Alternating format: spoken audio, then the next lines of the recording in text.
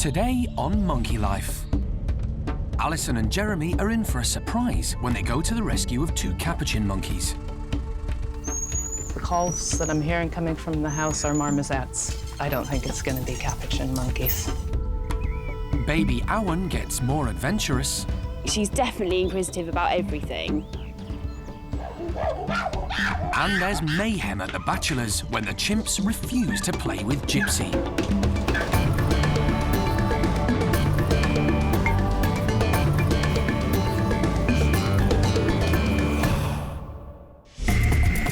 Monkey World in Dorset, set deep in the English countryside, is the largest sanctuary of its kind on the planet. The team, led by Dr. Alison Cronin, rescues and rehabilitates abused and unwanted primates from all over the world. Nothing's ever straightforward on these. The park provides a home for more than 240 monkeys and apes. Its aim is to give them as happy and natural a life as possible.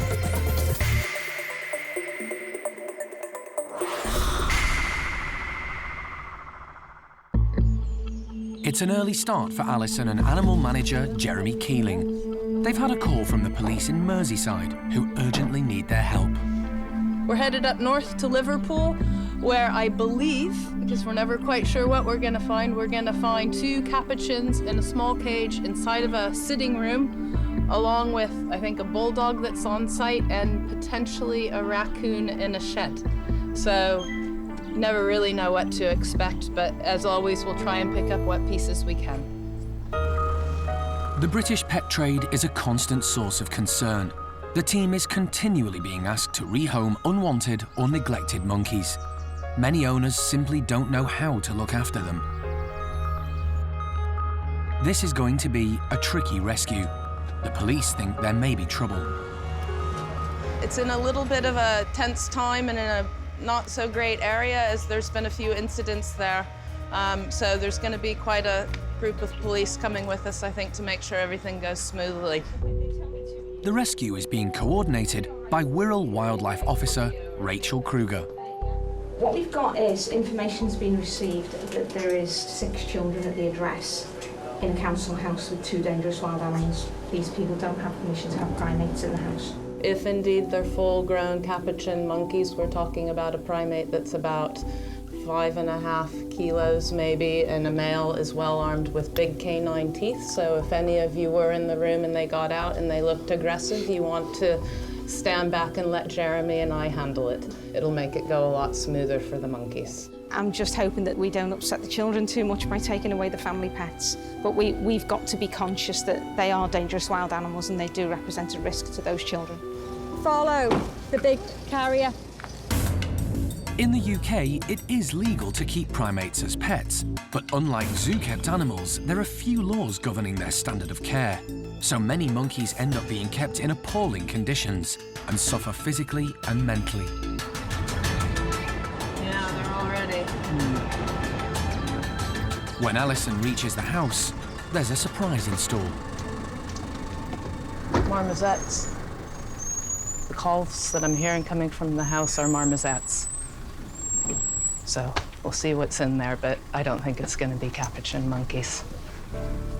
It sounds like the team could have a problem. To keep capuchins, you need a dangerous wild animals license, but you don't with marmosets, which makes them more difficult to confiscate. On top of all that, the gear they've brought to handle and transport the animals is meant for capuchins. Hey, sweetie. Yeah, they're common marmosets. Obviously. Who did you get them from? I bought one in Birmingham and one up in Scotland. Okay, and are they, like, friendly and they come out and hang out with you? Yeah, they just sit on my shoulder. Yeah. What's your name, please? You're a girl. Hey, sweeties. What are their names? Clyde is Scottish, that's the girl. Clyde? And Clydie. Charlie. Clydie and Charlie. From Birmingham. Okay. The house is full of animals. Alison is not impressed. It's a real problem having marmosets collared in a cage. They can hang themselves. It hasn't been cleaned in months, if not years. Outside, they make another grim discovery. Wow. There is a raccoon in the shed. It's got terrible matted fur, and it's living in so much filth and excrement. I haven't seen the like of something like this for a while. Poor little chap. If you stick your head in there, it's living in its own excrement. Its fur's matted, it's underweight. It's really not good. It's really very poor.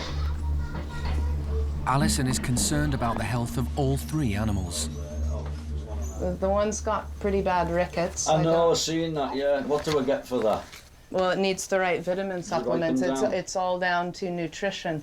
But I think what I would suggest to you is whether or not you consider signing them over. That would be my advice to you. They cost me £4,000. Feeding 4,000, you didn't pay 2,000. Sorry. I paid one that on. 1,600 for one, 15 for the other. Excuse me, but you were done then. Well, I was done then. But that's what I exactly paid. But feeding them biscuits. I don't feed them biscuits. That's the kids. But whatever, and it's not been cleaned and so on. Really, it hasn't been cleaned because I do it all the time. I've got the steamer there. But there are steam. animal welfare issues, so my advice to you just would be to sign them over so that you don't get grief. But I'm not going to get grief. I'm going to clean them over. It's very sad. I don't think he means them harm, but the animals aren't being kept appropriately, so they need to go. But Alison has a tough job on her hands if she's going to persuade the owner to hand the monkeys over.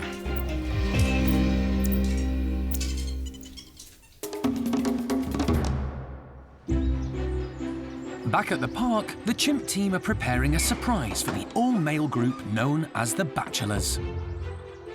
Some of the boys do have a tendency to be a bit lazy, so the team are filling their enclosure with fun things to encourage them to get a bit more exercise. And, as chimps are largely governed by their stomachs, they're making sure there are plenty of treats too.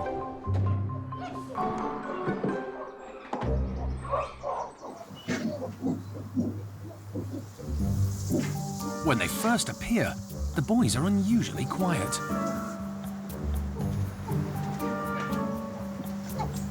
The higher-ranking members of the group quickly get their hands on the goodies, but there's none of the normal squabbling. In Buxom's case, it could be because he's stuffed his mouth full of pears. Paco, too, is keen to gobble down as much food as he can before the others notice. Leader Butch is one of the brighter chimps and soon realises the plastic balls may not look very appetising, but they're filled with tasty yoghurt. These more dominant chimps are only really interested in the food, which leaves the way clear for the others, led by Charlie, to have some fun.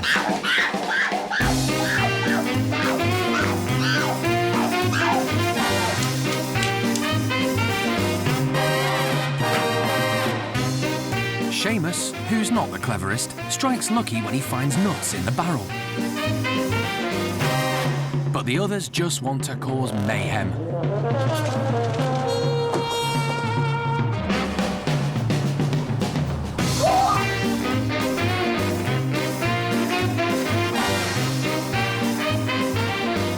Troublemaker Gypsy wants Sammy to play, but he's more interested in finding the food than mucking around. He tries his luck with Jimmy, but that turns out to be a bad idea. So he goes back to annoy Sammy.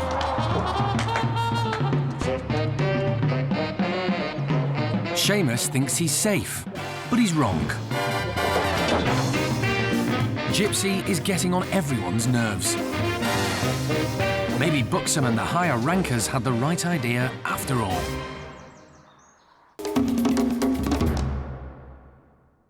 Back in Liverpool, the police have discovered the owner of the marmosets has broken his tenancy agreement by keeping the animals, so they can confiscate them after all, despite his protests. And Rocky the raccoon is going to be rehomed too. Okay, just careful, you don't want to have him sick. Jeremy resorts to bribery to entice him into his travelling crate. Now, but it was all in the wrong manners. He actually went straight into the boat. Even the cameraman could have done that, it was so easy. We put food in the box and he's very hungry. He's troughing away. He's already eaten a whole banana, an entire half a bag of grapes and a nectarine. Here you go, Rocky. Come on, young man. Jeremy is hoping Charlie and Clydie will be as accommodating as Rocky. She's got the collar, you can just grab that.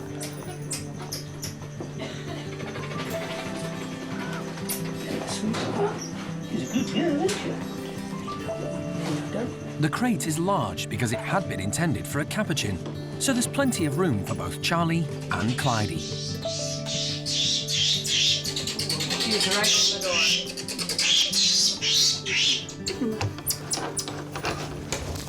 Fun. So the pair are in together. We've got them fresh water. He's already eating banana, so I think he's quite pleased to be having some more regular food. Marmosets have to be fed an appropriate diet and given vitamins to make sure they get all the nutrients they need. What a day, you know? Just goes to show there can be anything living next door to you right now in this country. And it's just tragic because these animals needed saving and I want to get them health checked now. So back to the park ASAP.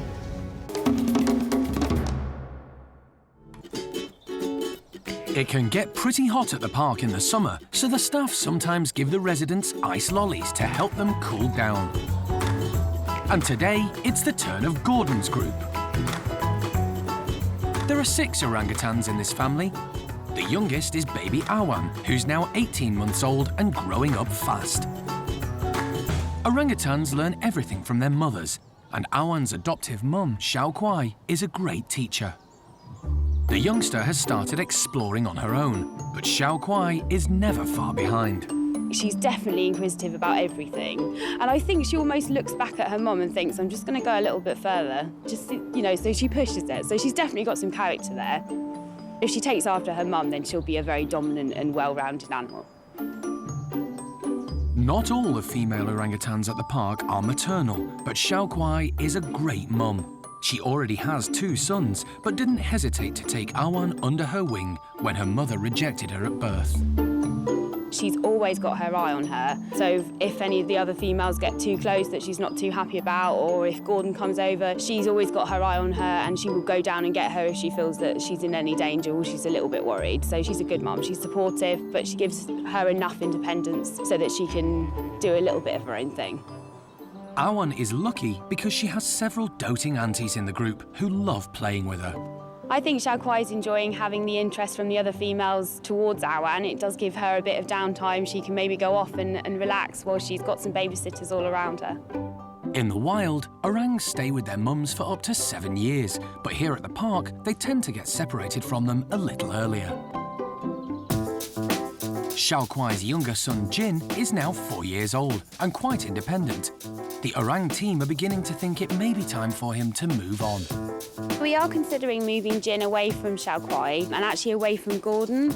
Naturally, males wouldn't be living together. They would be fighting over their females and their territory and would end in serious injuries. And we've seen a few warning signs where maybe Gordon's just getting a little bit intolerant of Jin, certainly when he's trying to mate his mum or he's showing any sexual interest in any of the females and Jin's getting in the way and, you know, accidents can happen. He's a big animal. So I think it may be time to consider moving him.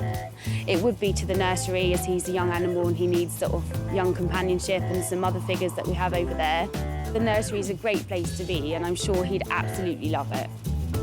But it will be a huge wrench to separate Jin from his mum, so the team will need to consider all the options before they make a decision.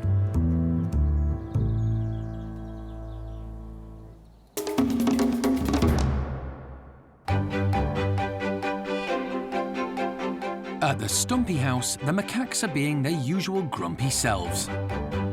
These monkeys take life at a much slower pace than other residents at the park. But the team have come up with an idea to entice them outside.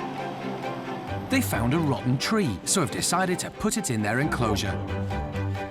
In the wild, Stumpies spend most of their time foraging on the ground for seeds, fruits, and insects.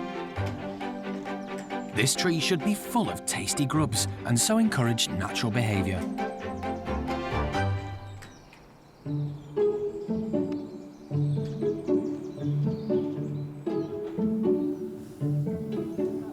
Phil is the first to spot the tree, but ugly monkeys, as they're affectionately known here, have a strict hierarchy, and he's at the bottom, so he keeps his distance. As does another low-ranker, elderly Paddy. Which leaves the way clear for Sylvie and leader of the group Sam to get stuck in.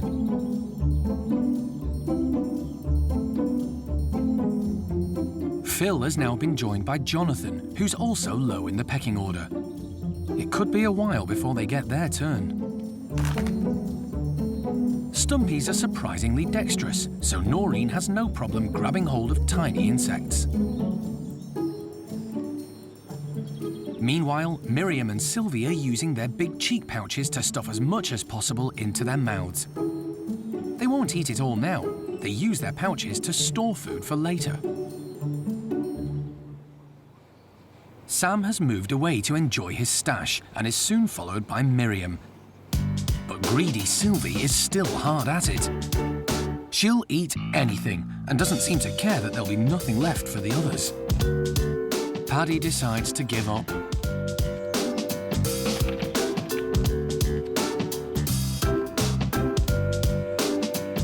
But Phil and Jonathan are ever hopeful and bide their time. Finally, Sylvie has had enough, leaving the tree free at last. Jonathan makes his move.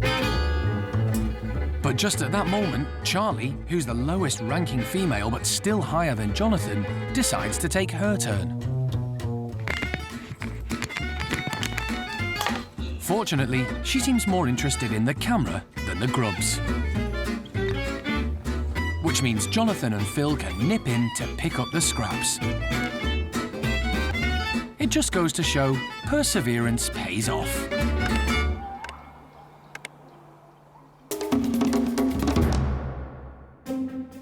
Alison and Jeremy are nearing the end of their long drive back from Liverpool. The team that's expecting them at the park has just received the news that they're bringing back marmosets instead of capuchins. But that's caused a problem, and they've had to find some emergency accommodation for Charlie and Clydie. We've had a brand new marmoset complex built especially kind of for this purpose. Unfortunately, that's completely full now. So at the moment, the only space that we have to put these two new arrivals is in this cage temporarily up here in our hospital. Wait on him. As with all newcomers, they're weighed straight away so their progress can be monitored. They are only 700 grams between the two of them, so... They're worryingly underweight. The team want the marmosets to spend the night in their specially prepared cages, but they're understandably unsettled. There you go. And the other one? Yep. Charlie is out, but Clydie is more apprehensive. I think she's at the doorway. Oh. There you guys go. Good lads, really good. On closer inspection, Alison can see what a dreadful condition they're in. One of them has very bad break. I guess it might be her very bad bent tail. He claims that he would take them outside, and I think that's why she's got the collar, but she's got a worse tail than this one, so. The team's main focus is on Charlie and Clydie, but they do still have Rocky to deal with. Rocky, the raccoon. I mean, we're not Raccoon World, so Rocky, we're gonna have to find a home elsewhere. We think we've got a place sorted in Kent, so I'm really pleased for him. He's really sweet. So it looks like a happy ending for Rocky, but Charlie and Clydie are of more concern. Jeremy is keen to take off Clydie's filthy collar, but there's a surprise in store. It's just the belt buckle. Yeah, just undo the belt. Pregnant. I thought I was going to say she looks the same. So let's get the collar off and put her back. I know, lovely. The collar has been put on very tightly. That's tight. I've got it. This will have made it easy for Clydie's previous owner to catch her, but will have been very uncomfortable for the pregnant marmoset. You won't take me, I don't care. That's going to feel so much better, darling. Yeah. There you go, lovely. Feel her tummy. Okay. Yeah.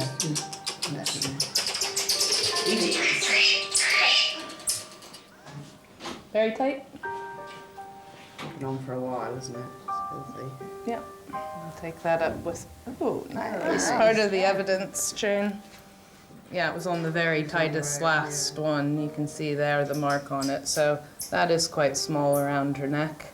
I don't know. I don't know what to say. The whole British pet trade is so appalling, and the animals are so neglected and mistreated, and even if these people liked their marmosets, the conditions were so bad. They've got rickets, she's pregnant, what were they gonna do with offspring? I don't know.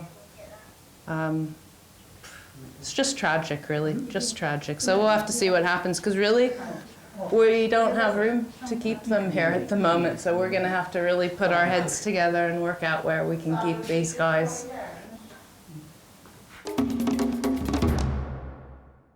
Next time on Monkey Life. Concern for Charlie and Clydie when they undergo health checks. His tail is clearly very painful. The female's upper jaw is broken. You couldn't get worse. And Bueno Junior gets his first lesson in how to be a woolly monkey. Hi, Lavar.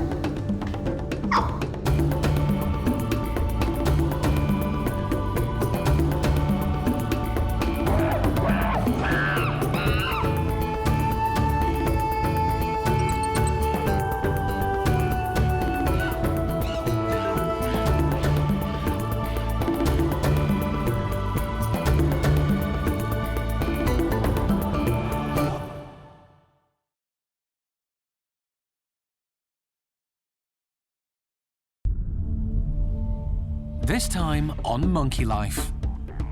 Bueno Junior meets his new family. He's a woolly monkey and needs to be with the others. Wildlife vet John Lewis is worried about newcomer Clydie. She's not getting enough nutrients even to support her own muscle mass. So no, she shouldn't be pregnant. That's not in her best interest at all. And it's chaos at the Capuchin house when Winslow's group have a weigh-in. William, come on. Mary. I think this could be quite a long day.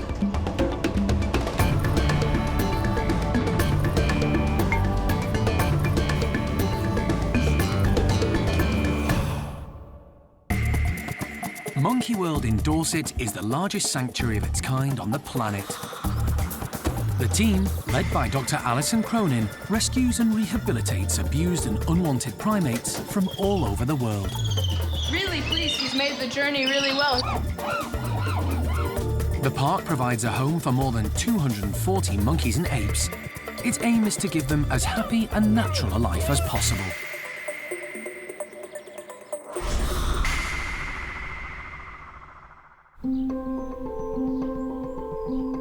There's a special visitor at Lavar's woolly monkey house. Bueno Junior has been hand-reared by Alison since he was born. But now it's time for him to get to know his new woolly family. It's fantastic. He's finally graduating to the next step, and we've been bringing him up here to sort of spend afternoons in his own little playroom that the ladies have kitted out for him, and really nice. So it's time that he starts getting familiarized with the woolly monkey house, because this is going to be the next stop. Head of the house, Lavar, is curious to see the newcomer. That's okay. No, I'm not going to put you up there with them now. Bueno Junior was born by caesarean section, but was immediately rejected by his mother Sarah, who was shocked to find him clinging to her when she came round from the anaesthetic. Alison had no choice but to take him away and look after him herself. But although she's fed and cleaned him for the last 3 months, there are some things he'll only be able to learn by being in the house. This is where we'll begin his introductions to other woolly monkeys. So getting him just familiar with the surroundings is good. Getting him familiar with all of the primate care staff that work down here with the woolly monkeys is important. So leaving him with them, and they can start taking over afternoon feeds with him. And perhaps most importantly, being around Lavar's group, hearing all of the trills.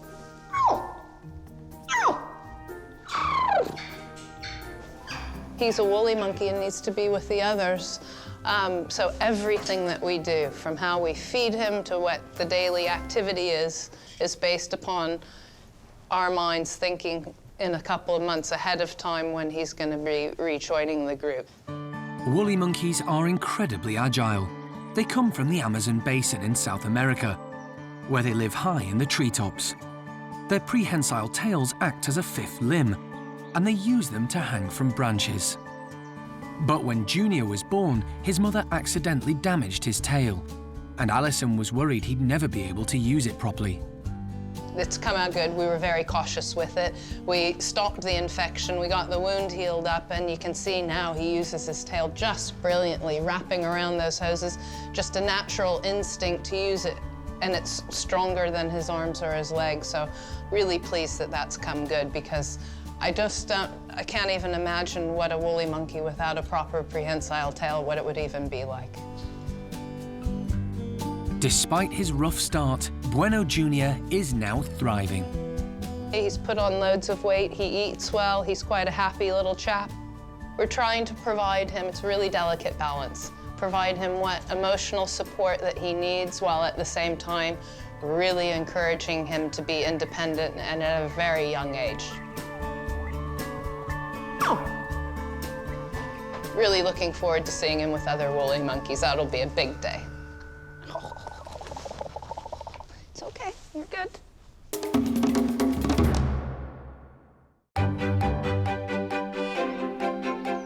Tuan's orangutans are a fairly sedate group.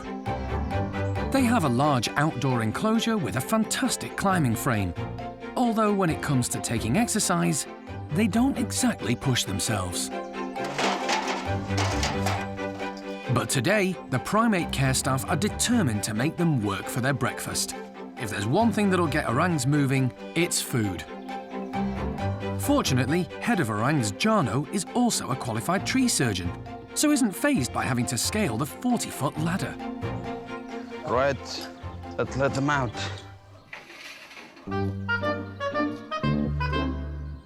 Lucky, who's quite nimble compared to the others, spots the fruit first.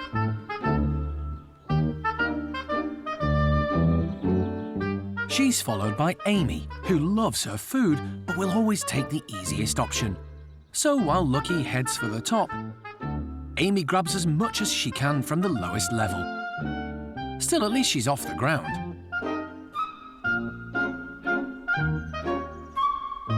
Leader of the group, Tuan, decides it's worth the climb, although maybe not to the top. Roro has already got her pickings and is heading to the ground to enjoy them in peace. Meanwhile, Amy's stomach has got the better of her. She's realised she's going to have to go higher. Amy's a little heavier than Lucky and Roro, so doesn't find climbing quite so easy. But she's a determined orang, so if there's food to be had, she'll reach it.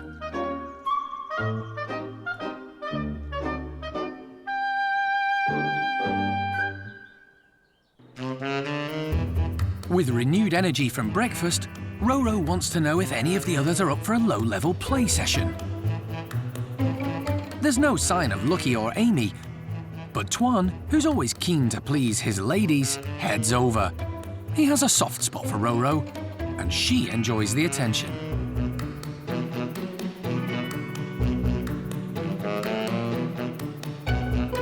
But after a while, Roro decides that's enough exercise for one day.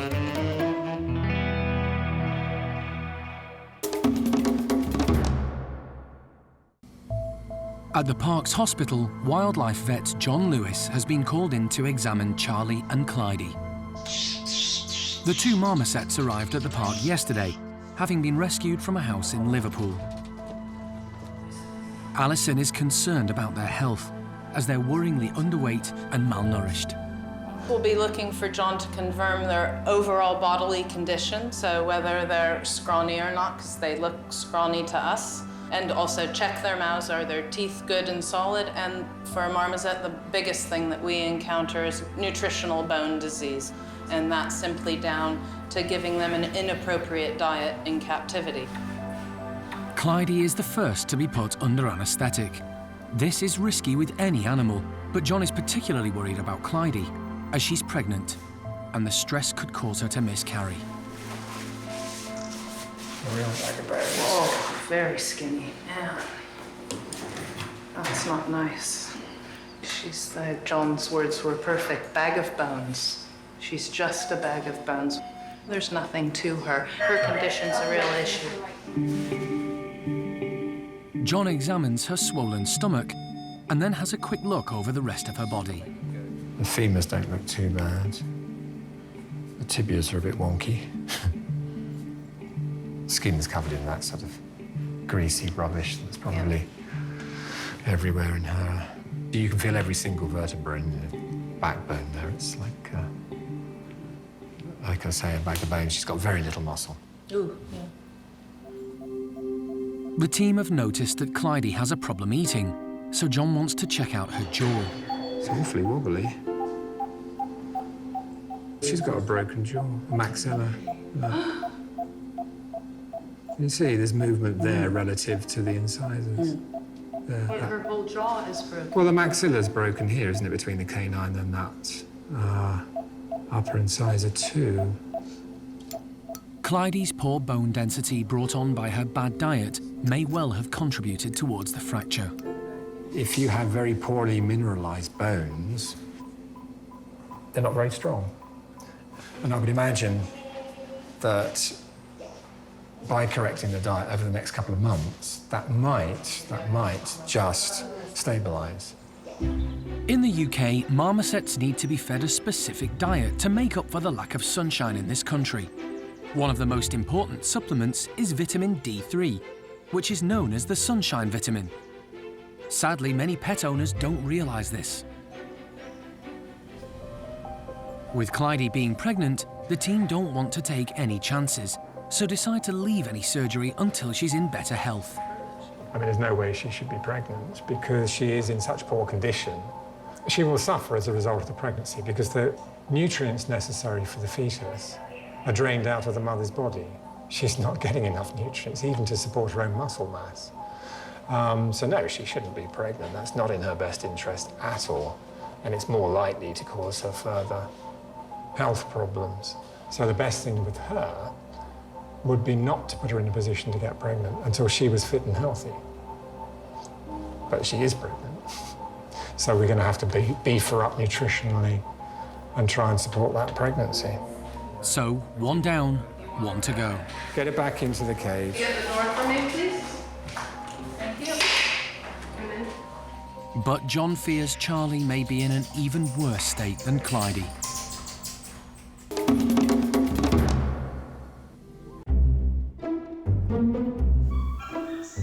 There are 82 capuchin monkeys living at the park, and every month, every single one of them gets weighed. Today, it's the turn of Winslow's group. But capuchin monkeys can be very mischievous, so it's never straightforward. All our capuchin tunnels have these removable crates. The one we have here is a modified one, which is our weighing crate. And basically, it's got a moving floor that we put the scales underneath. So when the capuchin sits on the floor, you can actually get a more accurate reading because they're a real pain when we try and weigh them. Their hands come out, feet on the mesh, tails, or they'll hang off the roof. So this is a way, makes it a lot easier to get an accurate weight on all our capuchins. Toby decides to start with two of the youngest capuchins. This is Fabian. He's the baby of the group, really. He's a bit hyperactive, so it's getting him to sit still on the scales. Really, the trick in weighing them is to keep them still and keep their hands busy. You give them a couple of bits of food, and generally they'll let go of the mesh for a... He's actually quite a good weight for him. He's one of the smallest members of the group, and because he's quite low ranking, he's sort of been on extra food for a bit, but his weight's looking really good at the moment. Next, it's Donnie's turn, but Fabian doesn't want to leave. This is where it goes wrong sometimes, is you end up with two capuchins on the scales at the same time. Will you go down there for a minute, Fabes? Donnie is actually our biggest capuchin at the moment. He's the heavyweight of the group. But Fabian isn't happy with all the attention Donnie's getting and manages to climb back on the scales. Fabian, this is the fun of weighing capuchins. They're very cheeky, very intelligent. They can open the slides themselves, and they'll flick their tails out and grab stuff, and they can just be very stubborn. Toby decides to try another tactic and goes outside to encourage Fabian to move. That's the wrong one. That's Donnie. The naughty duo finally play ball, leaving the way clear for the rest of the group to get a look in. Because the capuchins live in large groups at the park, it's important to monitor their weight to make sure they're getting their share of the food. Or in some cases, to make sure they're not eating too much. So here we have Erico and Franco, who are the two that enjoy being weighed more than anyone else, I think. And Franco particularly is very fond of his food. He's a bit of a crybaby sometimes. 4.52 kilos, which again is about a normal weight for Franco, really. Winslow, you gonna come in? Winslow is the leader of the group, and it's his turn next. But Franco is still sitting on the scales. Frankie, and you're just gonna sit in there with him. Winslow, in you come. This is Winslow. He's quite grumpy. He likes to give you a bit of attitude. He likes to put Franco in his place. Franco's his little brother. Hello, Lucy. Good girl. Come on, Onslow. Elvira. Come, Vera. Elvira. Come on. Let's come and have this. Norman, are you coming? Got 8 left to weigh. It really is quite a mission to get all 82 every single month. William, come on. Mary. Come on, Elvira. I think this could be quite a long day.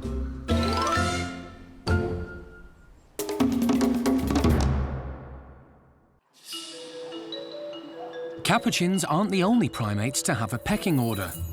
Chimpanzees have a strict hierarchy too, and each of the 4 groups at the park has a strong leader who commands respect.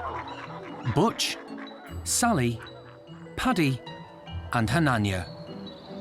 But just occasionally, there can be dissent among the ranks.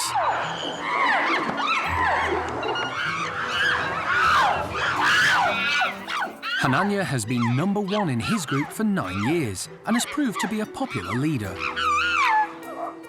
He took over when he was just 12 years old from a chimp called Rodney, who was deposed after the rest of the group turned on him. Hananya had been Rodney's second in command, so knew the ropes, but struggled with his new role at the beginning. He had a lot to learn, and it took him a while to gain respect in the group. Leadership didn't come naturally to him. But over the years, he's matured into his position of responsibility. However, recently there have been signs of another power struggle, with fights breaking out. We have noticed that Hananya's group have been squabbling a bit more than usual, and it's something that we're keeping an eye on. With any sort of community of social primates, you're going to have arguments and disputes because, of course, there's a hierarchy, and if there's an opportunity to move up the hierarchy, they're going to take it. The main protagonist in these scuffles is Tico, Hananya's #2. He's a very confident chimp and may be trying to undermine Hananya. The dominant female, Cherry, also seems to be unsettling him. We've seen a lot more vigilant behaviour from Hananya. You'll often see him moving around the outside enclosure, either patrolling or just on the move, really, looking quite unsettled. He's looking around, he's looking over his shoulder. I certainly think he's very aware of where Tico is and what Tico's doing, and the same would go for Cherry. So then if there's ever a time when Tico and Cherry are having some time together, that can unsettle Hananya quite a bit. Certainly Tico is pretty sneaky. He's always had that reputation. As a leader, it's Hananya's job to discipline members of the group if they're out of line. He regularly displays to show them that he's big and strong. But recently, he's been putting Tico in his place more than usual. And this could be a sign that he's feeling insecure and doesn't want to be messed with. We have seen Hananya using Tico in his displays a bit more. That is a development, and I guess for him it makes perfect sense. You know, if you can discipline your second in command, then you can discipline anyone. The fights, when they happen, they're scary, and they're something that we need to monitor. Dynamics and hierarchies within chimp communities do and can change. I don't know what the future's going to hold for this group, but at the moment, you know, Hananya's got that top spot and he's holding on to it.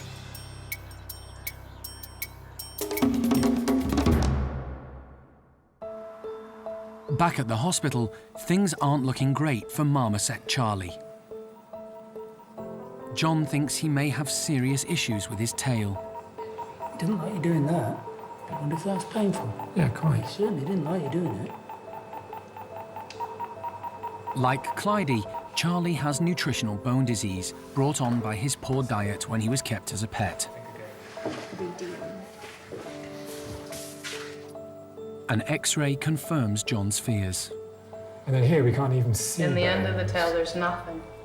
Well, you can see the fragments, Yeah, the sort of little shadows, tiny the bits. ghosts of bones there, but that's all.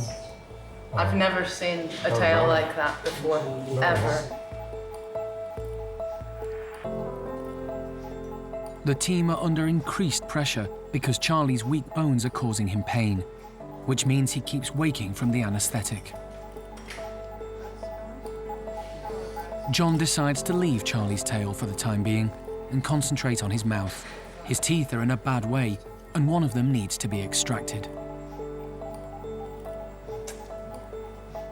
Well, he's broken it at some point and exposed the pulp, the cavity in the middle of the tooth, and obviously bacteria's got in and destroyed the pulp, the nerve, the artery, the vein, etc. The tooth's dead. It needs a good blood supply to keep it alive.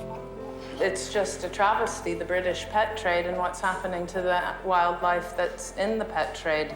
For the marmosets, a good diet is all it will take. I mean, that's why I get so upset about these things. All of this is unnecessary.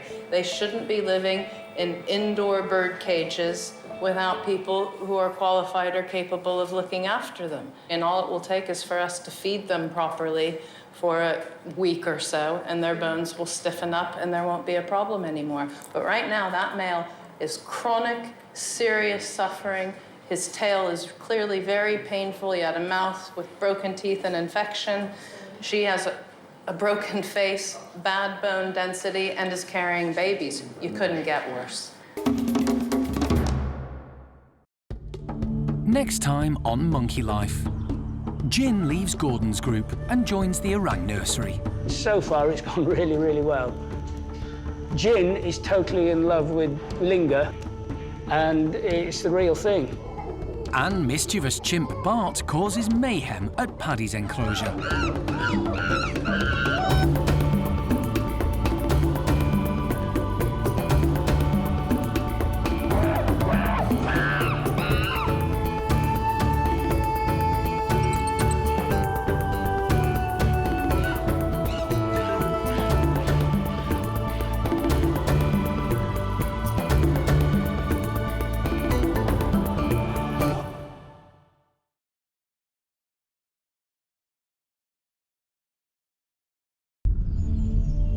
Today on Monkey Life. A tense time for the team when 5-year-old Jin moves house. Jin's obviously very nervous. They're aware that that's somebody else's territory. Growing up fast, Paddy's son Bart loses his milk teeth. Well, he looks a little funny at the moment. He's got quite a big gap in his teeth. And young woolly Isla has stage fright when she's introduced to baby Bueno.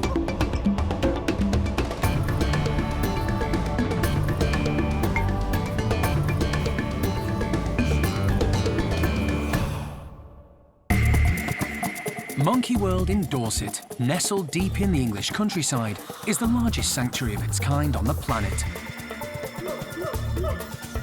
The team, led by Dr. Alison Cronin, rescues and rehabilitates abused and unwanted primates from all over the world. We just would like to make a nice life for the monkey. The park provides a home for more than 240 monkeys and apes from 19 different species. The aim is to give them as happy and natural a life as possible.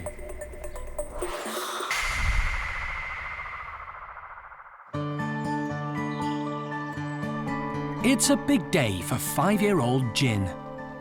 The team have decided it's time for him to move away from his family group and join the orangutan nursery instead. The main reason for this is because the leader of the group, Gordon, has become a bit unpredictable around Jin, so it'll be safer for the youngster to move away. But Jin is very close to his mum, Xiao Kuai, so to ease the transition, it's been decided that she'll move over with him until he settles in, along with her adopted daughter, baby Awan. Fortunately, there's no need to tranquilize them for the move, as there's a tunnel between the two enclosures, which will be opened up especially to allow them to cross over. Because we've got this tunnel, rather than just saying, right, you've lost your mum now, you're going to go and live somewhere else, you can move over with her. And that doesn't mean that Xiao Kuai's got to spend the rest of her life in the nursery, but Jin can, have his mum with him when he moves home. And obviously, Awan comes along as part of the package, so she'll just be there as well. Xiao Kuai, as usual closely flanked by Jin, senses something is different this morning. And when she sees the slide is open, her curiosity gets the better of her. What's going on there? Hang on about, let's have a look at it. Well done, all the way. She boldly makes her way across. But Jin is holding back. You forgot your son. Xiao Kuai is a fiercely protective mother and waits for Jin to follow her. But the normally boisterous young orang decides he's had enough. Maybe not. Realising her youngest son is rather nervous, Xiao Kuai goes back to reassure him.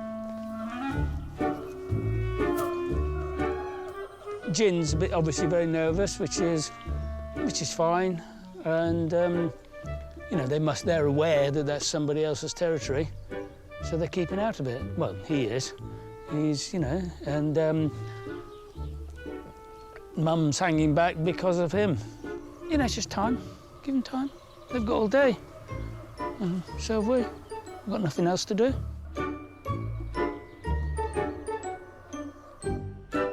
The other orangs at the nursery, including Oshin, Linga, Dinda, Ame and Sylvester, have been moved inside to clear the way for the newcomers.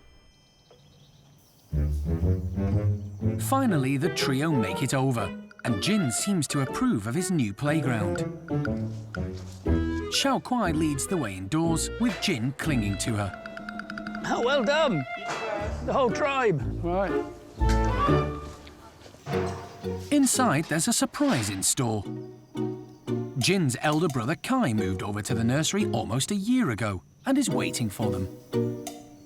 The two siblings hit it off immediately. Xiao Kuai is no doubt pleased to see her elder son, but has her hands full with Awan, so lets them get on with it. Little Jin's having the whale of a time in there. I mean, it's a fantastic playground for a person of Jin's size and age, and it's just like they're never apart. So Kai's broken the ice for Jin and is showing him the ropes. But troublesome twosome Linga and Dinda may not be quite so welcoming when they get introduced later.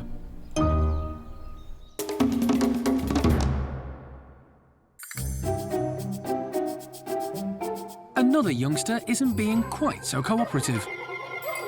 Chimp Bart is now 6 years old and has lost his white tuft, meaning in theory he's no longer a baby. He's also started losing his milk teeth, but he still plays on the fact that he's the youngest to get what he wants. Today, he's having some clicker training. Bart, come on, mate. This is where the primates are taught to offer various parts of their body to the staff in return for treats. Hand. Wait.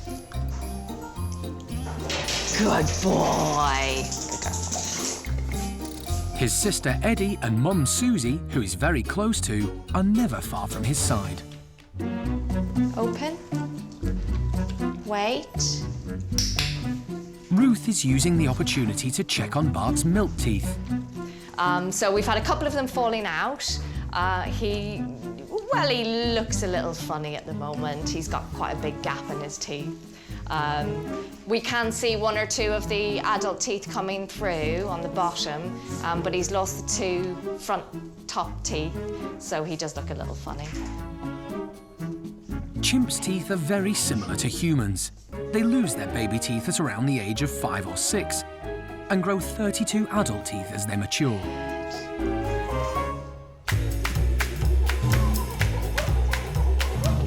Outside, the rest of the group are enjoying some treats that primate care staff have prepared for them. Lots of Hessian sacks filled with goodies to keep them occupied for a few hours. Beth, who's one of the dominant females in the group, stakes her claim first. Closely followed by Zoe, who gets as far away from the others as she can so she can enjoy her stash in peace. But here comes trouble. Bart seems to have missed out on a sack, so decides to try to share Clin's. But he's picked on the wrong chimp.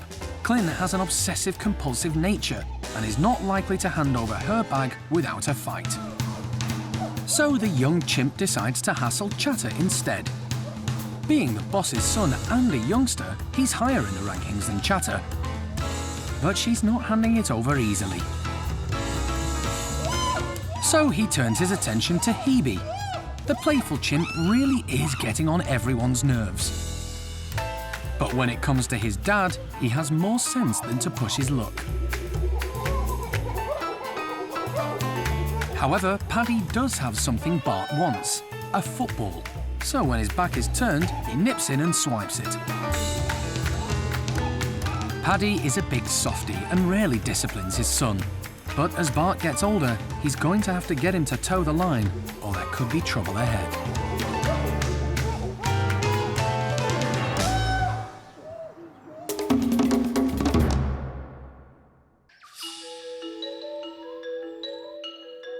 The park's youngest resident, baby woolly monkey Bueno Junior, is coming on in leaps and bounds. There's no good chucking that at me. He's being hand-reared because his mum rejected him when he was born. But recently, he's been spending a lot of time at Lavar's house to get him used to being around other woolies and around the primate care staff. Hi, lunchtime. Bueno's moved on quite a bit now. He obviously still goes home with somebody during the evening, but then every day he'll be down in the top woolly house at sort of 9 o'clock until 5 o'clock, really. Oh. Yummy. The staff have started to experiment with the youngster's diet. We obviously give Bueno a lot of different types of fruit and veg just so he gets used to the variety, but he always has his favourites. He always goes for the grapes and the blueberries first. He basically prefers the fruit, so things like kiwi and apple sticks he absolutely loves as well. And then you'll find like the cucumber and the lettuce he likes, but it'll always be left till last, and if there's something he's not going to eat, it's going to be the veg. But that's the same as all the other woolies as well. They always go for the fruit first because it's the sweetest and it tastes the nicest. With Bueno Junior spending more time in the woolly house, he's also managed to ditch his nappies. He now goes commando, which is excellent for him. He's just got much freer movement. Obviously, it just means that we have to clean up behind him, which is a bit of a pain for us, but it's much better for him. It's much more natural. And, you know, when he first took the nappy off, he was kind of thinking, what's happening here? But now he's used to it, and that's really important for him because that's what he's going to do when he goes in with the group. So, and he loves it. He loves not having his nappy on. Unfortunately, at the end of the day, he has to go back on again. The next stage in Bueno Junior's development is for him to go in with the other woolies. But he'll have to be introduced to them one by one. The team have decided that young female Isla should meet him first, as she's shown a lot of interest in him through the mesh. Isla has a younger brother called Manny. She's watched her mum Paquita bring him up, so the team are hoping Isla may even try to look after Junior. It's hard to get you in there now. It's okay. Okay. Good girl. Look, the door's open. Isla. Oh! The team tried to tempt Isla into Junior's playroom with grapes. Come on, then. But she's suddenly come over shy. Oh. Yeah, she's coming into the room. She gives it another go, but isn't quite brave enough. Bueno Junior seems oblivious to what's going on. She's come through. Isla tentatively comes in again, but she can't quite find the courage to say hello. This is the first time she's been separated from her mum and the rest of the group, so it may just all be too much for her. The team decide to quit while they're ahead and call it a day. Things haven't quite gone to plan, but there's always tomorrow.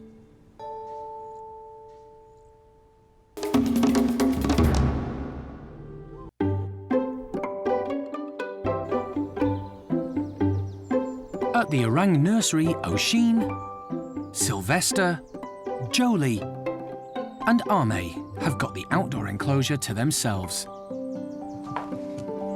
And the orang team have given them a special treat of strawberries to keep them occupied. 5-year-old Sylvester is making the most of the opportunity. He loves hanging around and is a daredevil on the climbing frame. His adopted mum, Oisin, is happy to watch. She's lost a lot of weight since arriving at the park, but doesn't like to exert herself too much. However, they're only too aware that inside, a new orang has taken up residence. 5-year-old Jin has moved across from Gordon's group, along with his mum Xiao Kuai and adopted baby sister Awan, and seems to be having no problems settling in. He's already met up with his brother Kai and is about to be introduced to best friends Linga and Dinda. The orang team have decided the mischievous duo will be easier for Jin to deal with at this stage than the older orangs. The reason we're going for the little ones first is because that's more likely to be a success. Younger people are less controversial. Introductions are unpredictable, so the orang team are always prepared for trouble. Are they locked right into the enclosure, both doors, so we can use all the tunnels? We can use all the tunnels. At least to start with, OK. Once Linga and Dinda are safely in the playroom, Xiao Kuai, Jin, Awan and Kai are allowed in. Yeah.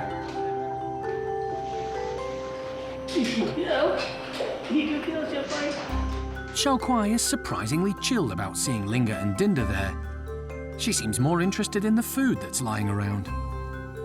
As does Kai. Confident Linga makes a beeline for Jin. And to everyone's surprise, they seem to hit it off straight away. It's not long before Jin is following Linga around like a shadow. So far, it's gone really, really well. Jin is totally in love with Linga, and it's the real thing. He's a lot smoother worker than what his big brother is. I think Jin's a bit of a smoothie. And all Xiao Kuai wants to do is fill her face. Just a little eating machine, aren't you, Xiao Kuai? Linga has been a bit too full-on with newcomers in the past, and Jeremy is very aware that if she plays too rough with Jin, Xiao Kuai, being very protective of her son, may intervene, and then there could be trouble. There's a good chance if it gets overly rough, but she can tell the difference between excitement of play and somebody getting scared. I mean, she will soon pick that up. And if somebody's getting scared, then they will make scared noises, and Xiao Kuai will be in there like a shot. Dinda, who hasn't shown much interest in Jin so far, decides to break the ice and join in the fun. She's usually inseparable from Linga, so no doubt wants to make sure Jin doesn't muscle in too much on her best friend. Jeremy thinks the presence of baby Awan has made this introduction a lot smoother than it might have been. Awan is still very dependent on Xiao Kuai, so all the time Xiao Kuai will be prioritising Awan, and that will then mean that people will get away with more, whereas before she might have had more of an opinion. So, as well as Kai, Jin has made 2 new allies at the nursery, and he may well need them when he comes up against Ame, Jolie, Oisin and Sylvester over the next few days.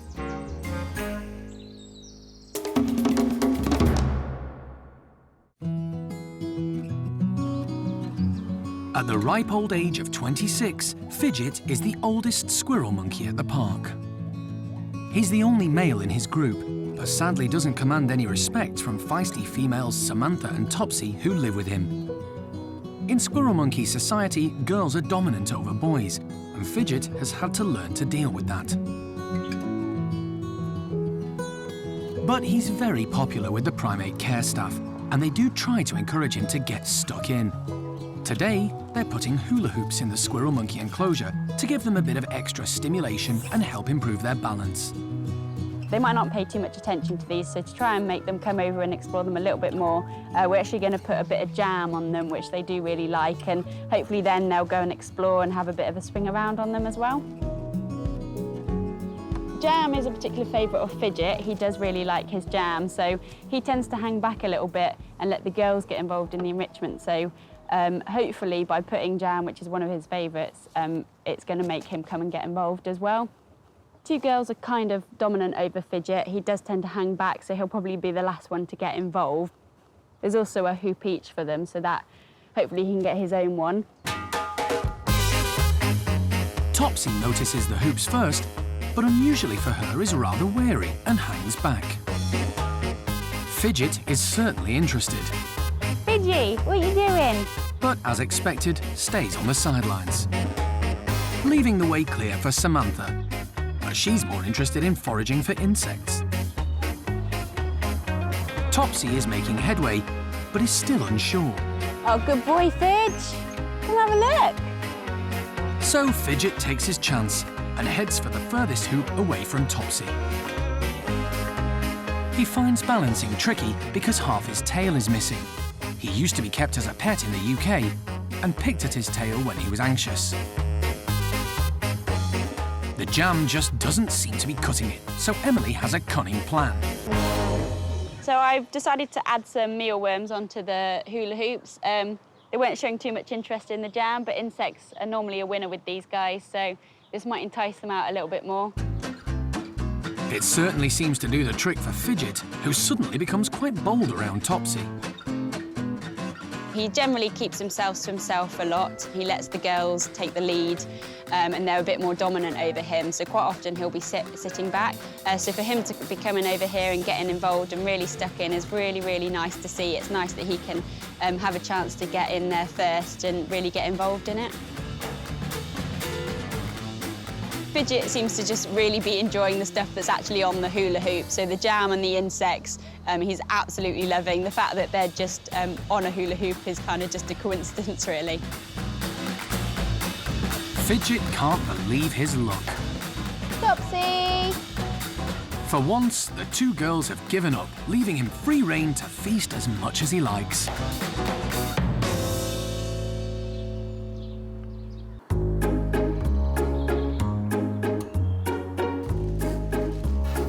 At the Orang nursery, Jin, along with his mum Xiao Kuai and adopted sister baby Awan, are preparing to spend their first night in their new home. Jin is full of beans and doesn't seem tired at all. He's loving having new young friends to play with.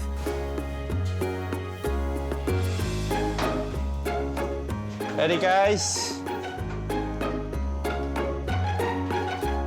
Linga, Dinda and Kai all know the drill. Once they've been fed, it's time to settle down and go to sleep. Good night, guys. Baby Awan seems unfazed by her new surroundings, but Jin is completely out of his routine and having too much fun to bed down. The Orangs love making nests of wood wool to sleep in. And Jin's elder brother Kai is quick to bag his favourite spot. It's been a long day. But Jin is still in high spirits. A young tearaway wouldn't usually get away with this sort of behaviour, but Xiao Kuai has got her hands full. Jin seems to be having a rather disruptive influence on the nursery. Linga's waiting for her best friend Dinda to cuddle up to her.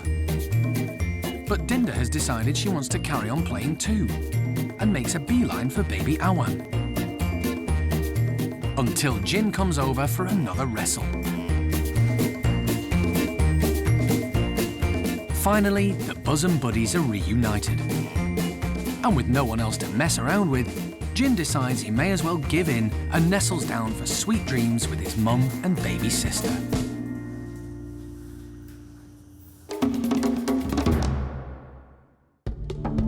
Next time on Monkey Life, the team head to Germany to pick up a lonely stumpy called Floh. It'll be interesting to see what she's like, how feisty she is. And could there be the patter of tiny feet at Hananya's enclosure? Cherry's always had a little bit of a belly, but it's grown bigger than what we would expect.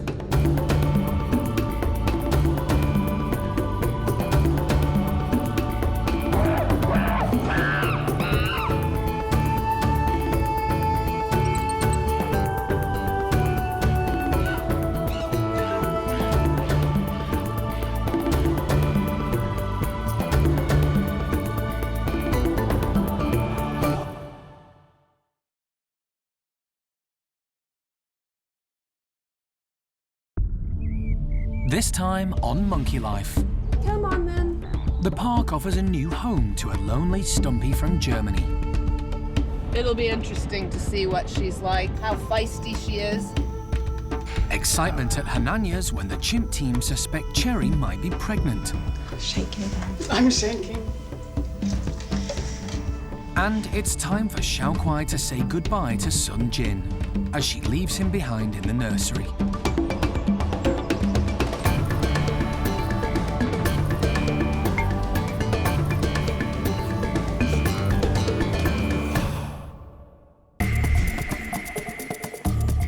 Monkey World in Dorset is the largest sanctuary of its kind on the planet. The team, led by Dr. Alison Cronin, rescues and rehabilitates abused and unwanted primates from all over the world. Just with a hacksaw, I could take 3 of these bars out and pull her out. The park provides a home for more than 240 monkeys and apes. The aim is to give them as happy and natural a life as possible.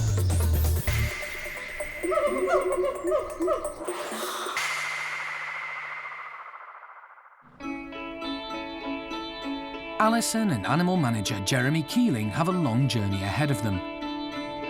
They're just arriving at Dover and are about to head over the channel to Calais en route to pick up the park's newest resident.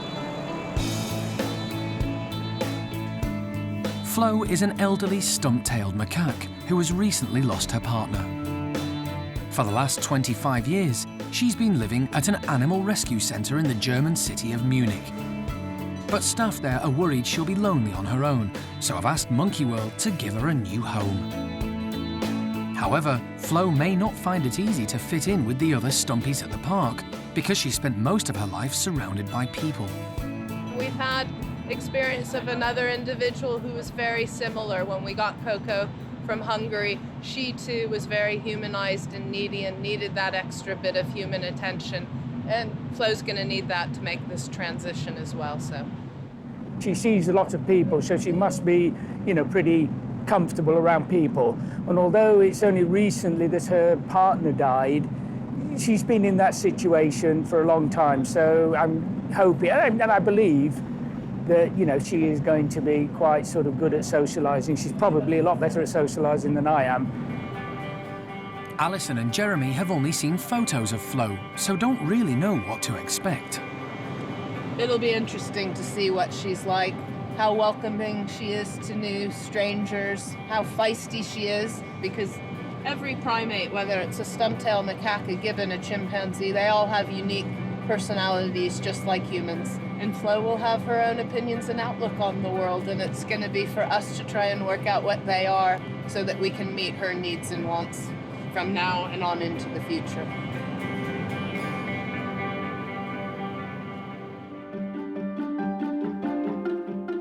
Back in Dorset, the park's existing stump-tailed macaques are unaware of Floh's impending arrival. They're not the friendliest of primates at the best of times, so a newcomer will definitely throw a spanner in the works. Today, they're being given a low-calorie snack to encourage them to get outside. Many of the stumpies have had weight issues in the past because they were used for research in laboratories and didn't get much exercise. Popcorn's quite good for them. They do like it. It hides well in the grass so that they have to go around and they have to actively forage for it. Since they've all arrived, we've had a constant battle with them to get the weight off them. So any low-calorie treats that get them moving and get them active are really good for them. They're also being given juicy grapes on the vine as a special treat. Most of them are fairly elderly, they're quite arthritic. It's going to be a bit of work for some of them to actually manipulate these and get the grapes off the stems and things. So hopefully, again, it's something that should keep them busy and keep them active.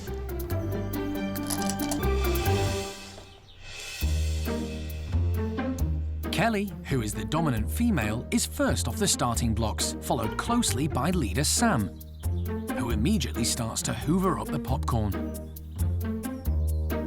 In Stumpy society, there's a very serious pecking order, and the high rankers always get first dibs when it comes to food.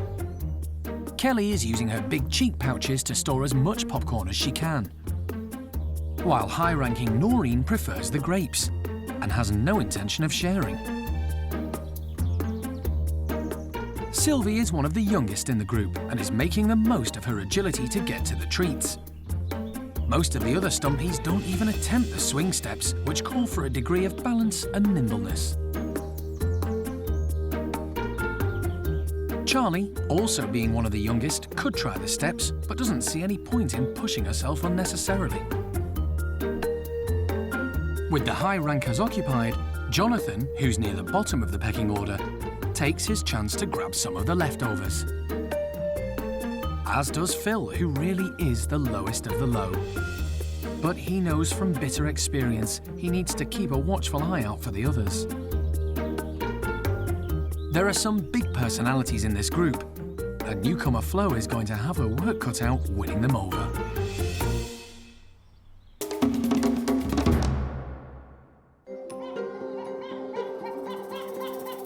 Monkey World doesn't actively breed chimpanzees, but occasionally there have been accidents.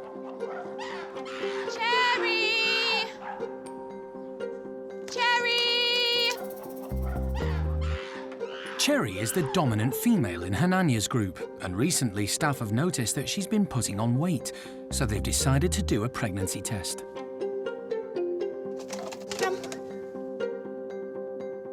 Like the other female chimps, Cherry is on the contraceptive pill. But a few months ago, the group were put on antibiotics as they had bad colds with chest infections. So it's possible the pill didn't work. Cherry's always had a little bit of a belly, but it's grown bigger than what we would expect, and she hasn't put weight on anywhere else. And she's also been a bit subdued, sort of taking herself away from the group a little bit, not enough for us to be majorly concerned about her. Lisa needs to get a urine sample from Cherry, so is plying her with fluids. She's giving her fizzy drinks as a special treat because she knows Cherry wouldn't be interested in plain old water. Catching a urine sample from a chimp is never easy, but the team have rigged up a very basic contraption which they hope will work. You know, it could take 5 minutes or it could take, a half an hour or so. We just pretty much will keep going. If Cherry is pregnant, it won't be her first experience of motherhood. She has had 2 accidental babies before. First, there was Seamus. He's now the most mischievous chimp in the all-male bachelor group. And then there was a little girl called Pip. Unfortunately, Cherry was very young with both those pregnancies, and although she initially cared for them, after a while she lost interest, so they had to be hand-reared by staff. Ideally, what we would have is Cherry rearing her own baby, and we just don't know if that will happen. It may be a case of third time lucky, but in the past she hasn't, so that does worry us, and that is a concern for us. Finally, Cherry cooperates. Success. Well done, Cherry. Good girl. Human pregnancy tests work just as well with chimps. If Cherry is pregnant, it will have a massive impact not just on her, but on the whole group. That was 120.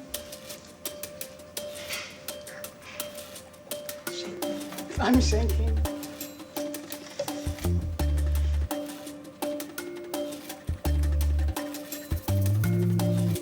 Okay, yeah, so it says pregnant. It's emotional for the chimp team, who've known Cherry a long time. It's a very exciting moment, obviously. Time will tell. We just hope that Cherry is excellent this time. From chimps to orangutans and woolly monkeys to lemurs, the team are always keen to encourage the primate's natural behaviour. And today, Fennel and her gang are going to have their balancing skills put to the test. Lemurs love fruit, and melons are great because they're low in calories. But they're going to have to work for them. In the wild, lemurs are opportunistic feeders because there isn't always a lot of food around. So they have to be agile enough to get to any source of nourishment they can. Oof, hang on, the extra weight. I'm not ready for it.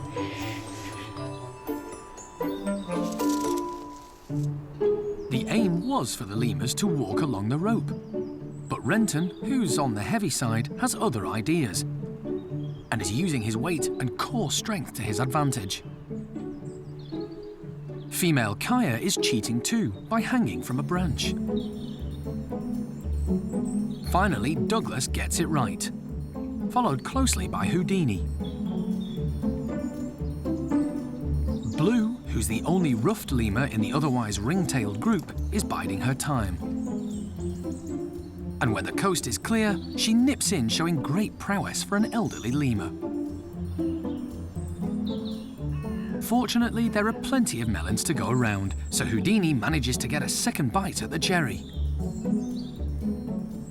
While Fennel lets Renton do all the hard work for her. Blue may be older than most of the other lemurs, but she's passed this agility test with flying colours.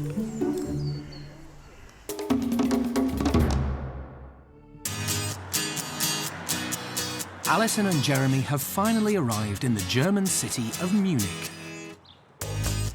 They're on their way to an animal rescue shelter to pick up a monkey who's been living there for the last 25 years. Oh, Marcus, good to see you. Sorry, I have to be Yeah. in my left hand. Yeah. How are you? Very well. And this is Jeremy, Marcus. Marcus, how you doing? Excellent. Should we go on in? Yes. See Flo? Floh is an elderly stump-tailed macaque. Until recently, she'd been living alongside a male stumpy, but sadly he's died, leaving her all alone. Oh, she's looking older than her photograph. She has gone grey. Yeah. Yeah, okay. Having spent most of her life around humans, Floh loves having people around her. Has she ever been aggressive with anybody? Ist sie jemals aggressiv gewesen? Hat sie mal gebissen oder so? No, never. Nothing. Never. Oi. Floh. Jeremy makes the first approach. He wants to see if he can gain her trust. You know, you take a look at her and you can just see the hair's gone very grey. She's definitely a little more sort of wizened and shrunken. And that now looks to me like an old macaque, whereas the photos from previous, actually, she didn't look quite so old. So yeah, she's an old deer. But her mobility's good. Grooming is an essential part of macaque behaviour and a good way to develop friendships. So Jeremy is grooming Floh's coat to help create a bond with her. Clearly, she's just totally malleable, and she's being really good with Jeremy and doing what I would call displacement activity. Like, she's focusing like on grooming her leg, the most important thing in the world, therefore ignoring everything else that's going around her, which is a really benign way to meet people. It's not confrontational because I'm just really busy over here on my own. But now she's starting to look around. She's actually looking over towards me. Jeremy's grooming her really lovely. So I think we're gonna make good progress.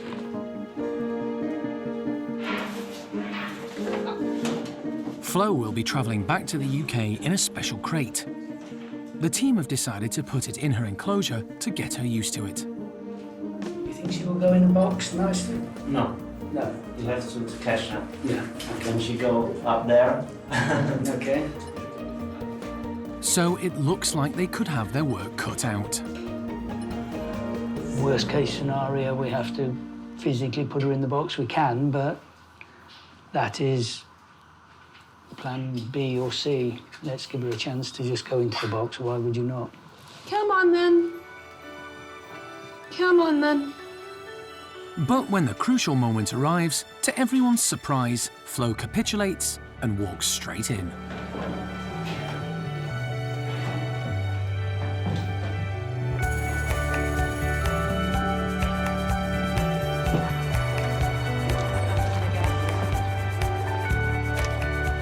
Next up, Callie, that actually went amazingly well. No grunting, no screaming, a whole group of people to wave her off, and yeah, so we're really pleased and happy. And she should have a quiet journey because it's nighttime now. She should go to sleep in the box as soon as we get on the road and it's quiet. So far so good, really happy. See you soon.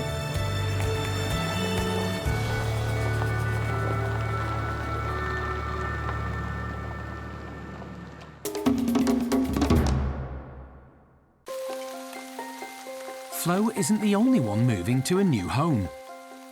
Back at the park, young orangutan Jin has recently moved to his new home at the nursery and seems to be settling in well. He was living in Gordon's group, but was moved because Gordon had become a little unpredictable around him. His mum Xiao Kuai and adopted baby sister Awan came over to the nursery with him to ease the transition. It's now time for them to go back, but the orang team aren't sure how Xiao Kuai will react to leaving her son behind. We hope that she'll just walk back over, but we do have a backup plan if she decides that she doesn't want to. And we've just got to see how Jin will react in the process. Jin is loving being back with his elder brother Kai, who also lives in the nursery. And he seems to have forged a close friendship with mischievous Linga. We're really pleased with how independent he's proved to be in the nursery, away from Xiao Kuai at times during the day. So I do think he is confident enough to handle the separation. I do hope that in the siblings that he's now going to have and all the friends he's got in the nursery and the other females in there, that will provide enough support for him to be fine on his own. There's a tunnel linking the nursery to Gordon's enclosure, which is used to move orangs around. So in theory, it should be straightforward to get Xiao Kuai back. But she can be stubborn, so the team are apprehensive. So far, so good. Xiao Kuai and Awan have been separated from the others, and Xiao Kuai seems to be playing ball. You know, you never know. Things can change very quickly, so we have to be very careful and have our wits about us. But to everyone's surprise, Xiao Kuai seems quite happy to go back to Gordon's enclosure without her son. And Gordon also seems happy to see her. I'm so pleased. You look at her now, she's happy eating, and she seems like not even try to look for Jin at the moment. I just try to focus on try to get Jin as happy as possible with everyone in the nursery, really. Jin is having a whale of a time with Kai, Linga and Dinda. But now it's time for him to meet the other orangs in the nursery. These introductions are going to happen in the bedrooms rather than the playroom, as the staff can intervene more easily if there's a problem. 5-year-old Sylvester is a similar age to Jin, so it's decided they should meet next. Sylvester is a well-balanced orang and soon hits it off with his new playmate. 9-year-old Jolie is on the scene next. But the real question is how O'Sheen will react to Jin. She's a brilliant surrogate mum to Sylvester, but clearly doesn't like him hanging around with the new boy. We are obviously very happy with him, how he's doing now. He's playing with all the kids, he's being very active, chasing the girls are chasing him. We have characters like Kai and Jolly who will not stop playing, and when one of them gets tired, they go to the other. So this is a really good place for him to be. He won't get bored here.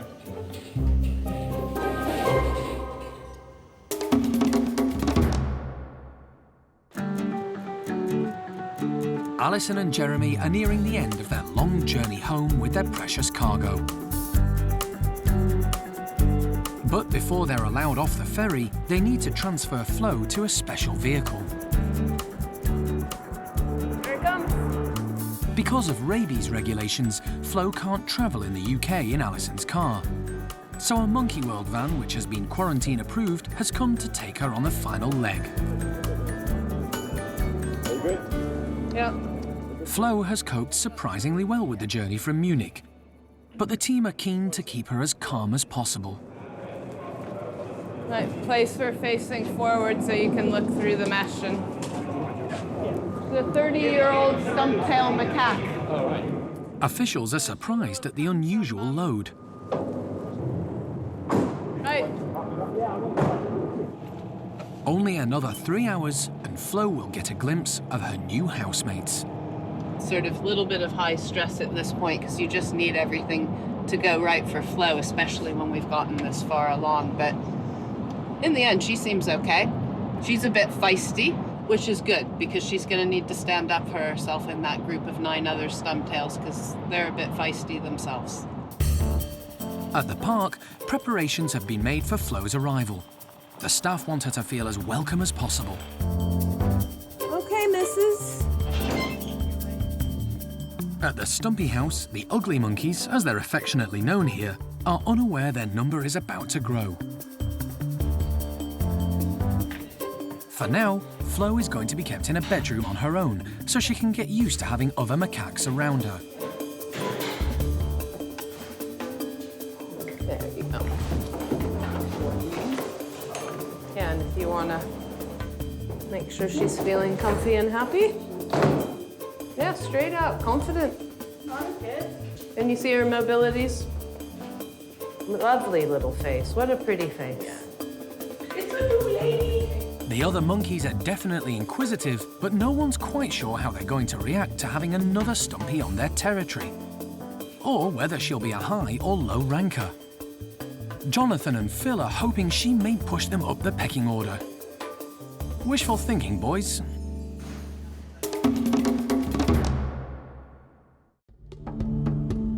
Next time on Monkey Life.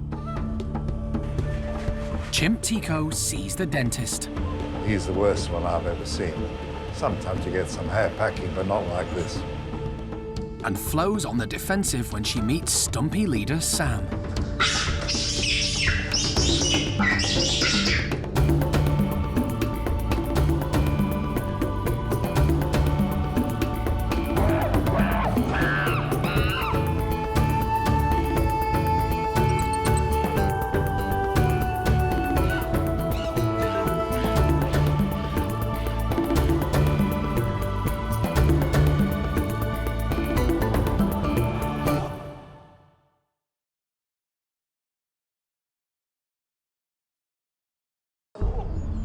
Today on Monkey Life, Chimp Tico goes under the knife when he gets a tooth infection.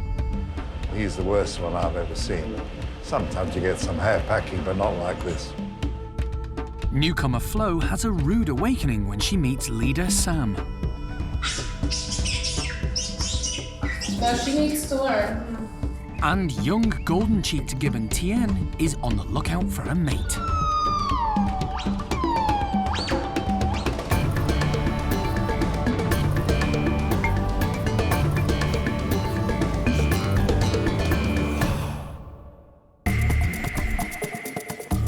Monkey World in Dorset is the largest sanctuary of its kind on the planet.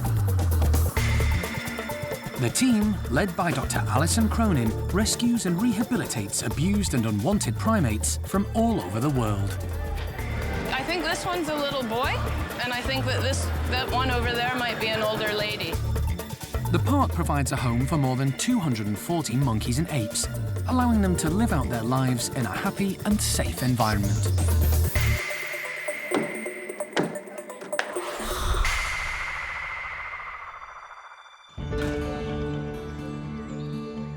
It's early morning, and at Hananya's enclosure, the chimps are about to be let outside. But today, one of them is going to be held back because he needs to see the dentist. Second-in-command Tico has developed an infection in his tooth through over-grooming. Tico's got a tooth in the back of his mouth that we're really worried about and that needs to come out, so he needs some dental work. So he's had a week of antibiotics, and today's the big day. Like most of the chimps in Hananya's group, Tico loves to groom. It's a way of solidifying friendships. But he's managed to get a lot of hairs caught around his molars.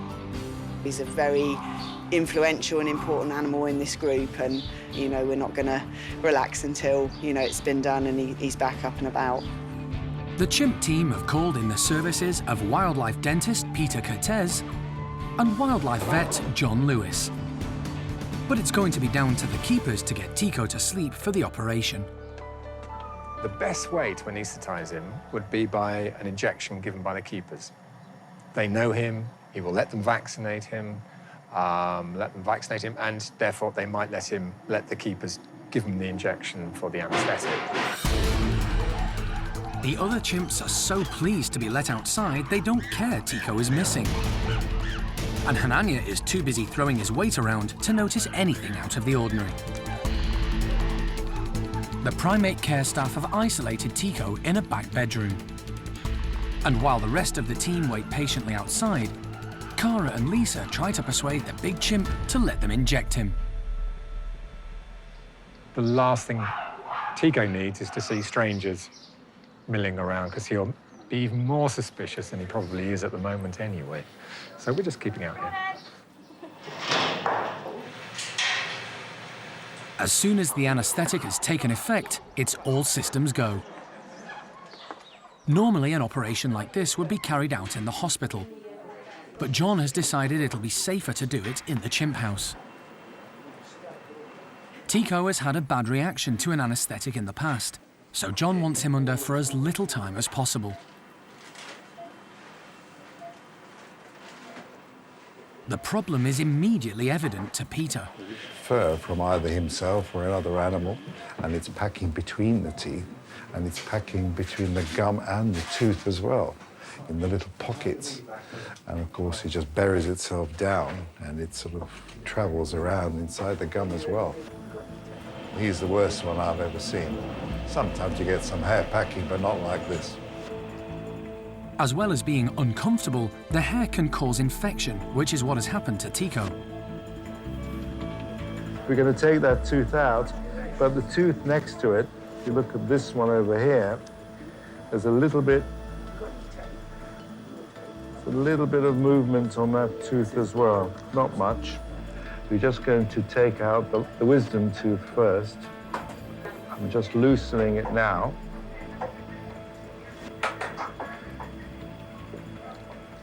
You can see it's looking inside the socket. The socket seems to be intact. While Tico is sedated, Peter decides to do some preventative work to try to avoid the same thing happening again. What Peter's doing now is removing or reducing the pocket between the gum and the tooth, so there's less of a trap for hair. So in future, hopefully, he won't trap so much hair on his lower incisors there. Tico will be sore for the next few days after this operation, but should soon be a lot more comfortable. Oh, you went very well. We got that wisdom tooth out. The other tooth, which is a little bit loose next to it, that's going to firm up because now all the irritation's been taken away, and I think we've done everything possible for him, and it's going to heal up very quickly, and I think he's going to have a more comfortable life. But the staff will have to keep a close eye on Tico to make sure they keep the problem at bay.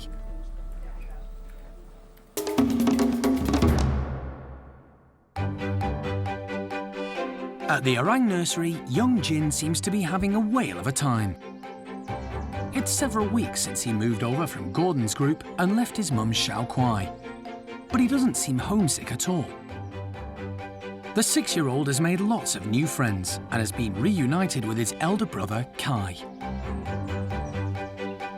This morning, staff are putting their breakfast of fruit out on the climbing frame to encourage the orangs to take some exercise and work for their meal.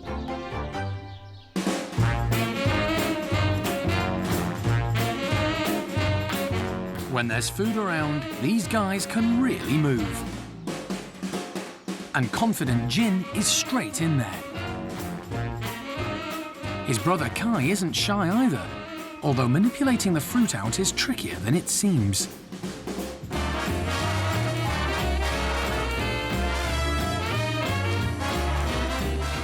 Oisin doesn't climb very often, but there's no way she's missing out on breakfast. She's made remarkable progress since she arrived at the park 4 years ago. Her adopted son Sylvester can't get at the fruit. But not to be outdone, he tries to suck out the juice from the bottom instead. Armée and her sidekick Jolie are never far from each other's side and don't seem to have had to make too much effort to find their breakfast. And while Dinda freshens up, Jin is gathering the troops ready for another play session.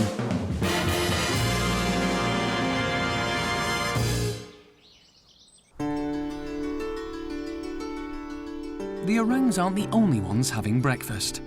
So too are the park's 10 stump-tailed macaques. Get some of this.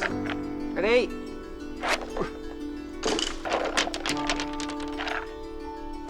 The stumpies are encouraged to forage for their food, as they would in the wild. But 3 of the ugly monkeys, as they're affectionately known here, have been held back inside. Leader Sam and dominant female Kelly are about to meet elderly newcomer Floh, who is enviously watching the others enjoying breakfast outside in the sunshine. Floh arrived last night after a long journey from Germany. For the last 25 years, she's lived at an animal rescue centre in Munich. But recently her partner died, so it was decided to move her to Monkey World so that she would be around other macaques. As with any primate at the park, Floh will be introduced to her new housemates gradually. We'll probably try giving her different combinations of individuals over the next few days, just so that over time she does get to meet all the different individuals, but we've got to carefully decide what kind of combinations we try her with, so as not to overwhelm her, and then obviously gradually just build it up over time until eventually she gets to be in with them permanently. Stumpies have a very strict hierarchy, and Sam is leader of this group. Floh has been around people all her life, so the team aren't sure how she'll behave with other macaques. Incredibly, she submits to him straight away. I'm quite surprised how relaxed Floh seems with everything. She's quite chilled out, so she doesn't seem stressed out by the situation at all. So far, she's coping really, really well with it. But when Sam approaches Floh by surprise, she takes offence. The elderly Stumpy has a lot to learn about macaque etiquette. Sam is a good leader and a friendly Stumpy, but he is the boss and will expect Floh to toe the line. Kelly is allowed in next. She's the highest-ranking female in the group. Floh's kind of been doing the correct behaviour, sticking her bum in the air, submissive behaviour, stuff like that. She will throw her weight around if she needs to. But obviously it's all a complete learning curve for her, so she needs to work out what our hierarchy structure is of our current stump-tailed macaques. And obviously by introducing her gradually to the individual, she's going to work out where she fits into that. And we'll just keep going at a nice slow pace and get her slowly used to all of our guys.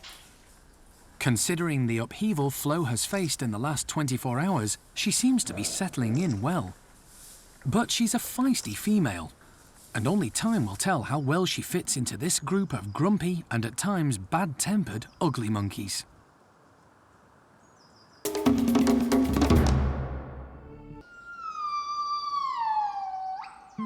Golden-cheeked gibbon Tien is now 7 years old and nearing maturity. He still lives with his family, Mum Peanut, Dad Pongyo, Sister Tianang, and little brother Tio, but he'll soon be ready to go it alone. Tien is an absolutely stunning looking gibbon. Right now, he is in his absolute prime. He's a young adolescent, just turning into adulthood, and he's really bulking out. His hair looks absolutely fantastic. It's shiny, it's immaculately groomed. He just looks absolutely amazing.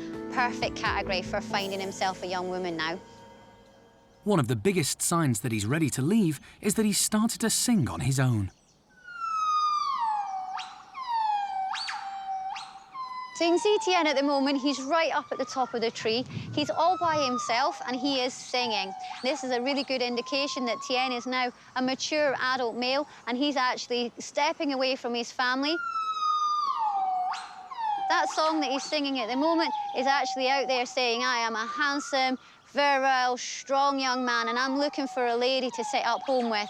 It's an amazing sound. It's a little bit haunting because he's all by himself, but it's an absolutely wonderful thing to see him doing. In the wild, gibbons would naturally begin to move away from their parents as they mature, but in captivity they can't do this. Tien is trying to spend more time on his own within the enclosure, but the team will soon need to step in.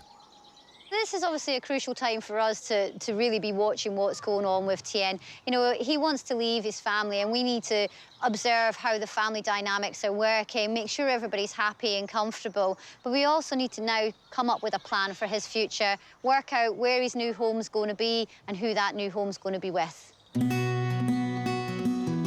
Tien was the first golden-cheeked gibbon to be born at the park. Of all the other golden cheeks here, the most likely match for Tien is Kim. She still lives with Mum Zoe and Dad Jake, and is only 5 years old, so hasn't yet shown any signs of wanting to leave her family. And she hasn't started her colour change, which all female golden-cheeked gibbons do as they reach adolescence. She's not really a sexually mature adult female, but she's a very confident lady. She knows her own mind, so I don't think it's going to be too much of a problem just for her to actually leave home a few months early. If the team do decide to put Tien and Kim together, they'll have to find a new enclosure for them, as gibbons are territorial and they'll no doubt want to start their own family.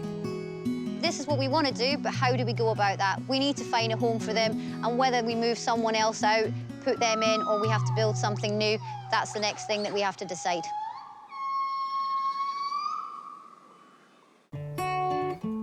Tien and Kim are fortunate to be living in such strong family groups. Not all the monkeys at the park are so lucky. Baby woolly monkey Bueno Junior is being hand-reared by the team because his mum rejected him when he was born by emergency caesarean section. The plan is for him to join Lavar's group, and he's started spending time at the house, but until now he's had to stay in a small bedroom mainly on his own because he's so tiny. But today, staff are making special preparations for him because he's going to join the other woolies in the big playroom. Junior has decided that it's time for him to start exploring the house, and we have to try and cover any eventualities that may happen and try and keep him as safe as possible while he's still finding his feet. And this is what we do. We put bark chip down just so that there's a soft landing in case the worst happens. The playroom is full of hoses for the monkeys to move around on. But because of Junior's size, Sandra is making some slight additions. We've got a few things in here like the cargo net and the hosing and stuff that all the others use, but what we're going to do is add a few more dog toys to it as well, which is what he's been swinging around on in his bedrooms up until now. He is very tiny, and obviously being hand-reared, he doesn't have a mum there to look after him and carry him around and show him where it's safe to step and where's slightly wobbly. So the least we can do is help him out with that and just make sure that everything is as safe as possible for him. There are 6 other woolly monkeys in this group, and they're all eager to find out what's been going on. Come on, guys! Junior is wary of joining the others at first. Come on, Junior! But after leader Lavar and dominant female Paquita have made their way into the playroom, he decides to follow them. Come on, then. Hi! The little woolly quickly gets into his stride and starts exploring. He heads to young female Isla for some reassurance. He's already met her as she was the first woolly he was introduced to. He's just come in and went straight for it, and he's exploring everything. Hasn't quite made his way over into this part of the room yet, but he is sort of centred around where he knows, and he's sort of venturing out a little bit more than he was, so the dog toys have really helped him. While Junior takes a break, LeVar keeps a watchful eye over the young Woolly. LeVar's the dominant male in this group, so he has all the protection duties on his shoulders, and he's very, very good with the babies. We're very lucky that all of our dominant males here at Monkey World have all really been fantastic when it comes to having new babies around. LeVar's a bit different in that obviously he's had these hand-reared babies introduced to him, and not just Bueno Junior, all the other 3 boys that we've hand-reared previously were all introduced to LeVar initially as well, and he just takes them on. He's absolutely fantastic, so he is a bit different to our other males in that he is so welcoming with them, but actually we suspect that if we were to do it with the other 2 males, they'd be exactly the same, because they just all adore having the babies around. The confident little Woolly seems fearless around the others and is enjoying his newfound freedom. Clearly, he is loving being in there, so it's really, really nice to see him so happy. And he should be a full-time 24/7 member of the group very, very soon. It's time for us to finally let him go and just be the woolly monkey that we know he's going to be.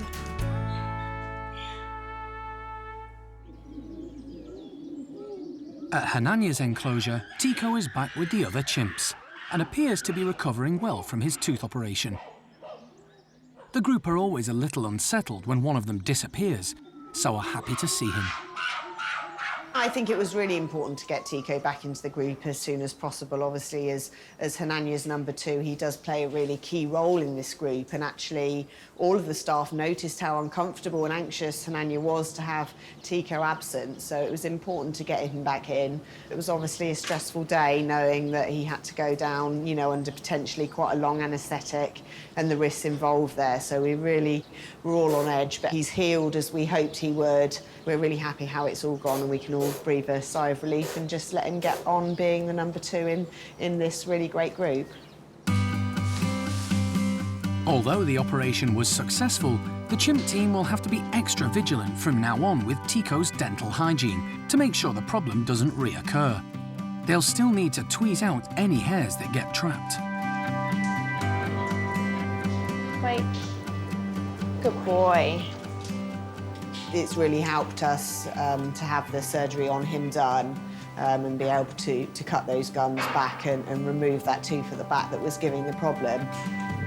We've got quite a detailed procedure going on with various implements, and we've changed a little bit what we're doing following the advice of the dentist.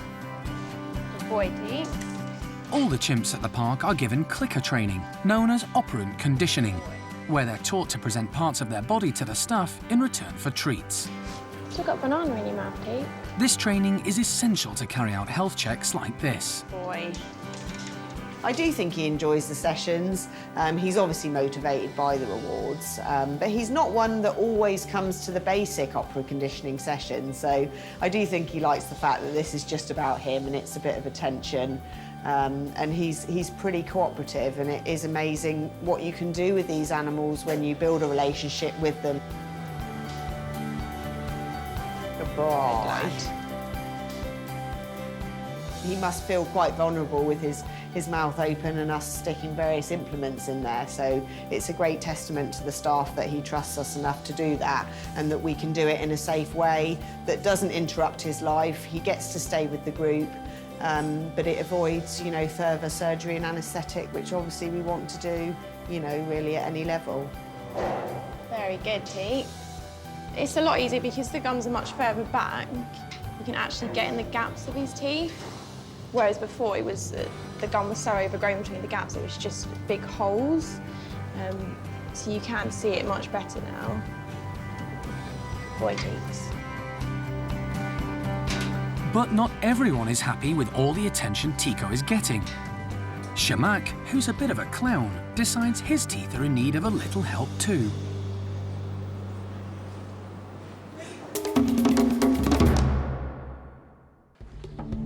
Next time on Monkey Life, a new baby marmoset gives the team great cause for concern. I reckon he's on a knife edge right now. I don't know if he's going to make it or not. And an emergency at the Capuchin house when Winslow is injured in a fight. The wound is quite nasty. It's quite a size.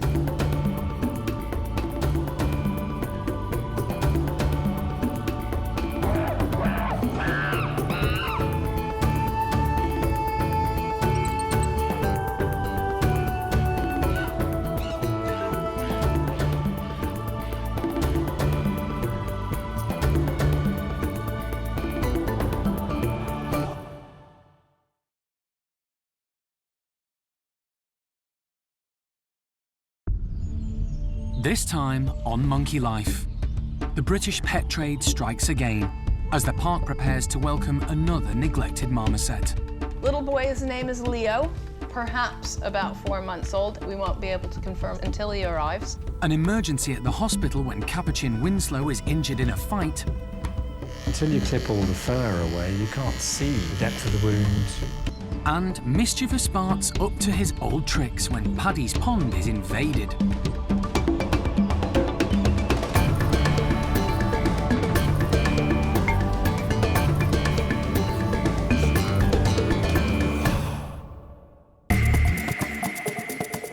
Monkey World in Dorset, set deep in the English countryside, is the largest sanctuary of its kind on the planet. For more than 25 years, the team, led by Dr. Alison Cronin, has rescued and rehabilitated abused and unwanted primates from all over the world. That's one been grabbed. The park now provides a home for more than 240 monkeys and apes from 19 different species. Its aim is to give them a safe and happy life in as natural environment as possible.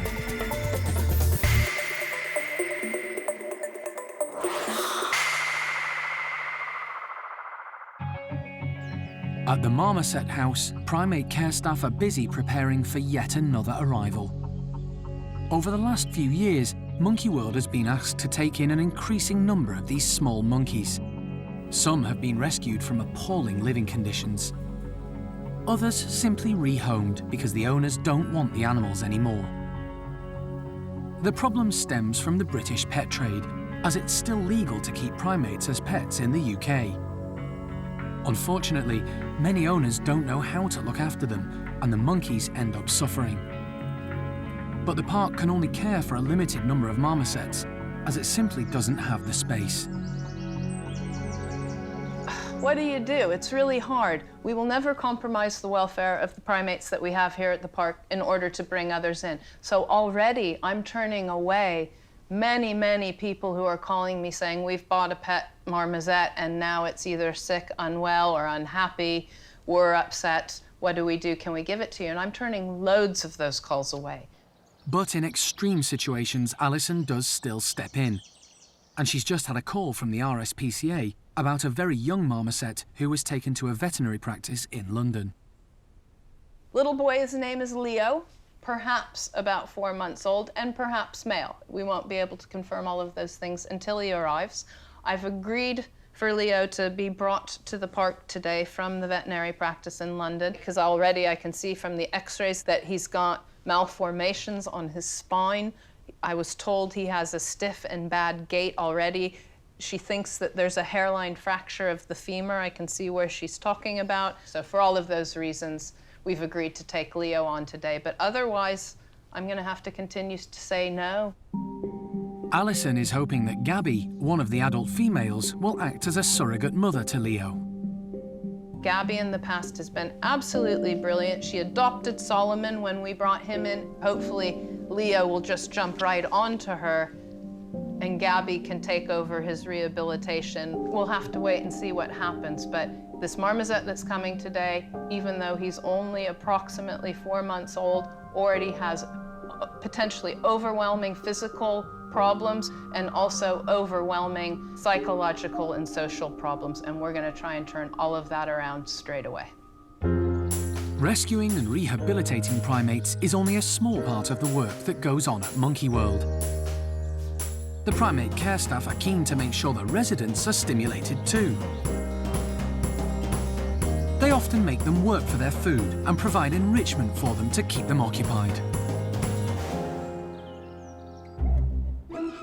At Paddy's enclosure, the chimps sense something strange is happening.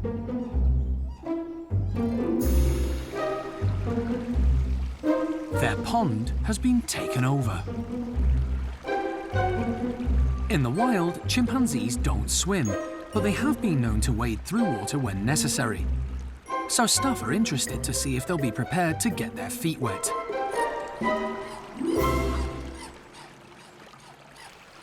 The chimps are eager to investigate the alien invaders, although young Bart decides to stay at the back. Paddy is first on the scene. It's his job as leader to check out anything unusual to make sure it's safe for the others. But his fear grin shows he's nervous.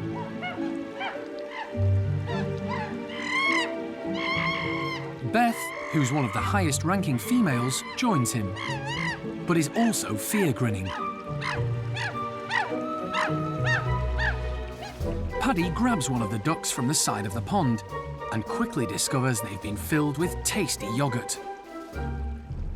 Brave Cindy is the first to dip her toes. She's also a high-ranking female and must think it's worth the effort, because after Bixer grabs two from the side, she goes back to the water for another one.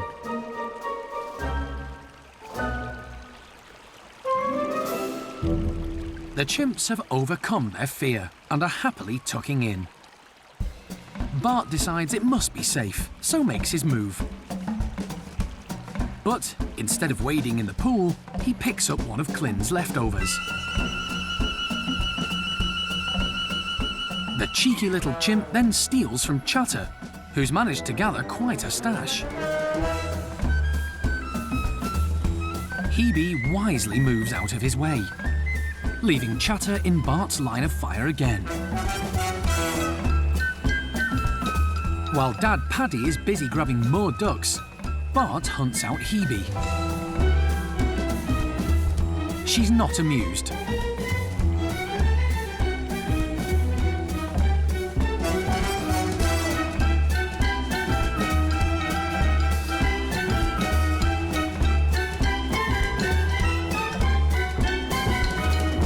However, as always, Bart gets what he wants. And with all the alien invaders destroyed, Bart shows he's still got his dad wrapped around his little finger.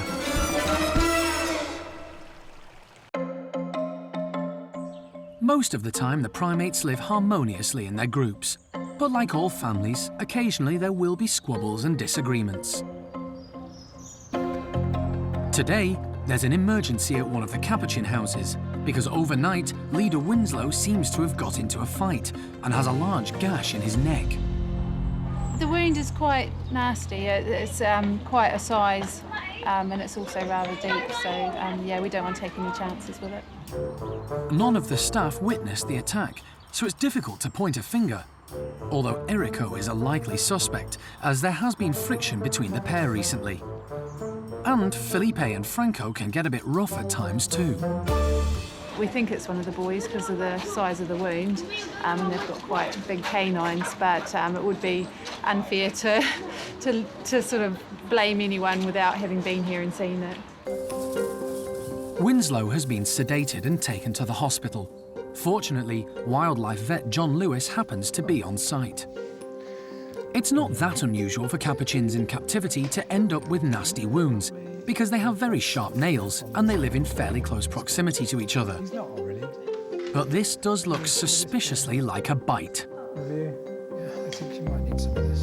Once Winslow is safely hooked up to the monitors, John gets down to business. These are good.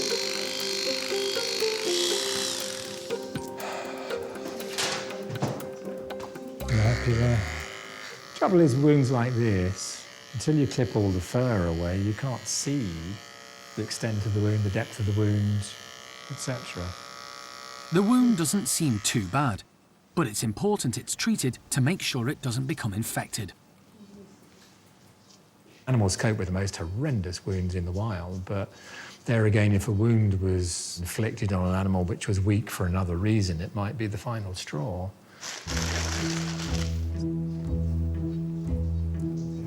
It would be nice to have a light really on it, wouldn't it?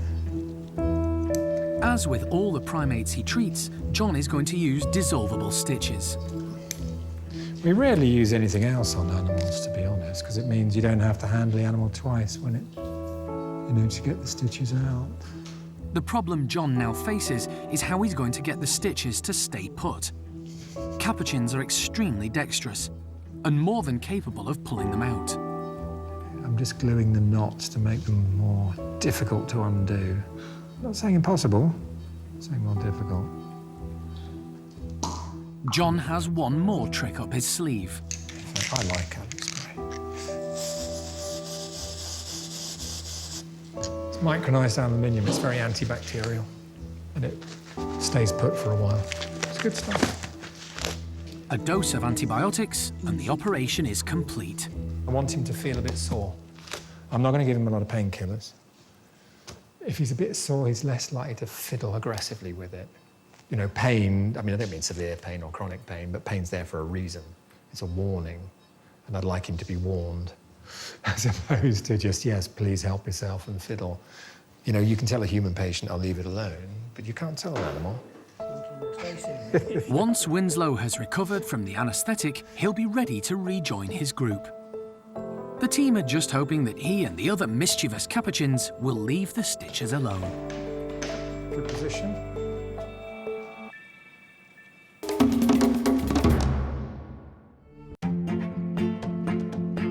At the Orang nursery, it's a big day for 9-year-old Jolie. The team have decided it's time for her to move to an adult group, so she's going to be joining Tuan, Roro, Xiao Kuai, and baby Awan. To ease the transition, her adoptive mum Ame is going with her. The two orangs have been very close ever since Jolie arrived at the park in 2006. She came over as a baby from Moscow Zoo after her mum rejected her, and Ame immediately stepped into the breach. Jolie has been like her shadow ever since. She's all grown up now, so time to graduate, and Tuan's the perfect, calm, fully mature male orangutan for them both to go across and meet. So hopefully they're going to willingly walk across from the nursery, overhead the tunnel, and into the enclosure next door. We'll let them settle for a few minutes and then bring the man out and see what happens.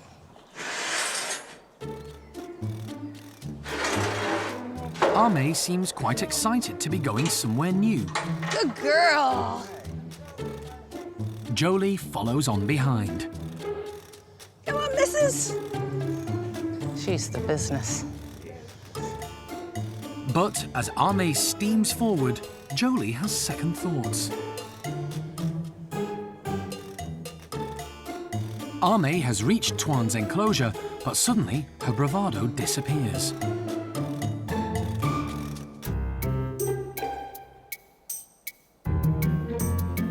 She heads back to the nursery. Didn't like that place. Oh, Ame. It's another case of spontaneous indifference, I think. When it's right in your face, all of a sudden, it's, no, really, how much do I really want it? But we got time. The one thing with orangs is time. After a while, Ame gathers her courage and approaches Tuan's enclosure again. And Jolie follows her lead.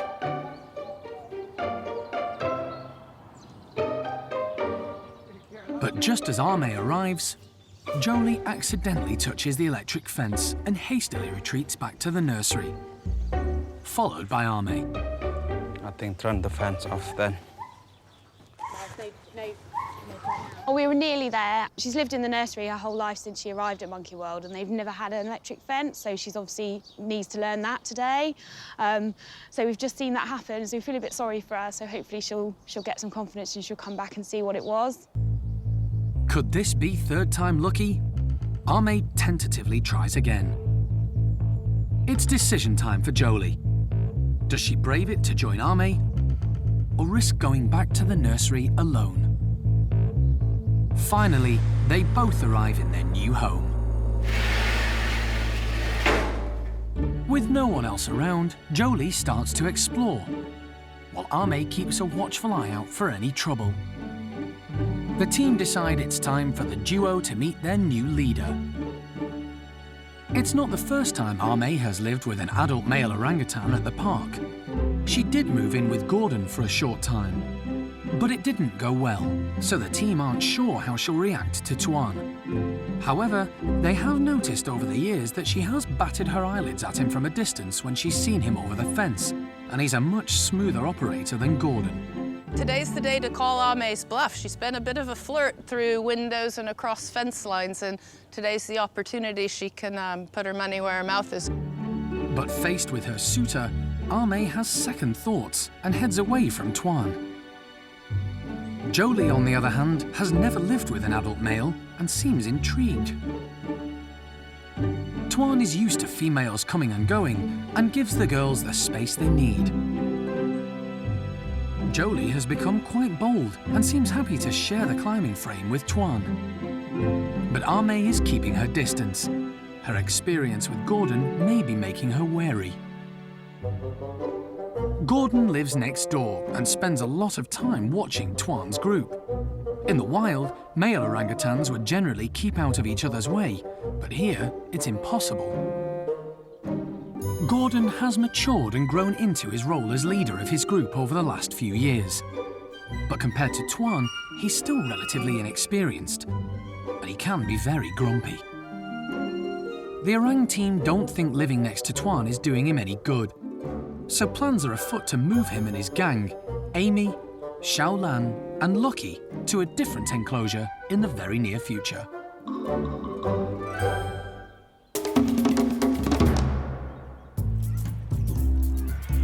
Winslow has recovered from his operation and is back in charge of his group of capuchins, none the worse for his ordeal. The staff were keen to get him back as quickly as possible to avoid any of the others taking advantage of the situation and making a bid for the leadership while he was away. Some of the lower ranking boys in the group were quite enjoying the fact that Winslow wasn't around. The more dominant males in the group as well, the likes of Erico, Felipe and Franco, might have quite liked having a break without the boss around. So, you know, they'll quite quickly be put back in their place if Winslow's feeling up to it, so that they know that he's back and he's in charge, and they should probably be a little bit more careful. Unfortunately, despite all the veterinary team's best efforts, his stitches have come away. The wound's not looking as good. We've seen a few of the females grooming the stitches, and they've actually started to pull the stitches, and Winslow's continued the lovely job they've done. So now we're back to stage one again with that wound. So the team have had to come up with another approach. We don't want to risk putting him under another operation to stitch it up and then for them to pull the stitches out again. So we're going to go down the next route, which is to give him antibiotics orally. This will help treat the infection, and we'll also flush the wound out daily. It will just take a little bit longer to heal, but you know, we'll get there in the end.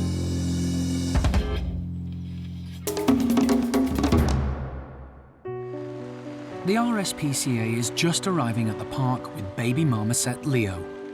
They were tipped off by a veterinary practice in London who suspected the little monkey had been neglected. For the time being, Leo is going to be kept in a temporary cage on his own. They're having to be very careful because he's so fragile. He has problems with his spine and has trouble walking. He also has a fractured femur. Although Alison had seen his x-rays, she's shocked to see how much pain he's in. Gabby loves babies and is very interested in the newcomer. Alison is hoping she may act as a surrogate mum for him.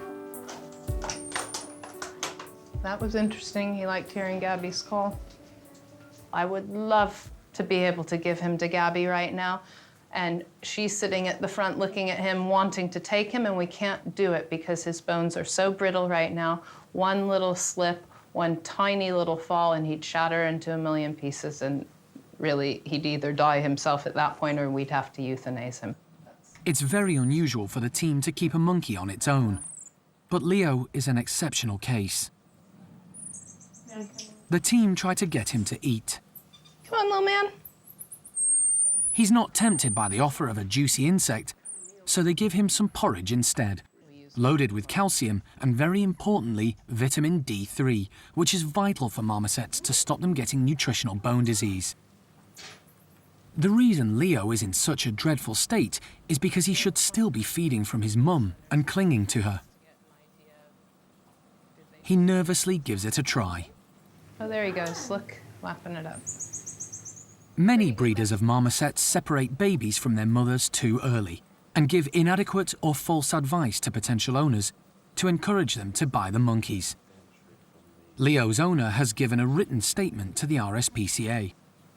So, purchased marmoset about a month ago from the breeders, unable to afford companion for the monkey, but was told he would bond with the family instead.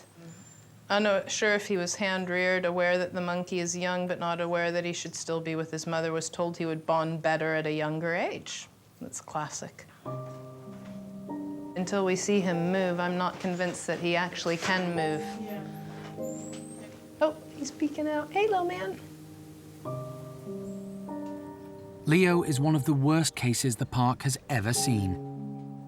Because he's so frail, the team decided he would be better off in the cage he arrived in because it's smaller and there's less chance of him falling.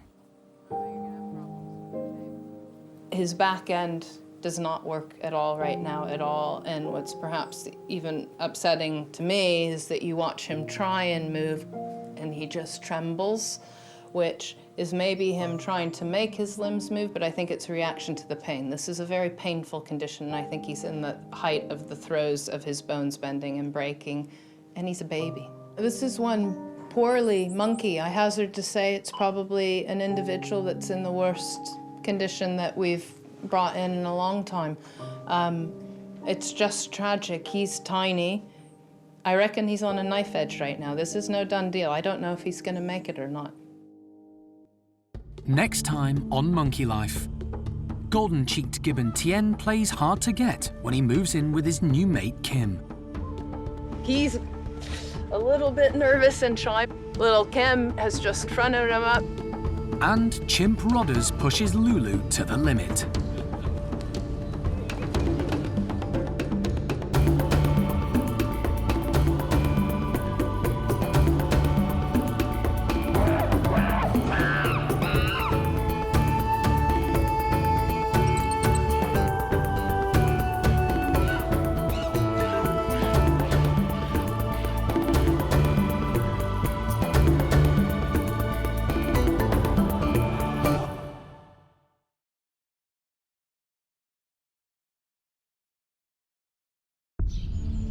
Today on Monkey Life, the Siamangs move out to make way for Tien and his new friend Kim. But it's not plain sailing. Just a bit of a waiting game at the moment. Squirrel monkey Charlie gives the girls a run for their money. They're a pretty fierce mob to contend with. And it's all change with the woolly monkeys, as Lena and Milo head for pastures new.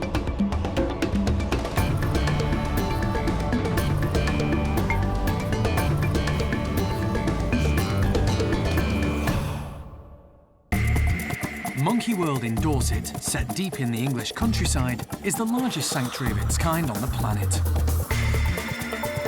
The team, led by Dr. Alison Cronin, rescues and rehabilitates abused and unwanted primates from all over the world. The animals aren't being kept appropriately, so they need to go. The park provides a home for more than 240 monkeys and apes. Its aim is to give them as happy and natural a life as possible.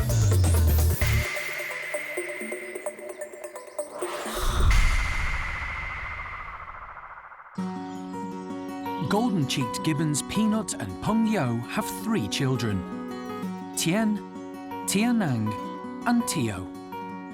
But today their eldest son is leaving home. 7-year-old Tien was born at the park, but he's got to an age where he needs to spread his wings and go it alone. The team have decided to pair him up with 5-year-old Kim. She's a bit young to be leaving her mum Zoe and dad Jake, but staff think she's the best choice as a mate for Tien.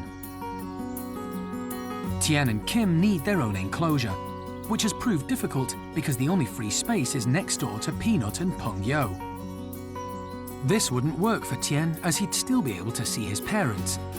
And besides, golden-cheeked gibbons are territorial, so having 2 families of the same species next to each other is never a good idea.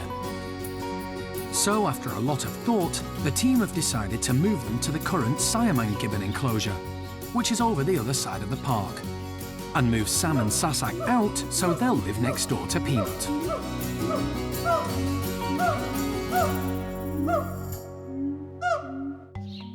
The team want the move to be carried out as quickly as possible to avoid any unnecessary stress to the gibbons. Sam and Sasak are first on their list. They need to coax them from their house into the tunnel and then into the travelling crates. Off you go. You ready? You happy? Say you're happy, Carl. Yeah, I'm happy. Right. It's your fault if it goes wrong. Sam ventures into the tunnel, Good boy. but can't be tempted into the crate. He knows something's up.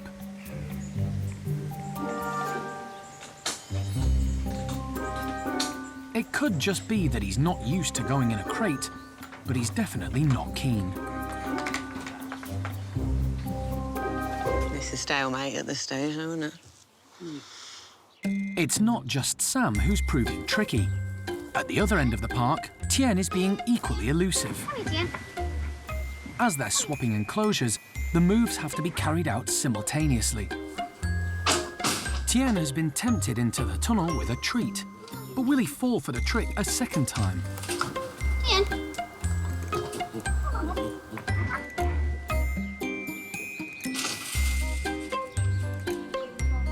So, stalemate here too. Back at the Siamang house, Sam is still refusing to play ball. Just a bit of a waiting game. I mean, obviously he's apprehensive. He has done this before, you know. We have moved the Siamangs in this way before, so, you know, he knows what's happening, and obviously there's no way of letting him know that he's going to a fabulous new enclosure, and he's quite happy here. So he's obviously wondering a bit what's going on. Still confident that we're going to get there, but yeah, just a bit of a waiting game at the moment. Jeremy decides to take matters into his own hands and goes around the other side of the tunnel. Just come in here. Come on, buddy. Reluctantly, Sam moves forward. You get him? Does it keep going, Kate? Oh, well done. Well done, Kate. 10 points. He's in. 1 down, 3 to go.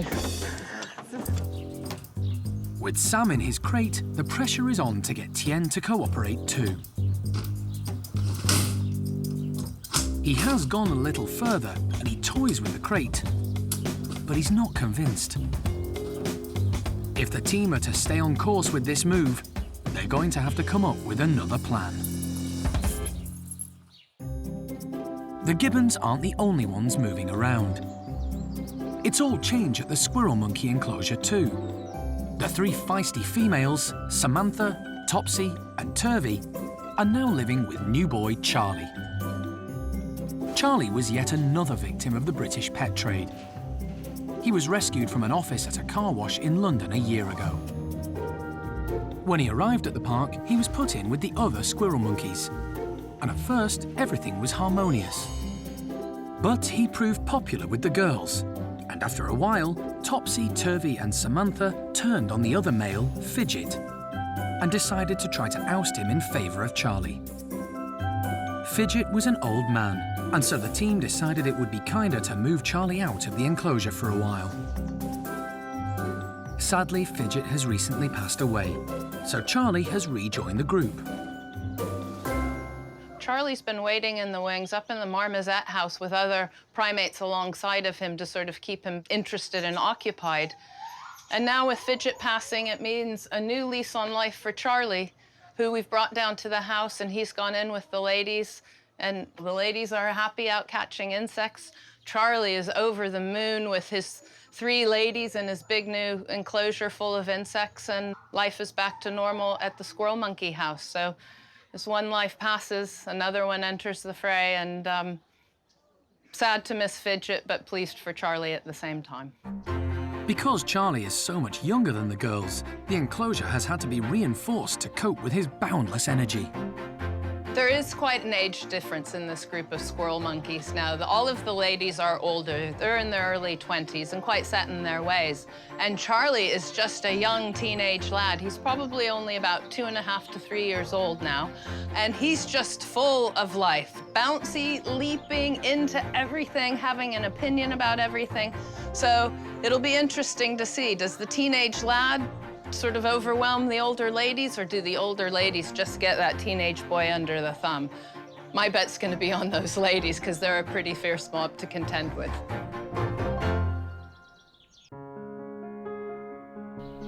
The park's newest resident is having a special visitor today. Baby marmoset Leo arrived 8 days ago in a terrible state, having been rescued by the RSPCA. His spine is damaged and he has problems walking. The team are keen for wildlife vet John Lewis to have a look at him. So he uses his hind legs more like a rabbit than anything, does he? Yeah, they've got a little bit better, I'd say, over the past couple of days, but generally it's kind of a hopping motion. And his appetite? Good. Hello. Leo is another victim of the British pet trade. His previous owner didn't know how to look after him and fed him an inappropriate diet. I think I would let him settle in for longer, because that is classic, absolutely classic, what they used to call cage paralysis, which is nutritional bone disease. This is a very, very typical clinical picture of an animal deprived of the correct vitamins and a good supply of calcium. And he's hopping around like a rabbit, and that's probably because of distortions in the spine, lower spine and pelvis, and possibly hips too. Certainly the diet needs correcting. He's a very young animal, which means that you'll get a degree of correction of his shape, and hopefully he'll end up not hopping around like a rabbit, but he may end up moving with a bit of an arched back. But that will be a big improvement over what you have for the moment.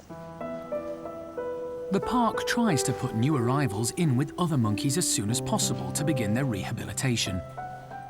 But because of his poor physical health, they're going to have a different approach for Leo. And if you put him in, say, the cage next to me here with branches and trees and so on, he probably would want to follow the others around, but the danger there is he'd fall. And then, of course, if he starts falling, he could do himself more damage. You can turn soft bones into folded bones, or very brittle bones into broken bones.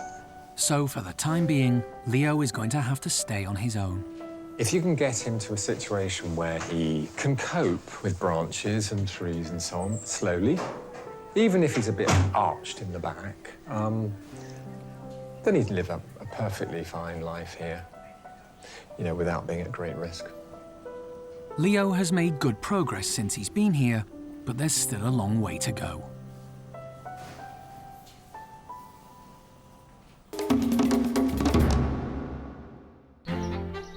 After the standoff at the Siamang enclosure, Sam is finally safely in his carrying crate. The team are hoping his mate Sasak will prove a little more cooperative. She's in the tunnel! With Sam gone, Sasak obviously doesn't see the point in staying in the house on her own and walks straight in. Blankets are put over their cages to help keep them calm during the short journey. So one part of the move is going well. But at Peanut's enclosure, it's a different story. The team are still trying to lure Tien into his crate. Sam and Sasak have arrived next door, but they can't be let out until Tien has been boxed up.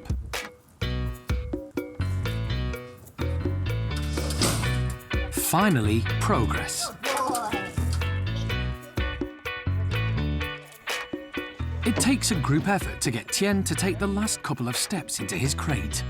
Good boy! Good boy! He's definitely in. His hands here. Yeah, 100%.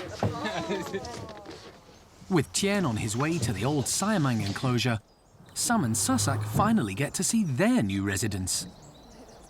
Good boy. Here you go, buddy. Here you go. Sam is more than happy to escape his crate.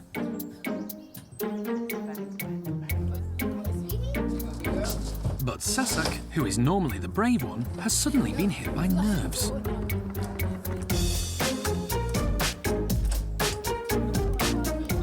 Sam is waiting for her.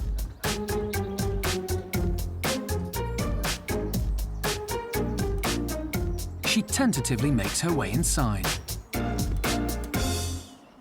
That's the Siamangs into their new house down at Support, and we've got Tien in the box, so going to take him up to the Siamang house.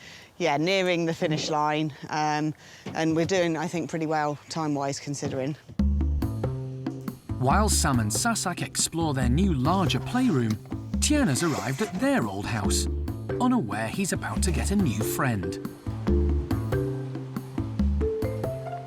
The team don't know how they'll react to each other, so have decided to let the youngsters meet through the mesh first of all.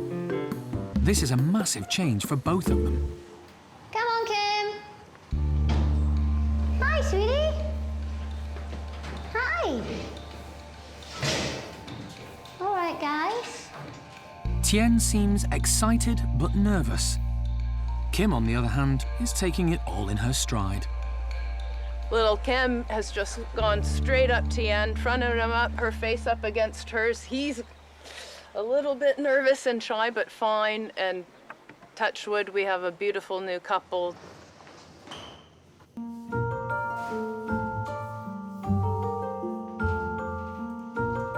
Tien doesn't know what to make of Kim.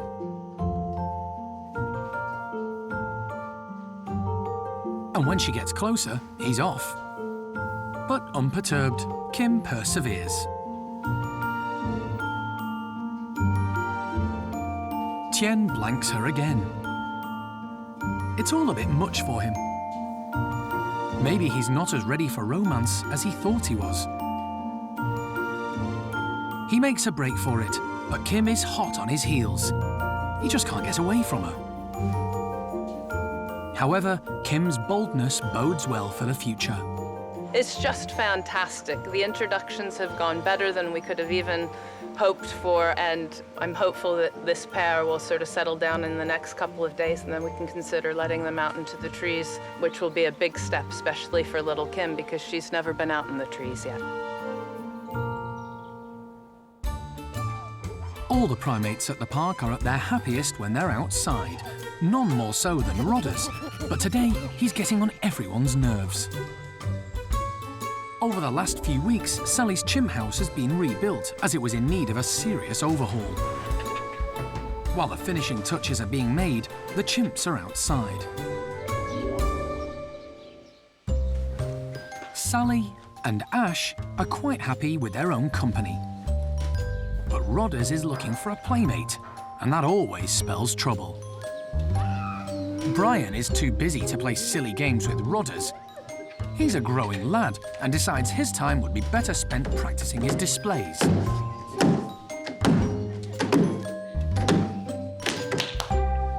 The others are supposed to take notice of him while he's all puffed up. But Lulu and Ash seem unimpressed. So he tries again.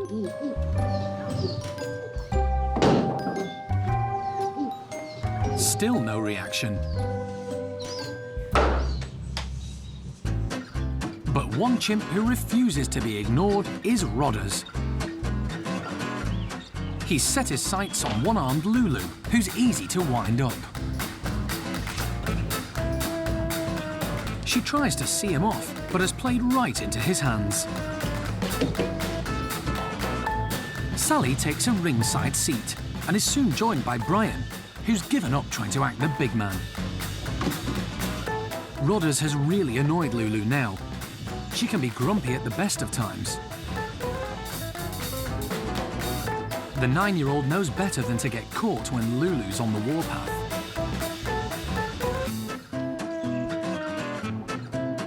The little chimp continues to goad Lulu. He just doesn't know when to stop.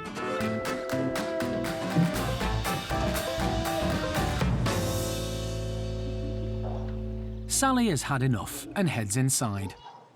The new playroom has been officially opened for them. Brian too sees his chance to get in there before Rodders causes chaos.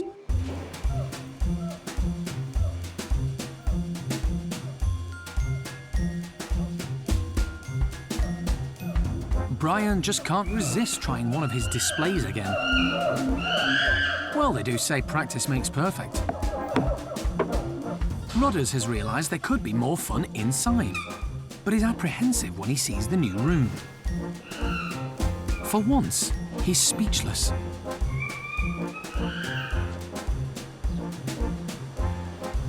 Everyone's still ignoring Brian, but he's oblivious.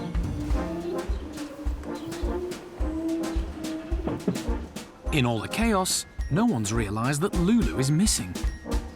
She's a creature of habit and doesn't like change, but eventually she does poke her head in to have a look. Things finally begin to settle down, as much as they ever do in Sally's group. Lulu's making herself at home and Rodders, well, he's having a bit of me time. That won't last. Being a rescue centre, Monkey World doesn't actively breed many primates, but it is part of the European breeding programme for 3 species, which are highly endangered: orangutans, golden-cheeked gibbons, and woolly monkeys.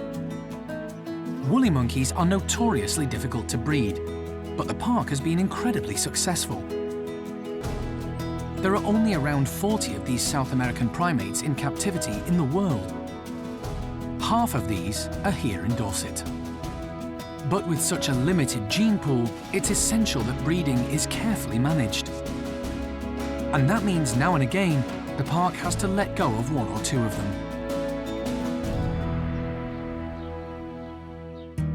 Today, Oscar is going to have to say goodbye to his son Milo and Milo's mum Lena.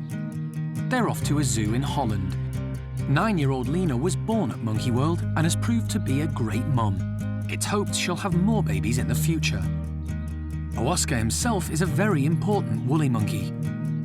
Oscar's wild caught, which makes him very rare and valuable. With such a small population of woolly monkeys, he's not related to any of them. So genetically, he's very important to make the gene pool larger, and it means that his offspring can potentially go almost with any other woolly monkeys because they will be unrelated. Oscar is no doubt sad to see Lena and Milo go, but another female is just arriving from Holland to take their place.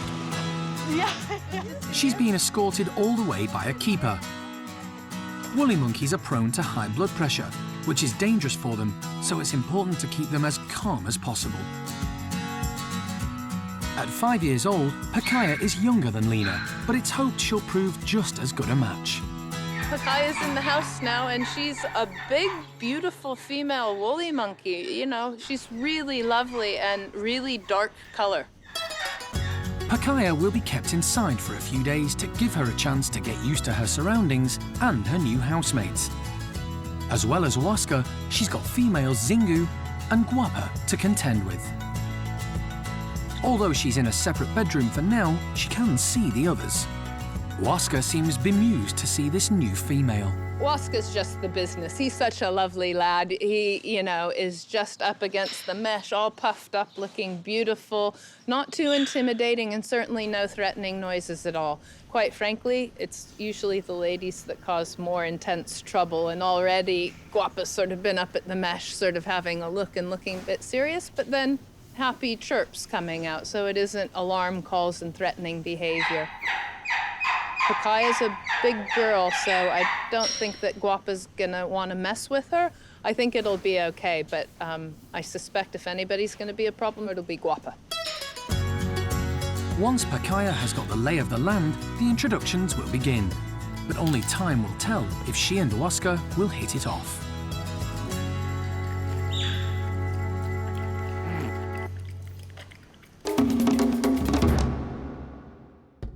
Next time on Monkey Life. A surprise for the chimp team when Cherry gives birth to twins. They can make a much better job of this than we can, so we need to leave them alone. Let them get on with it. And concern for Patus monkey Sissy Joe when staff discover a lump on her thigh.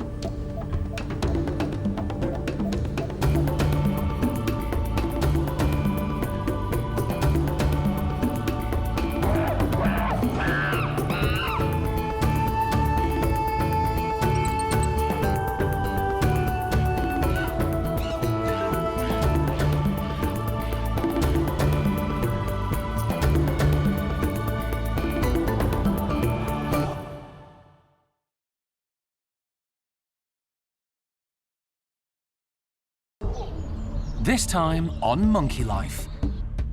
Excitement at Hananya's enclosure when chimp Cherry finally gives birth. Cherry's still very tired, so we're keeping our fingers crossed. New arrival Pakaya takes a shine to Owaska. Wherever Oscar is, Pakaya's pretty much about 3 steps behind him. Here she comes. And fearless golden-cheeked gibbon Kim leaves her new friend Tien behind when she heads for the trees.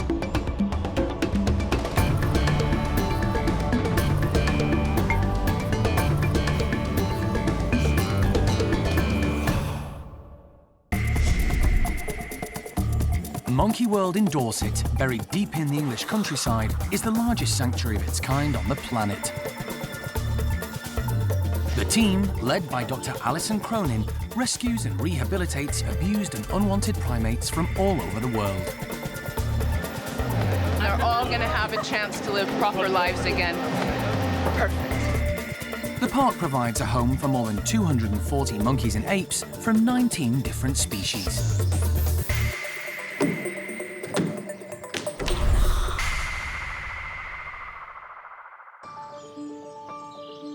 Mornings can be a rowdy affair at the park, particularly among the chimps, who are always eager to get outside. But today, Hananya's enclosure is suspiciously quiet. That's because overnight Cherry finally gave birth to not 1, but 2 baby girls. The chimp team is keeping a close eye on events, but are also keeping their distance. It's really difficult to monitor the babies because we're trying to keep things low-key. We don't want to crowd Cherry. As far as we can tell, everything is fine, but really to monitor any closer than what we're doing, we'd need to interfere and start separating Cherry off, and we don't want to do that. So we're quietly watching from a distance and keeping our fingers crossed. Cherry hasn't got the best track record as a mother. She's had 2 unplanned babies in the past. First, there was Seamus, who's now happily ensconced in the bachelor group. And 2 years later came a little girl called Pip. Cherry was very young at the time, and although she did initially look after them, a few weeks later she lost interest, and Jeremy and the team had to step in to hand-rear them. So they're understandably wary. Both times she starts well or reasonably looking after babies, and then for one reason or another it fizzles out and we end up having to hand-rear them. Now the chances are that will happen this time. Just because she looks after her for a few days doesn't mean she's going to continue to do so. But hopefully I'm totally wrong. Because we've got more interest from people like Simon, who was very interested this morning, and Arthur and Shamak. Maybe that will influence her in a positive manner. Giving birth has taken its toll on Cherry. She's going to need all her energy to care for her twins. Cherry's still very tired and sleeping lots, but she is coming down to staff, so that's really important. She's been down a couple of times and taken food from us, so whenever we get the opportunity, we make sure that she has a good handful that she can take back to the nest. So we're confident that we're keeping her fluid and food intake at a level that it needs to be. So far so good, and Simon is certainly looking after Cherry. But how the rest of the group react to the twins will be crucial. And everyone is on tenterhooks waiting to see whether Dad Hananya, who has so far kept his distance, will step up to the mark. Another resident at the park is also expecting twins. Marmoset Clydie was found to be pregnant when she was recently rescued from a house in Liverpool. Hey, sweetie. She was taken away from her owner along with her partner Charlie by police when she was found to be living in appalling conditions. Sadly, when the team checked Charlie over, they discovered he was in terrible health, and soon afterwards they had to put him to sleep, leaving Clydie all alone. But a few weeks ago, another marmoset was rescued from the British pet trade. Milo was found to be living in a small cage in a bedroom. He had no outside access apart from when his owner took him out and about. We've got a witness that's seen you at the pub with a monkey. Okay, that's fair enough. Once again, he wasn't being properly looked after. His fur isn't in good shape and he's underweight. The team decided to put Milo and Clydie together, and they seem to be getting on well. Really, Milo's got mental problems. Physically, he's doing okay. But this quiet, natural environment is just the key to his rehabilitation and being paired up with another common marmoset, because that's what's most important to them, as others of their own kind. Every morning for the last few weeks, Jeremy has been checking on Clydie to see if she's given birth, as they're not sure when she's due. Today, he notices something different about her. She doesn't look quite as round as she did, because she's not had them in... Jeremy is worried. There's a bit of blood on the floor there. I'm just going to shut this door. It looks like Clydie has already had her twins, but there's no sign of them. They should be with her. Jeremy isolates Clydie and Milo in a side playroom so that he can go in and look for them. It's not long before his worst fears are realised.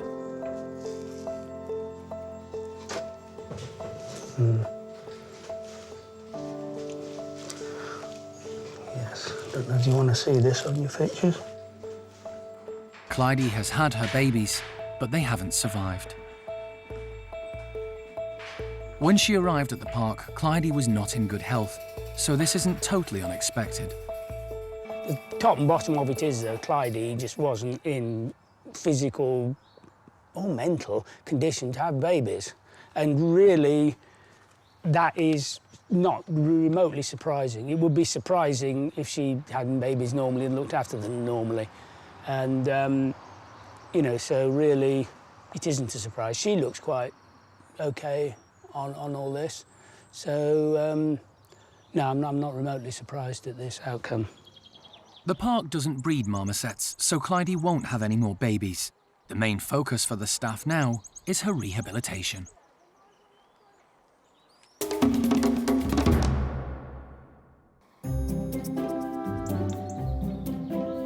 At Oaska's house, the woolly monkeys are all busy foraging. Females Quappa and Zingu love being outside and are trying to encourage newcomer Pakaya to join them. But she's nervous about leaving the house. It might just take her a little while to realise that that's where the entrance is and that she needs to go over there, but they're all trilling, which is brilliant because it means that she can hear where they are and she knows to follow that noise. And because it's a happy noise, it'll put her at ease as well. So hopefully she will just follow that noise and make her own way out of it in the end. Leader Oaska, whom she's taken a shine to, heads back to show her the way. And it seems to do the trick. Pakaya starts to follow him. And gradually she makes her way through the long tunnel to the outside enclosure. 7-year-old Pakaya has been moved to Monkey World from a zoo in the Netherlands as part of the European breeding programme. Oscar! Papa! Zingu! Come on, you guys! Good boy, Oscar! With all the woolies outside, it's time for a treat. Today they're being given some tasty camellias. In the wild, a woolly monkey's natural diet consists of fruit, flowers and leaves, so this is a perfect snack. Hi! Would you like one of these? Oh, not so sure about them, I don't think. Woolly monkeys are known for being neophobic. They're frightened of new things. So sometimes when they see something they've never seen before, they're quite apprehensive at first. So yeah, he's not quite so sure. But Oscar likes his food and soon gets a taste for the pretty flower. Oh, is that nice? Do you like another one? Good boy. Well, Oscar's definitely a fan. Papa? Good girl. Quappa, who came to the park with Oscar from a zoo in Switzerland 3 years ago, immediately takes a liking to the camellias. Pakaya seems quite happy for Oaska to eat her flowers. She's too busy exploring. Karen tries to tempt her. Hey, Pakaya. Wanna try one? But she's not interested. Pakaya's settled in really well. She's much more part of the group now. She was a little bit on the outskirts when she first arrived, which is quite normal. It takes them a while to fully integrate, but she's getting on much better. She does spend a lot of time with Oscar. They seem to get on really well. So wherever Oscar is, Pakaya's pretty much about 3 steps behind him. And that's good news for the breeding programme. Oaska hasn't had many children yet, but it's hoped he and Pakaya will soon be welcoming the patter of tiny, woolly feet.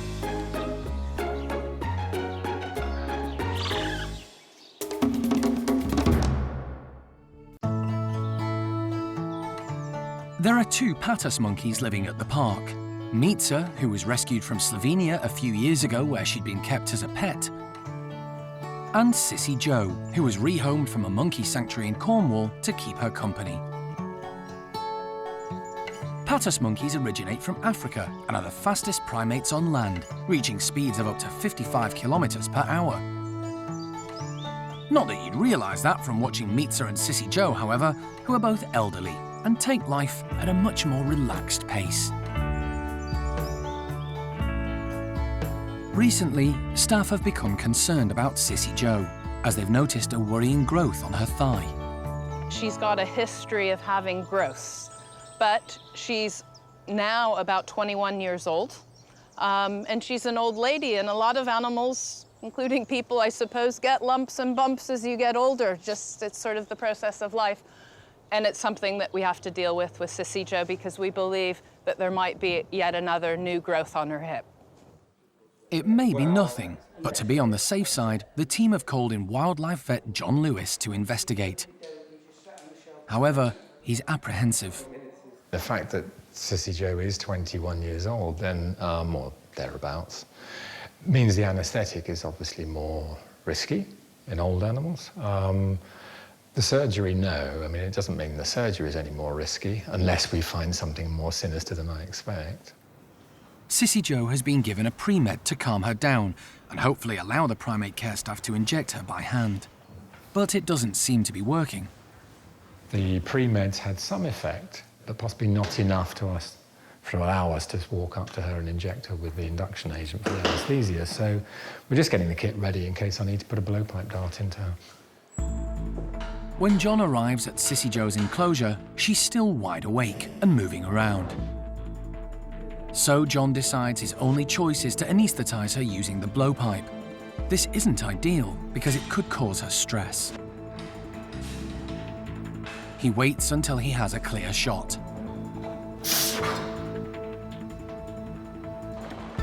As soon as Sissy Joe is asleep, she's taken to the hospital, where John is able to examine her properly. He immediately finds the growth, which the staff are worried about. She has a lump here. Right. This was the area that she had the previous surgery, and that's where her big lump was. And according to the notes, that was 1.3 kilograms, which would have been like that. Let's have a look. So there's the original surgical scar running along here. I don't feel any massive regrowth, or if that's regrowth, that's incredibly slow. I just don't think that's anything significant. So, good news for Sissy Joe. I think that's a lipoma too.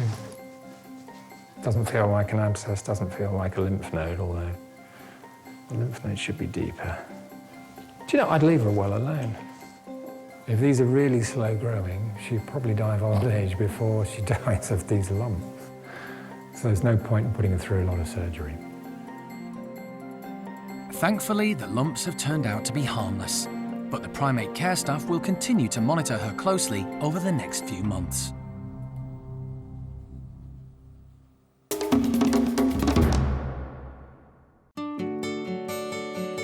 Golden-cheeked gibbons Tien and Kim are getting on like a house on fire.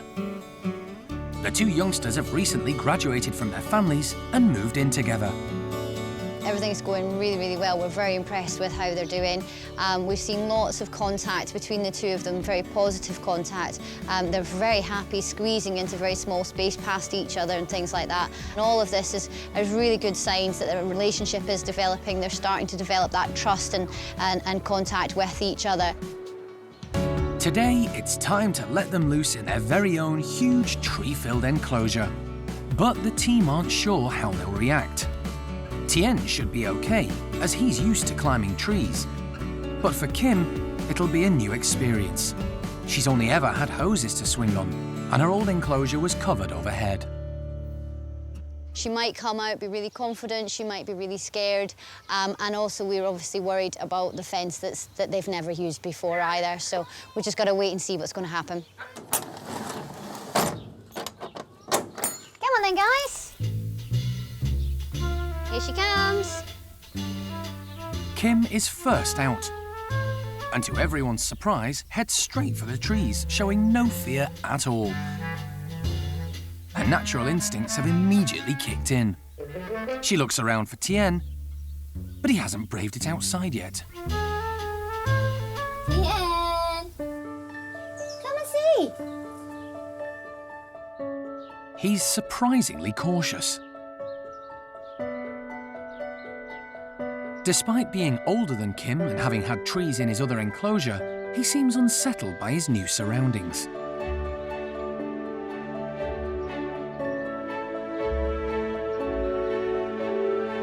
Slowly, he makes his way towards his new partner.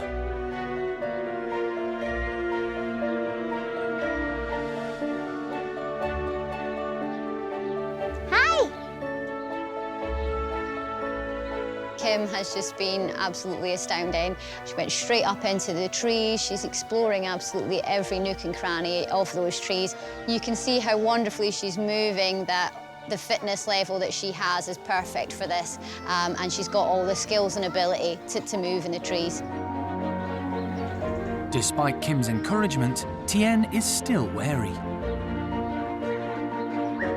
These trees are a very different shape and different style from what he's actually used to. Much more big open space as well, because you haven't got the dense foliage that he's used to as well. So it's really good for him. He can really stretch out and take some big jumps. But at the moment, he's still a little tentative, but hopefully over the course of the next few days, he'll settle in and start really enjoying his new home. I think these two are going to be really happy in this enclosure. I think they're going to settle in really, really well, and everything's going to work out great for them.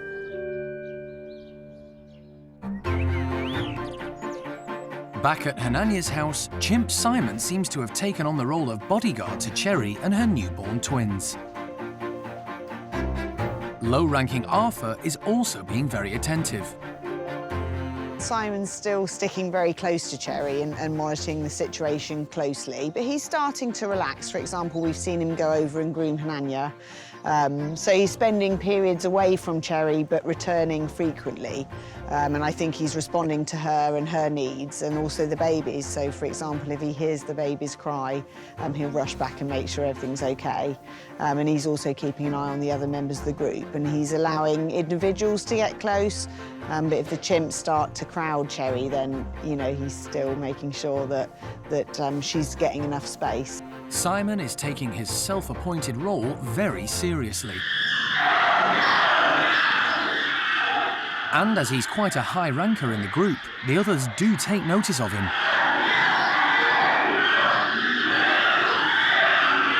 Marjolaine's having a go now.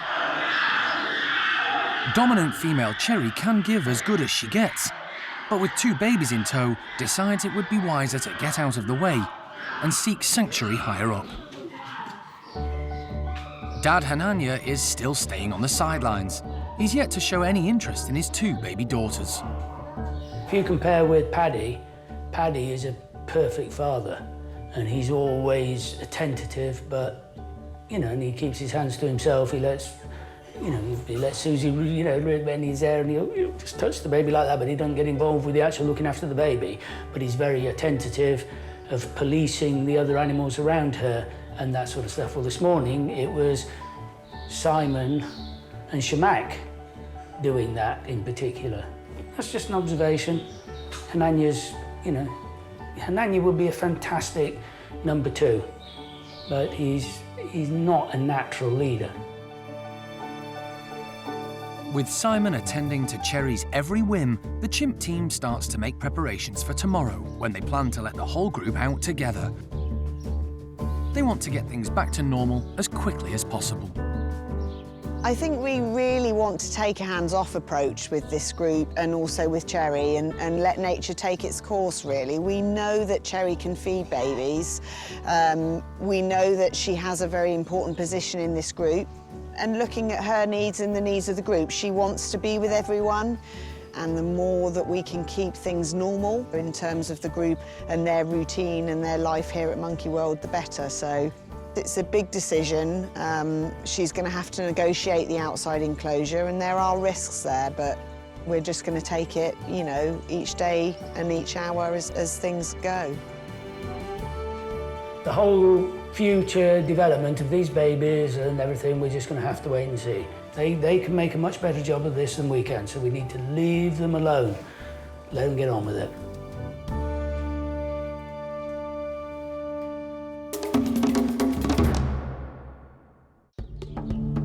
Next time on Monkey Life. It's the big ape move as Gordon's orangs swap houses with Sally's chimps. There, coming down. Okay, you got that bit wrong. And Cherry tests out the high hoses with her baby twins in tow. All we can do is hope and keep our fingers crossed.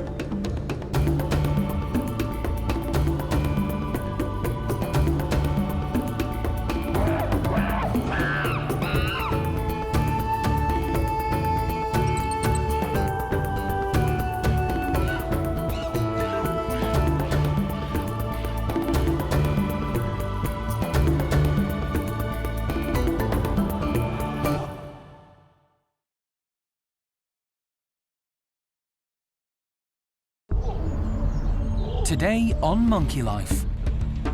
It's all hands on deck as Gordon's orangs swap houses with Sally's chimps. Coming down. Okay, you got that bit wrong. A heart-stopping moment for the team when Cherry tests out the high hose with her twins in tow. All we can do is hope and keep our fingers crossed. Come on then, guys! And Sam and Sasak reap the benefits from their new enclosure.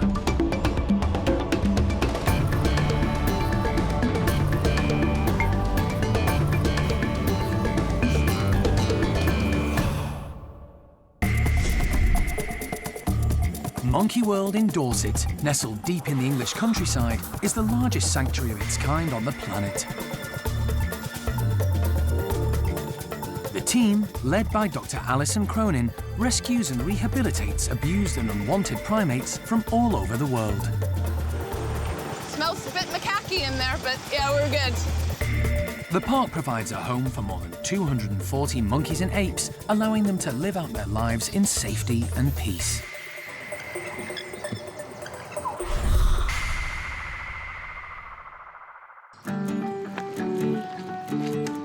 It's an early start for the team who have a big day ahead. There's going to be a major house move. Sally's group of chimps are going to be swapping with Gordon's orangs. One crate, one form of transport, and just do a shuttle service. Yeah.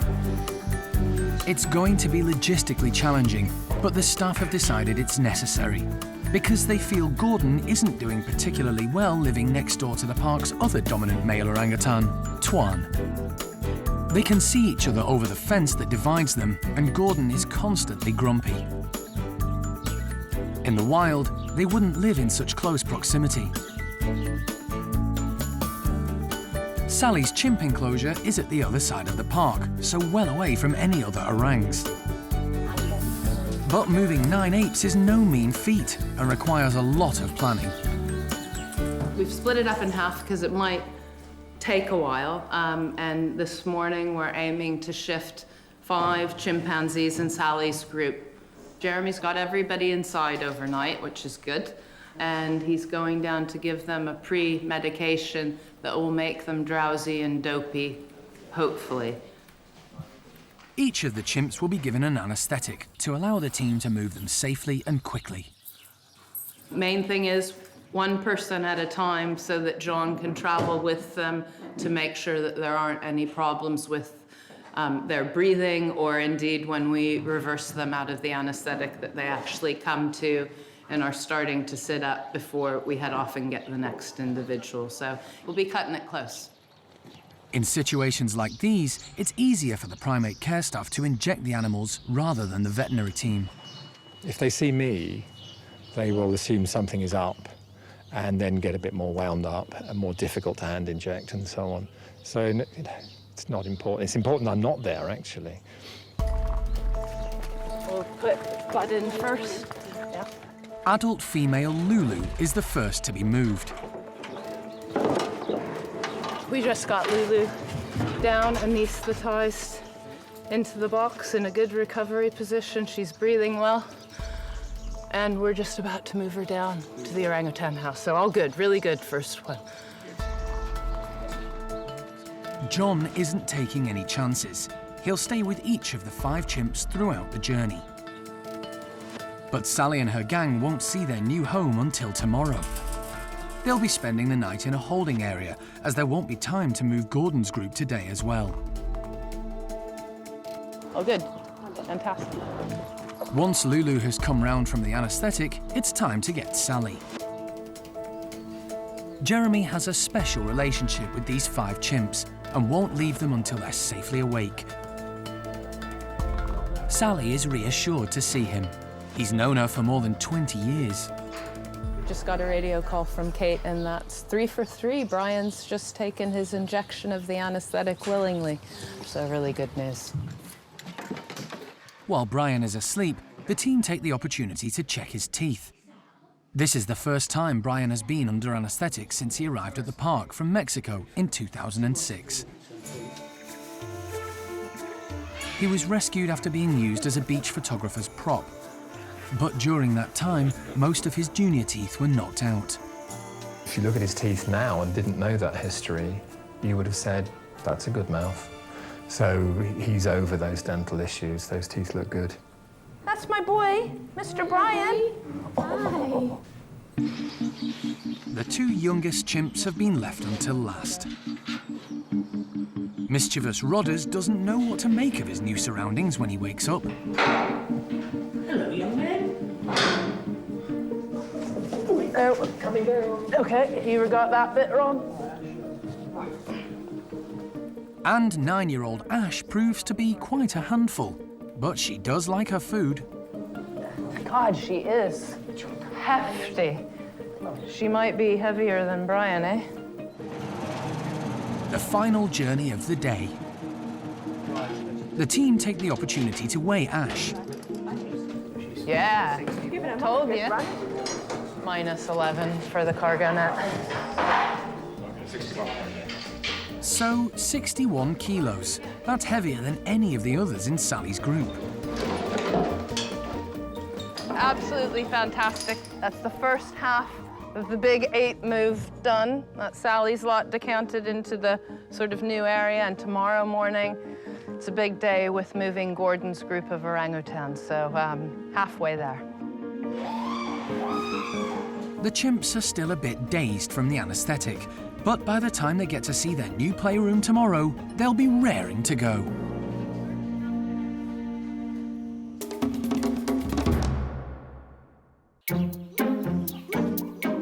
It's been an eventful time for another group of chimps too.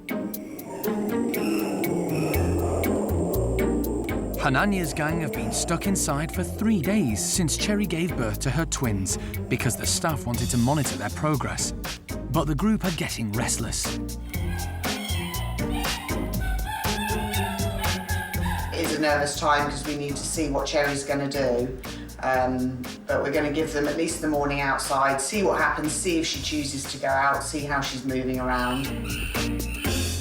The chimps don't hang around. As soon as the slide to the outside is open, they make a run for it, led by low-ranker Arthur, Jess, and second-in-command, Tico.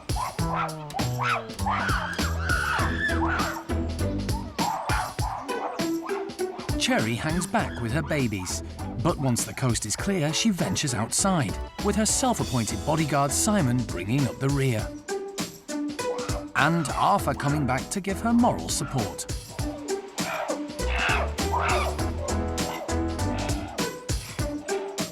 Arthur chases Trudy away so that Cherry can eat her breakfast in peace. And wherever Cherry goes, the twins go too, and that includes the climbing frame. Although Arthur and Simon have always got her back. And front. The two chimps have been overly attentive towards Cherry ever since the newborns arrived. I think Cherry obviously has her favoured spots in terms of the outside enclosure, and so I think at the moment she's just really testing and seeing where she can go and what is possible with the twins on board. I mean, we're seeing that she's tending to shelter the twins with one arm and use the other arm to climb. Tootie is gathering wood wool to make herself a big cosy nest. But the advantage of being a dominant female with babies in tow is that you can pull rank. And Cherry does just that, leaving Tootie to tend to her every need. She needs to have periods of inactivity so that the twins can feed. And if it's mild, we're happy if she chooses to do that outside. And she's obviously capitalising on that dominant status to steal a nest when it takes her fancy.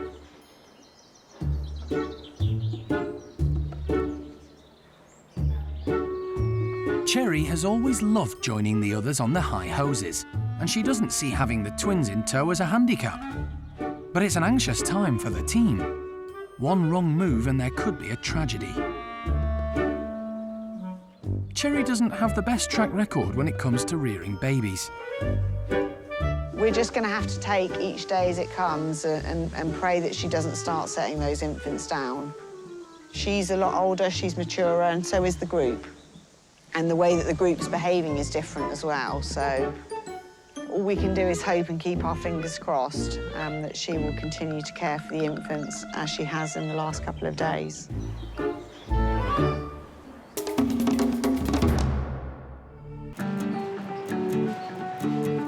It's day 2 of the big house swap. Sally, Lulu, Brian, Ash and Rodders are waiting to get into their new residence. But they can't move in until Gordon and his gang have moved out. Like yesterday, the animals are all going to be anaesthetised one by one. And wildlife vet John Lewis is overseeing the whole operation. They're going to start with the big man himself. But sedating large animals isn't easy, and John knows Gordon could prove problematic. With all the animals we're moving, the potential for problems is greater with him. I'm not saying you won't have a problem-free, that you won't get problems with other anaesthetics, but the potential is greater with him.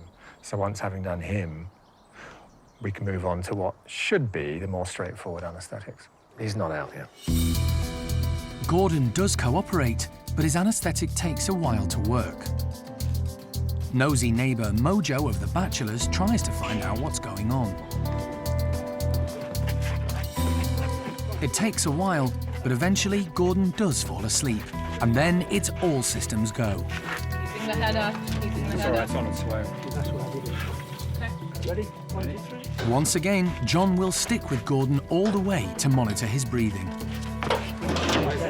Somebody got a gas kit? It was there? I've got it right here.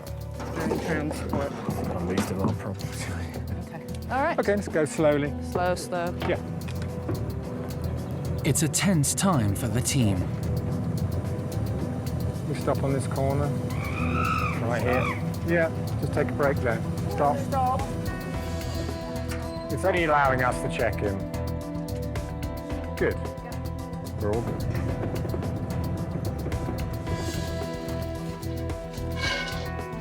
You ready for the scales? Yep, let's go. Head up at all times. Gordon's head needs to be kept up to keep his airway clear. This is particularly tricky in male orangs because of their large throat sacs. Okay, there's going to be a moment of flat, John. Yeah, okay, do it quickly. 105.107. Allowing for the cargo net, that makes Gordon 97 kilos. He's officially the heaviest primate in the entire park. Once he's safely inside Sally's old house, he's given a drug to reverse the anaesthetic and bring him round. His breathing's really rapid. Yeah, I've reversed him. But Gordon is taking a long time to wake up. Come on, Gordon. Good boy. Anaesthetics can be dangerous, and the team are becoming anxious. To their relief, Gordon starts to stir. The anaesthetic I chose for him is different to that which we used on others to make certain that it supports the breathing more, whereas what we use later on is less of a respiratory stimulant. So the fact that he's now up is perfect. So, with Gordon settled, they go back to collect his mum, Amy, who, although a female, is also on the heavy side. Gordon is delighted to see her. The only person who's got any controlling influence over Gordon is his mum. And if Amy tells him to go and sit in the corner because he's been a naughty boy, he will just do that. It really is, it's just like, it really is that extreme. So, 2 down, 2 to go. But Xiaolan's move hits problems. Yeah. Quickly. Quickly. The primate care staff have managed to inject her by hand, but she's climbed up the tunnel and is very drowsy. They need to get her out before she falls, but it's tricky. If I release his foot, she'll probably drop. Oh, careful, Jeremy. Her mouth's right on your back. Does look like... You all right? Can I let go? Yeah, good job. Just as they get her loaded, they hit another problem. We're, John, Louise. Xiaolan starts to stir. Where's the gas? Can I have the gas, Debbie, please? John didn't want to give her a lot of sedation, but he's having to top her up with gas and air to keep her under. Xiaolan went very smoothly, actually, although she wasn't terribly deeply anaesthetised at the beginning. But so that's 3 now. And they're all up and conscious, so we're going to get the 4th. The last orang to be moved is 19-year-old Lucky, who fortunately is plain sailing. John is pleased with the way the team has pulled together. Everybody was organised, and if there are lots of jobs to do on a move, and if you can coordinate them, and if everybody knows what they're doing in advance, which clearly they do, it makes the whole thing quicker and more smooth. And added to which, the most important thing was the ability of that primate care staff to hand inject every single animal we moved in the last 2 days. That makes the job so much easier, so much less stressful for animals and people, and quicker. Tomorrow, the orangs will get a chance to see their new outdoor enclosure. But for now, Lucky just wants to be left in peace.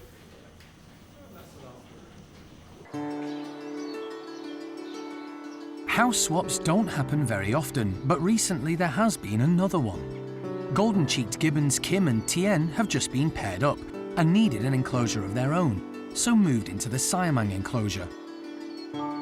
Sam and Sasak, meanwhile, who were living there, have moved in next door to the rest of Peanut's family. Sam's been a bit grumpy since the move as he doesn't like change, and until now they've been kept inside. But today, they're going to be allowed out into their new tree-filled enclosure for the first time. We're just having a final check round, make sure everything's safe, there's no damage overnight, the fence is all nice and secure, and that none of the hosing or ropes that we've just put up have actually fallen down or anything like that. Make sure it's all nice and safe for them. The team have tried to make sure the enclosure is as inviting as possible for the 2 gibbons. Come on then, guys! Come on! Sam comes out, but is apprehensive. However, his mate Sasak has no hesitation. She's a confident gibbon and seems keen to explore their new playground.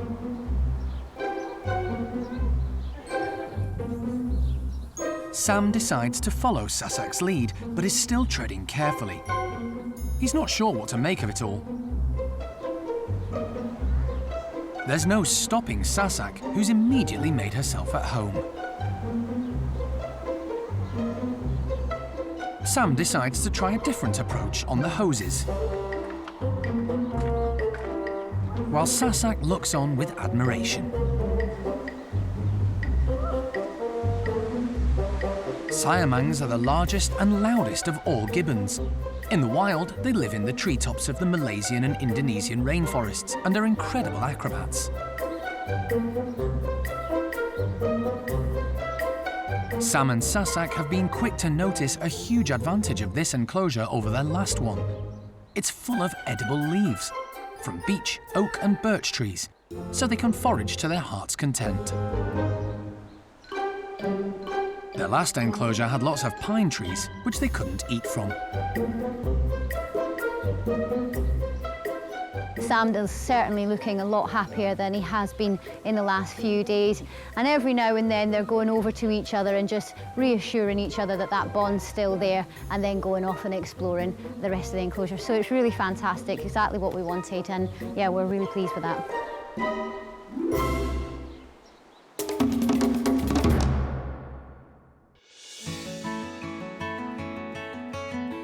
There's a hive of activity at Gordon's old orang house as final preparations are made for Sally and her gang. The team are hoping the chimps will like their new home. Right, ready? They've been kept in a holding area overnight. A tunnel will lead them to their new house. Hello, Sal. It's Saucy Sal. I thought you'd be first.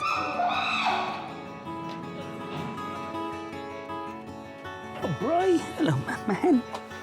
Brian follows Sally and is trying to put on a bit of a display to show he's the man about the house. Hello, Ash. Where's... Ash has spotted their new neighbours. The all-male bachelors are just as curious about them. Young Rodders and Lulu bring up the tail end. Brian decides to show who's boss. But next door, Orang-utan Tuan is having none of it.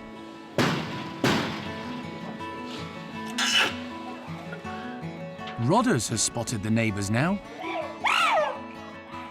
Butch and his merry men seem bemused to have a new group of chimps nearby. Sally, wise as ever, is taking it all in her stride. This is a great sign that seeing as they've just come through here, they seem really calm and enjoying looking around and having much more of a perspective, I guess, than they had at the old house. So, yeah, I'm really pleased. Yeah, it's fun, isn't it? The chimps seem transfixed with their new surroundings. But, interesting though it all is, they can't stay in the tunnel all day, so the team try to coax them through into the house. Who's that? What's that, Brian?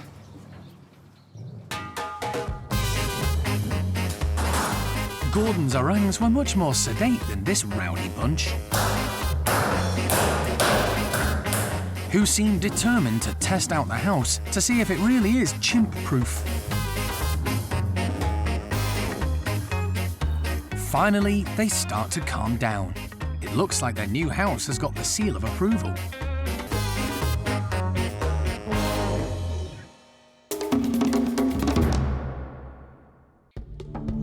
Next time on Monkey Life.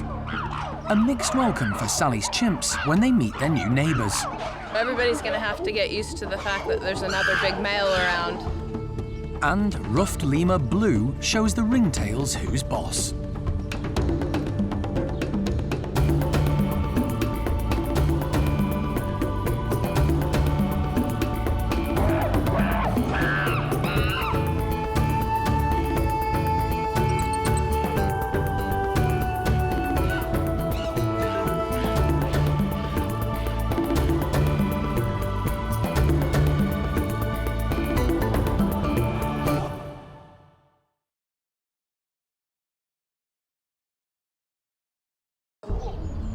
This time on Monkey Life. Brian's on his guard when he comes face to face with his new neighbour, Orang-utan Tuan. Everybody's going to have to get used to the fact that there's another big male around. Baby Leo is finally well enough to meet his new housemates. Leo is craving that sort of parent figure now. And Lemur Blue shows the ringtails who's boss.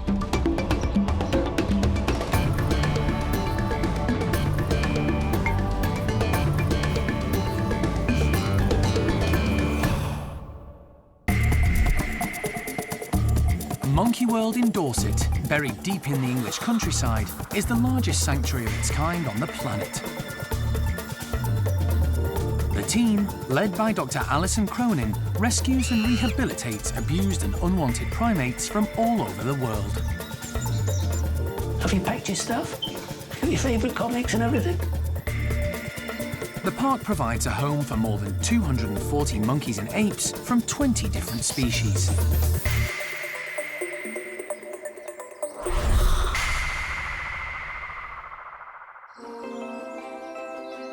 It's the day after the Great Ape Move. Sally's gang have done a house swap with Gordon's mob, because Gordon wasn't happy living next door to the park's other dominant male orangutan, Tuan. Both groups seem to have coped well with the move, but have been kept inside until now. Today, the chimps get to see their new outdoor playground and their new neighbours. I think this is going to be a really good decision for all of our apes across the board. Separating the male orangutans was the priority here. That's going to be really good. And for the chimpanzees, you know, down here at Pavilions, we've already had a lot of chimpanzees down here. 19 in Paddy's group, 15 in the Bachelor, and now we've got Sally's mob over here too. So they just have to get used to the neighbours. So, with lots of other chimps living close by, it's going to be a big change for Sally's group. But they do have a massive new climbing frame to look forward to. Brian's raring to go, so I'm not going to hang about. Brian! Hi, Brian! You ready? And they're off. A very excited Brian leads the way, quickly followed by the others. Despite their squabbles, Brian, Sally, Lulu, Ash and Rodders are a close-knit group. Leader Sally is quick to explore her new surroundings. As is Ash, who heads straight for a bird's-eye view. Lulu is more reticent. She's not keen on change, so it may take her a little longer to adjust. Young Rodders takes it upon himself to do a patrol of the perimeter. He's in for a shock when he finds out who lives next door. Sally is being unusually cautious. She's also being eyed up by the Bachelor boys, who've noticed there are suddenly more females on the scene. To have all of this extra space and height and all of the housing and everything, it's just fantastic, and they should, you know, develop and grow in this enclosure and have a really nice future. With the chimps finally calmed down, it's time for them to meet their new neighbours over the large fence. Tuan and his ladies have been kept inside until now to allow the newcomers a chance to find their feet. Gordon didn't feel easy with Tuan next door, but Brian is fascinated.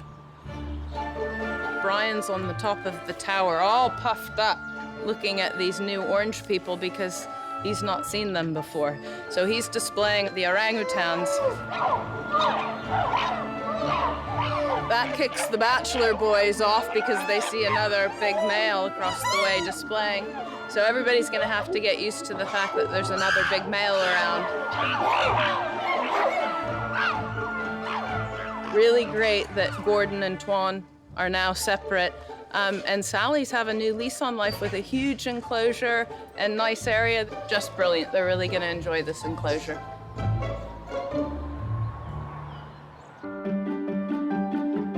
Another group who love their enclosure are the lemurs. There are 9 ringtails currently living at the park, led by female Fennel.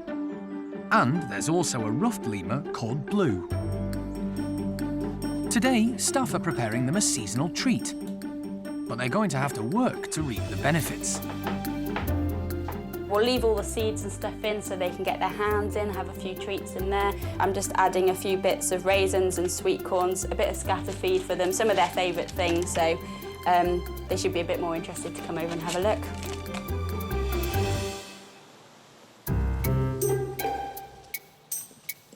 The lemurs are mischievous and have no intention of waiting until Emily has laid all the pumpkins out. With her back turned, Fennel and the dominant male Indiana dig in. Emily has brought lots of pumpkins to give everyone a chance. But Blue has other ideas. She's a law unto herself and certainly doesn't take any notice of leader Fennel. She chases the others away so that she can hog the pumpkins. Blue's doing her usual trick. She does like to think she's the boss in here, trying to chase them away so she gets first pick of everything. Blue loves winding the ringtails up. Hopefully she'll get bored chasing them around soon enough and then the ringtails can come back and kind of have her leftovers.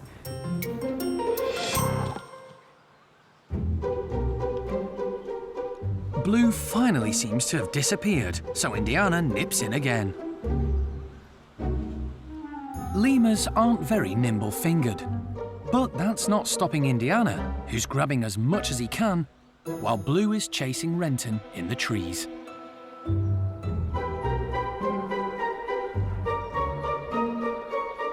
It's Renton's turn now, and he's cleverly using his tail to balance. Even low-ranker Douglas is getting a turn, although not for long. He's spotted Blue. In the wild, lemurs do sometimes eat seeds, although their diet mainly consists of fruit, leaves, flowers, and insects. Confident Fennel targets one of the trickier pumpkins.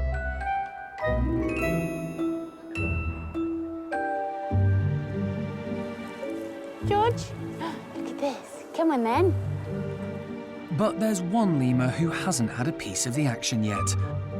Elderly George has been separated from the others because he's rather slow and suffers from arthritis, so isn't particularly agile. He preferred being on his own, so the team have given him a house next door to the others where he can live out his days in peace. George may be old and have stiff limbs, but there's certainly nothing wrong with his appetite. And with Blue safely out of the way, some would say he has the best of both worlds.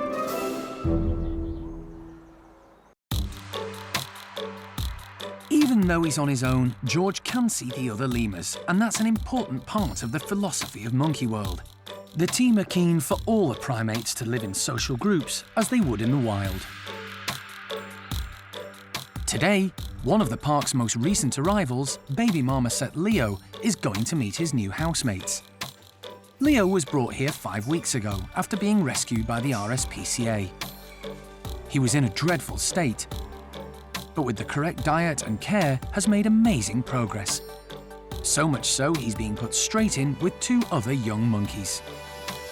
Well, it's really important that Leo goes with marmosets as soon as he can, really. We would have done it as soon as he arrived, but unfortunately, because of his physical condition, we weren't able to do that. And now that he's really improved and he's moving around, we thought, OK, let's get him in with somebody. And it's just good. It keeps him busy, and it means that he learns all of the social skills, which are really important. The 2 marmosets Leo is going to live with are also new to the park. The RSPCA asked Alison to rehouse Fred after they discovered he was living in a tiny birdcage in a house in Bridgend. Fred's got a bit of a weight problem. Fred is different to the other marmosets at the park. It's a Jeffroy's marmoset, not a common marmoset that they thought that they had. So really, that marmoset, Fred is his name, needs companionship of his own kind, or at least another marmoset, and we'll get him back to the park and try and do just that for him. You have a duty of care to that primate, and at the moment, that duty of care isn't good enough. Fred was confiscated because the RSPCA and Monkey World felt his living conditions and his diet were inappropriate. Just a week after Fred arrived, another marmoset was brought to the park, after once again being confiscated by the RSPCA. Hey, little man. And his name? Sammy. Sammy. Sammy and Fred were put together immediately and have settled in well. Fred and Sammy, in some ways, are very similar, but in some ways, they're very different as well. They both love their food, which can cause a few squabbles every now and then. We don't see them interacting an awful lot. They groom each other quite a lot, but generally, they don't play it that much. It's time for them to meet baby Leo. Staff are hoping Fred and Sammy will keep a watchful eye over the youngster. who should really still be with his mum. They're a little cautious at first, but they soon seem happy in each other's company. This is a big change for Leo, who in his short life has only ever lived on his own. He's doing a lot of baby cry, which is a really good sign. It's submissive, and hopefully it will mean that Fred and Sammy will accept him more. He's even gone up to them and started trying to take food off of them. Fred and Sammy do really like their food, so they don't look like they're going to share it anytime soon. Leo has quickly latched on to Fred and Sammy and wants to be close to them. He has tried to jump on their backs a couple of times, which they're not overly keen about, which would have been good because obviously Leo is craving that sort of parent figure now. But as long as they all get along and everybody gets a share of the food, then that will be really ideal for us. Fred, Sammy and Leo are the latest in a huge influx of marmosets to the park and are all victims of the British pet trade. But space is fast running out, and soon the team may have to start turning away small monkeys like these.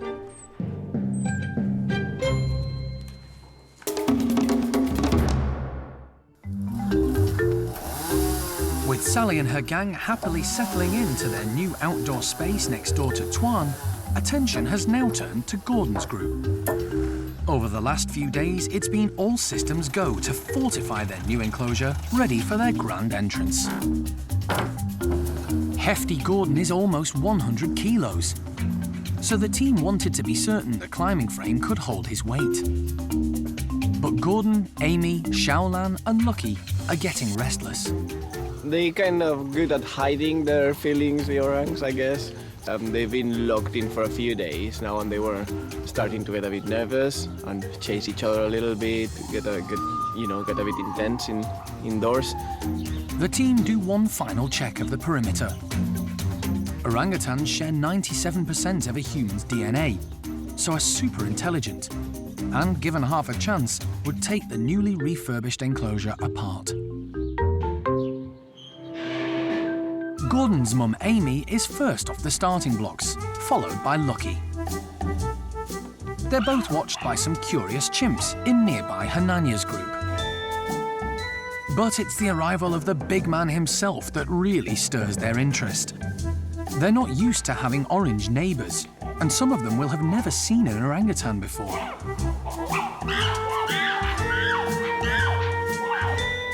Despite his size, Gordon is surprisingly agile, and the chimps seem mesmerised by him. At his old enclosure, Gordon was overlooked by the bachelor group of chimps, so he takes Hananya's mob all in his stride. He had a look at the other chimps next door, went up the towers, had a look from there. I didn't see him agitated in any way or about to lose it like the chimps were, but yeah, that's just the way they are. Lucky has already started to test the foundations, while Xiaolan decides to inspect the new climbing frame. She's a shy orang and likes to spend time on her own. Meanwhile, inquisitive Amy is keeping the keepers on their toes. Yeah, I don't think that's a very good idea. I might have to sacrifice that. Yeah. Amy has a large appetite and has spotted a plant she might be tempted to eat. But Jeremy's concerned it could be dangerous for her.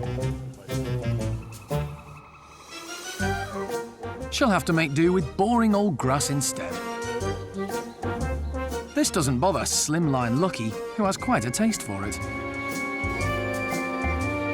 As for Gordon, well, there's no stopping him. He seems delighted that he no longer has rival male Tuan watching his every move.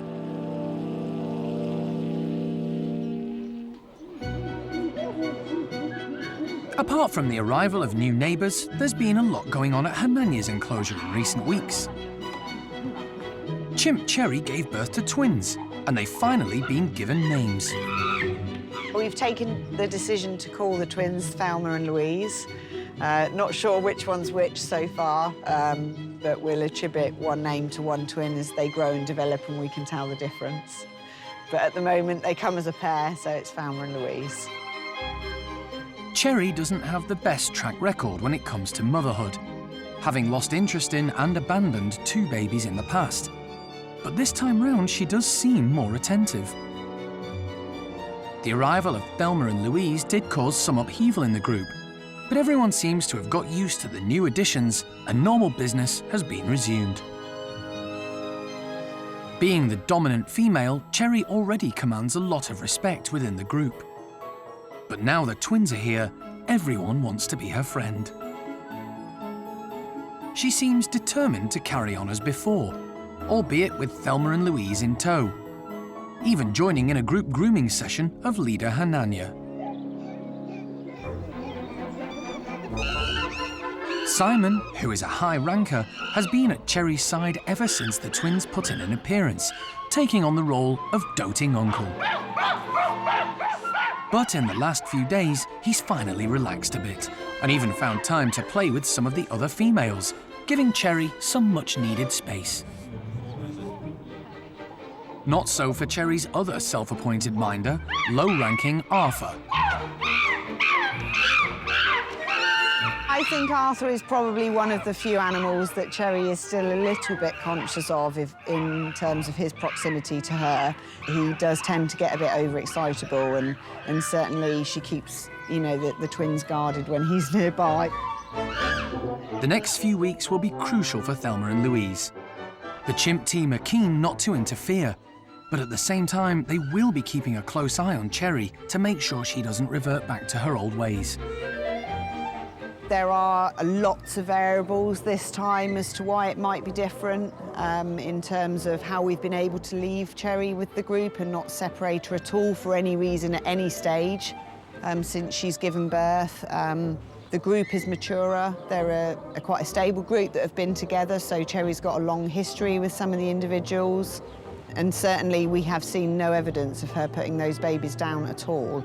Not even for a moment. And what an achievement if she rears those twins. You know, she's a special trimp with a really important role to play in this group. But if she manages to rear those twins, then, you know, she's really going to have a special place in everybody's heart.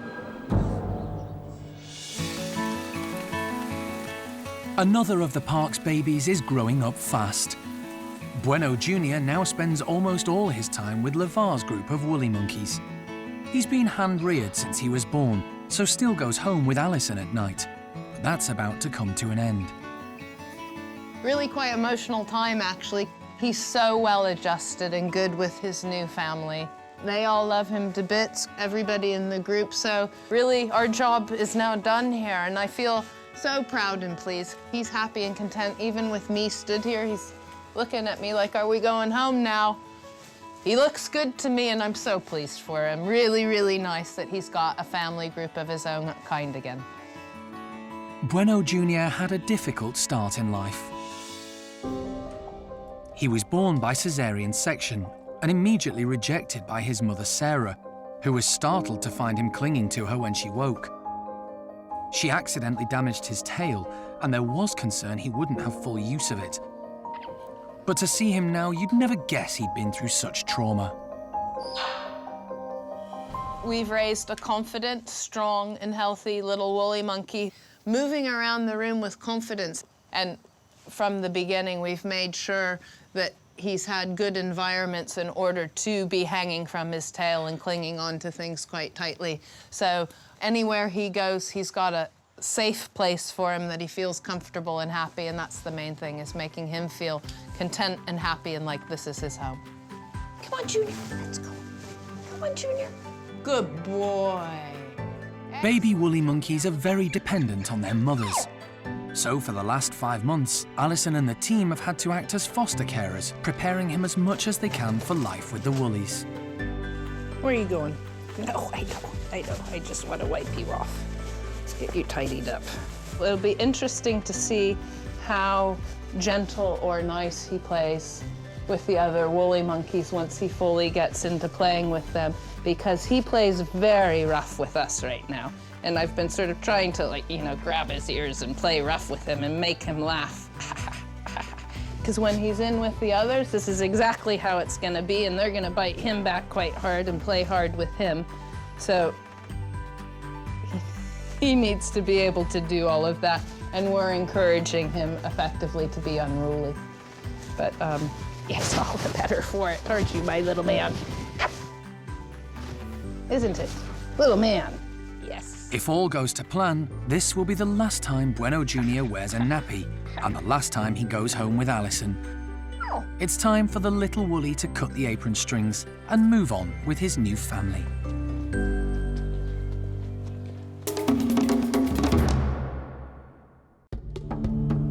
Next time on Monkey Life.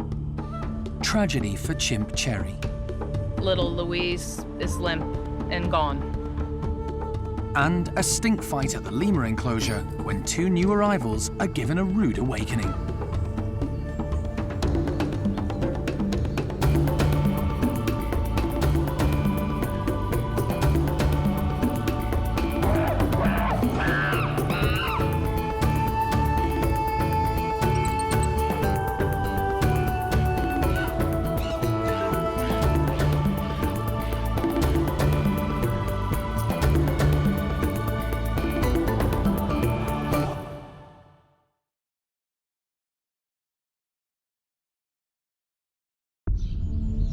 Today on Monkey Life.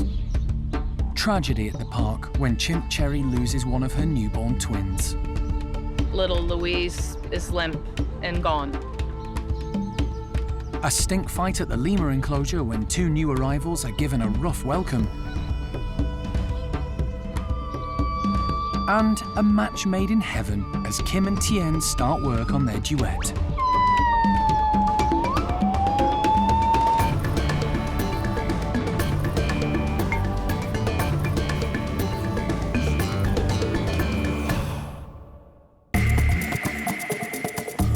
Monkey World in Dorset, set deep in the English countryside, is the largest sanctuary of its kind on the planet.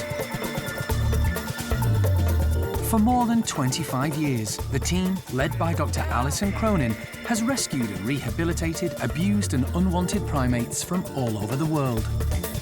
You take a look at her and she's an old dear. The park now provides a home for more than 240 monkeys and apes from 20 different species. Its aim is to give them a safe and happy life in as natural environment as possible.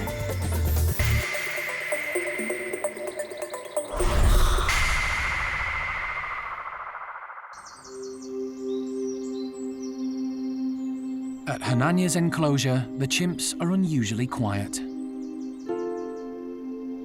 Baby Louise, one of Cherry's newborn twins, has died. We've had a bit of a tragedy. Came in and first thing this morning, little Louise is limp and gone. But Cherry is still clinging on to her little daughter. Doting Simon hasn't left her side. Because Cherry is such a good and focused mother, she's still carrying around little Louise and looking after her and caring for her and wishing her to still come back to life. You know, it's the kind of thing that you'd almost be in disbelief. I can't speak, I've never lost a child, but I can only imagine that somebody who has would want to hold on to that little baby and will it to take another breath. While Cherry is refusing to let go of Louise, her other twin Thelma is a little bewildered and holding on tight to her mum. It's really a little bit of a difficult and worrying time because whereas she's having to focus so much attention on supporting and carrying Louise and her little limp body, Thelma is having to cling tight and actually support herself a little bit more because Cherry's attentions are on Louise. Peggy and Arthur are doing their best to comfort Cherry and Thelma. Arthur has been besotted with the twins ever since they were born. Alison is puzzled over Louise's death. I'm not quite sure why she passed away. We know that the survival of multiple births is not likely in non-human grade apes, but we're gonna wanna know why. I want to know why, but we're gonna have to get Louise off of Cherry at some point in time. My gut instincts say that she hasn't had major trauma, she hasn't wasted away, and to me, the only thing to leave a perfect little healthy body like that is maybe she suffocated. And looking at Cherry and those two babies, Louise was always tucked sort of down and under lower, sort of around her waist and carried a bit lower. And when she would make nests at night, Louise was always tucked right down in amongst everything, whereas Velma was sort of more front and center and up high. I'm wondering if there was just a very sad tragedy in the night at this point, and this is just speculation, but if when making the nest and falling asleep, you've got Velma, Cherry, the nesting material and everything, is it possible that little Louise was just sort of trapped in amongst all of that and couldn't get enough air in and simply suffocated and went in the night? But it is just a guess, and Alison believes it's important to find out exactly what happened. As soon as we are able to get hold of Louise, I would definitely send her off for a post-mortem, mainly just because I want to know if there was anything that we should have seen, could have done for her, and perhaps more importantly, is there anything that we should be doing for Velma? If animals die, a lot of the time, the information that you gain from tragic situations can be even more important than you gain from wonderful situations, because it will help you avoid tragedies in the future. So yeah, if we can get hold of Louise, we'll definitely be sending her off for a medical exam.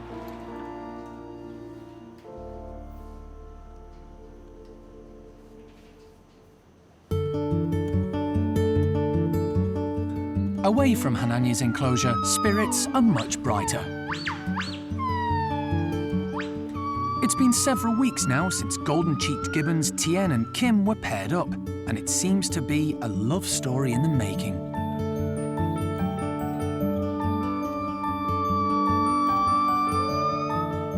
Tien used to sing with his family, but started singing on his own a few months ago. That was one of the reasons staff knew he needed to move, as male gibbons do this when they're ready to look for a mate.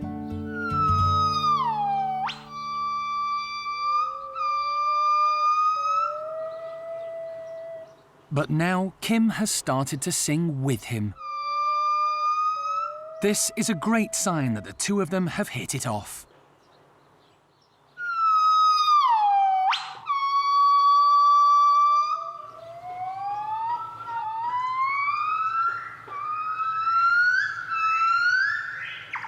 Golden-cheeked gibbons are found in Vietnam, Cambodia and Laos, and in the wild they sing a short duet most mornings.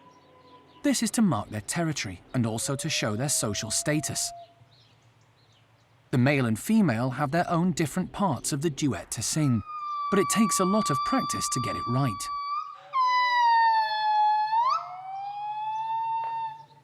Kim's song is far from perfect. She hasn't got the hang of the big, high, strong notes yet. But she is hitting the smaller notes, and generally they're in the right place and at the right time.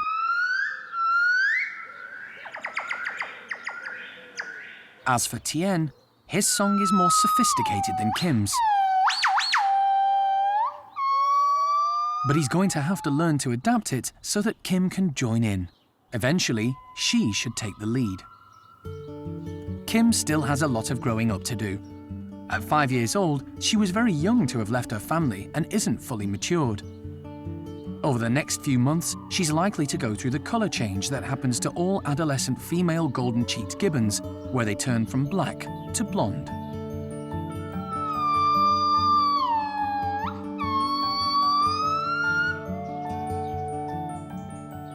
They may not be the most tuneful of gibbons yet, but Kim and Tien certainly seem to have got off on the right note.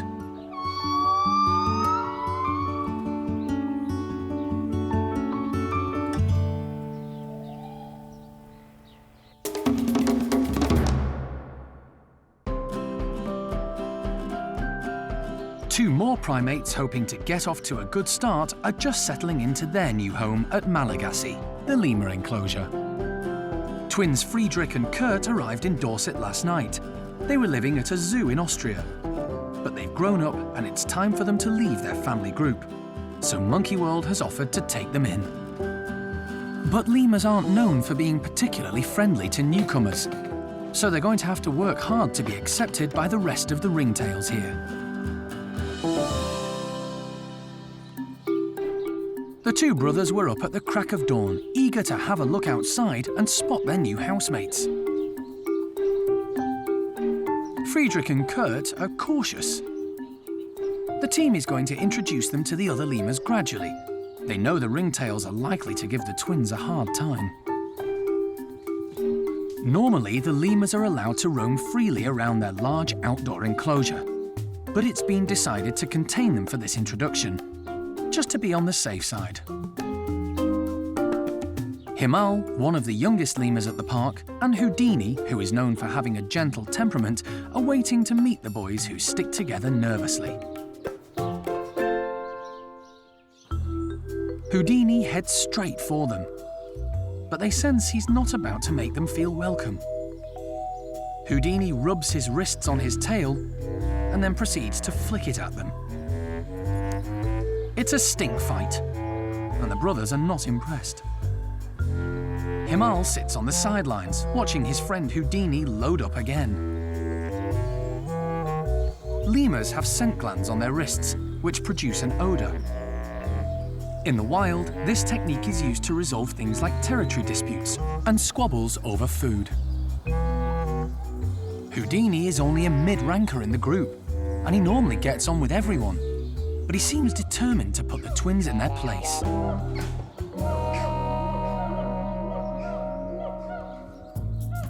It's time for some of the others to get in on the action, and they all seem keen to make their mark. Dominant male Indiana starts scent marking, and Renton follows suit. Kurt shows he's no pushover by trying to claim a bit of territory for himself. But the lemur Kurt and Friedrich really need to win over is leader Fennel. Females are in charge in ringtail society, and she can protect them if she's on side. The brothers decide the best way to impress her is by throwing her some stink.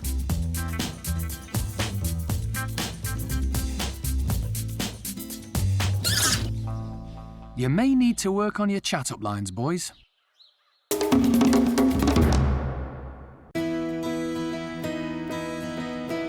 There's excitement at Oaska's woolly monkey house. Zingu is pregnant. These South American primates are highly endangered in the wild and extremely difficult to breed in captivity. So this is great news, especially as Oaska is the father. He's extremely valuable to the breeding program because he's wild caught and has only had one baby so far, so his bloodline is very important. It's tricky for the team to guess when the baby's due, although staff do keep detailed records and they know that woolly pregnancies last 7.5 months. Well, when we look at Zingu's chart, which is just here, Zingu was seen mating around about March time. So when we're looking at it now, it means that she's probably only got another few weeks to go. This isn't the first baby for Zingu. She has had one before, but sadly she lost it early on as a result of a bacterial infection. Zingu's baby, unfortunately, did pass away at about 9 days old. Fingers crossed it's all going to go well this time. All we can do really is make sure that Zingu is as healthy as possible. Despite the tragedy, Zingu did show great maternal instincts, so the staff are very hopeful. Zingu's going to be a fantastic mum. I can't wait to see her with a baby again. She's so attentive, she's so proud of her baby as well. The last time when she'd given birth, she sat at the window of the house and waited for us to come in and see her, and she showed the baby off to us, and we were just so proud of it, but very, very protective of it. So she was a brilliant mum. Zingu has learned a lot from her mother Urema about how to rear babies. Urema is now the dominant female in Chippy's group and still has 2 children to look after, 2-year-old Ava and 4-year-old Enzo. Although Chippy is the boss in his group, it's Urema who rules the roost. Fruit makes up a large part of a woolly monkey's diet, and today they've been given a special treat of grapes on the vine. But they're having to work for them. Paolo is now 6 years old and very confident. He has no problem getting to the grapes, but suddenly develops butterfingers. Bronco, who's a boisterous young male, has chosen a basket further down and goes off to enjoy his reward in peace, leaving Chippy to nip in and feast on the leftovers. Bronco doesn't seem to mind. There's plenty for everyone. Chippy is using his prehensile tail, which acts as a fifth limb, to get to the goodies. And young Enzo is copying him. But he hasn't quite mastered the art and gets himself tied up in knots.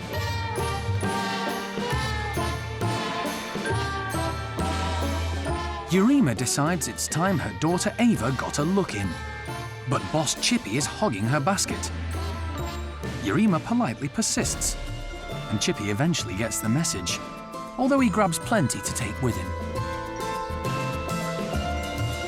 Ava seems quite happy fishing out the grapes on her own, so Urema leaves her to it. But greedy Paolo is waiting in the wings and swoops as soon as the coast is clear. Ava gives up on the grapes. She's decided there's an easier way to get food. So while the others are still munching on their grapes, she hunts out her mum again, whom she's still feeding from. Zingu has all this to look forward to.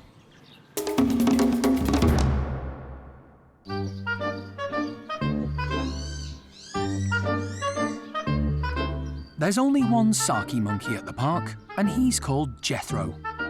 The team don't want any of the residents to live alone, so have tried to introduce him to several different primates since he arrived 2 years ago. Recently, he's been living with cotton-top tamarin Uncas, who was also on his own, having lost his partner Alice. And, for a while, the unlikely pair did live quite harmoniously. But they've had a squabble, so they've been split up. Jethro is now living with the squirrel monkeys, who he's lived with before. And that seems to be going quite well. He doesn't interact with them very much, but seems to enjoy their company. He also loves their big enclosure, where he can potter around and sunbathe to his heart's content. As for Uncas, well, he's about to have a new playmate. The staff are making a few modifications to the house, as an elderly male cotton-top who has recently lost his mate is due to arrive any time. We don't know exactly what his mobility's like, but it could be that it's not that great. So we just want to put enough in so that we know that he can get around well enough. Obviously, he's going to be a bit unsure. It's a new room and new people as well. So we just want to try and make him as comfortable as possible. And if he arrives and he's moving around really well, we can always take some of it out. And also, if he seems to be struggling still, we can add more in. So it's just to try and help him out, really.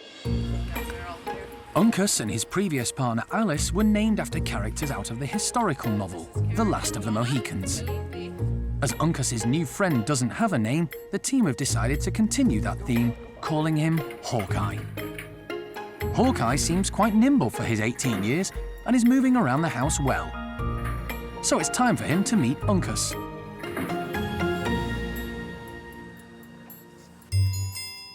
Uncas goes straight over to introduce himself.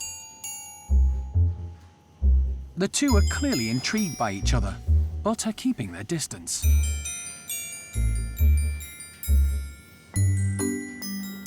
Uncas moves around the room, keen to let this newcomer know that he was there first. Hawkeye decides to retreat to a back bedroom. Maybe he needs some time to adjust. But Uncas is hot on his heels, determined not to let him out of his sight. Whether Hawkeye likes it or not, he seems to have acquired a new best friend.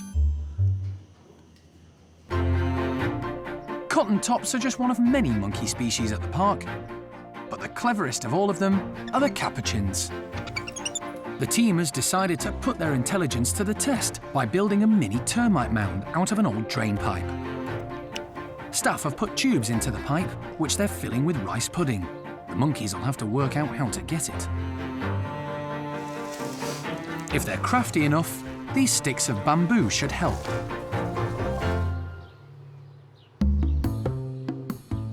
Felipe is first on the scene.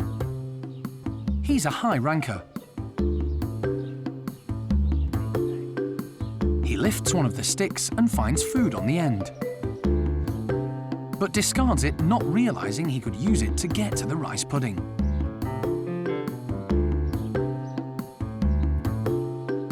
A crowd is now beginning to gather, and young Fabian is next to investigate. He too grabs a stick and tastes the rice pudding, but again throws away the secret weapon. When he tries to go back to the hole, Felipe scares him off. Marcy has joined Felipe now, and brave Fabian tries to sneak around the back. But Felipe spots him. Marcy and Felipe are baffled, so Felipe decides to call it a day. It's time for leader Winslow to show the others how it's done. But with no bamboo sticks left in the holes, he's not sure how to proceed, so tries to get to the yummy treat with his fingers, with high-ranking Fiona joining in. Meanwhile, young Fabian is hatching a plan. Frustrated Winslow has resorted to licking the pipe for any smears of rice pudding. He may be the boss, but on this occasion, he's lacking the brains. Winslow gives up and bows out. Fabian immediately leaps back on. He has an idea which he's desperate to try. Top marks for Fabian, he's cracked it. But before he has a chance to indulge, Felipe's back. However, he hasn't been paying attention. He tries to work out what Fabian's done, but hasn't a clue.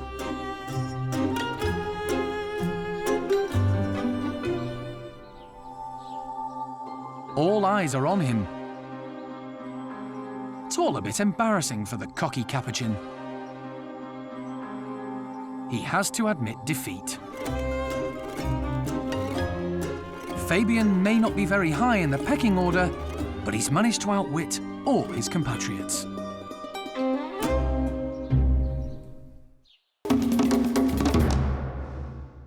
Next time on Monkey Life, a special trip to Vietnam for Alison to release 2 more golden-cheeked gibbons back into the wild. We're just a short trek now away from the release site. So far so good, and they're looking good. But there's trouble when a rival male appears on the scene.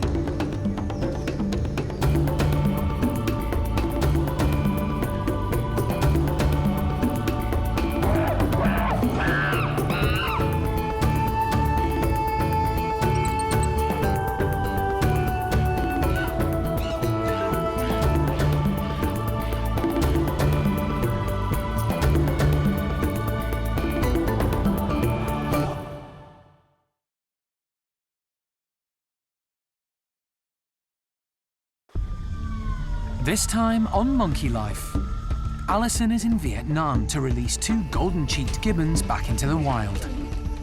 We're just a short trek now away from the release site. So far so good, and they're looking good. But there's trouble when a rival male appears on the scene. We've just heard a big crash. It could be Lim Win. I don't know. They're all chasing around, but we'll go and see. Down but not out. Will Lim Win manage to find his mate Misu again?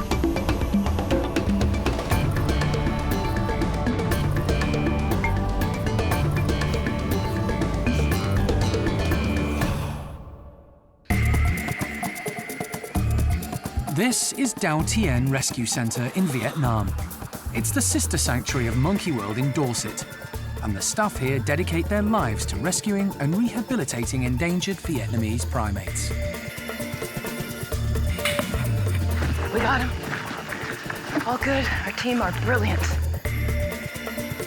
Alison has travelled 6,000 miles from the UK to visit the centre, which lies 160 miles northeast of the capital, Ho Chi Minh City.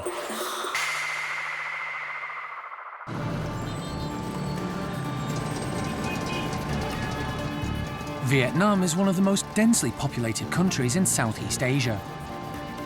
Monkey World decided to open a centre here because, outside of its bustling cities, it's rich in exotic species, but struggles with the illegal trade in wildlife. Alison makes regular trips to Vietnam, but this time she's brought along wildlife vet John Lewis. It's 5 years now since we've been working in southern Vietnam, and it's time to sit down and take stock, really. We've rehabilitated and released pygmy loris, black-shank Duke-langurs, and golden-cheek gibbons, and after 5 years, it's really, we need to look at our success and our failures, because there's been a little bit of both. So it's time to make a plan for the next 5 years.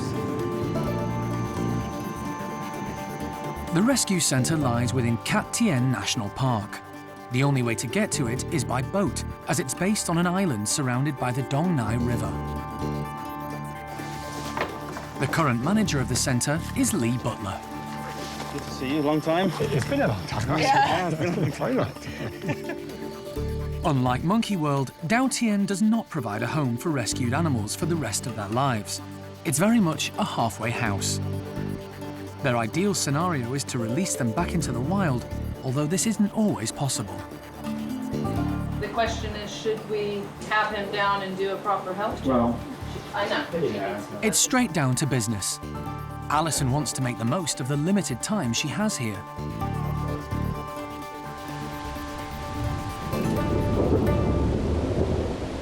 But during the afternoon, the inevitable heavy rain clouds gather, bringing an abrupt end to their first day's work on the island.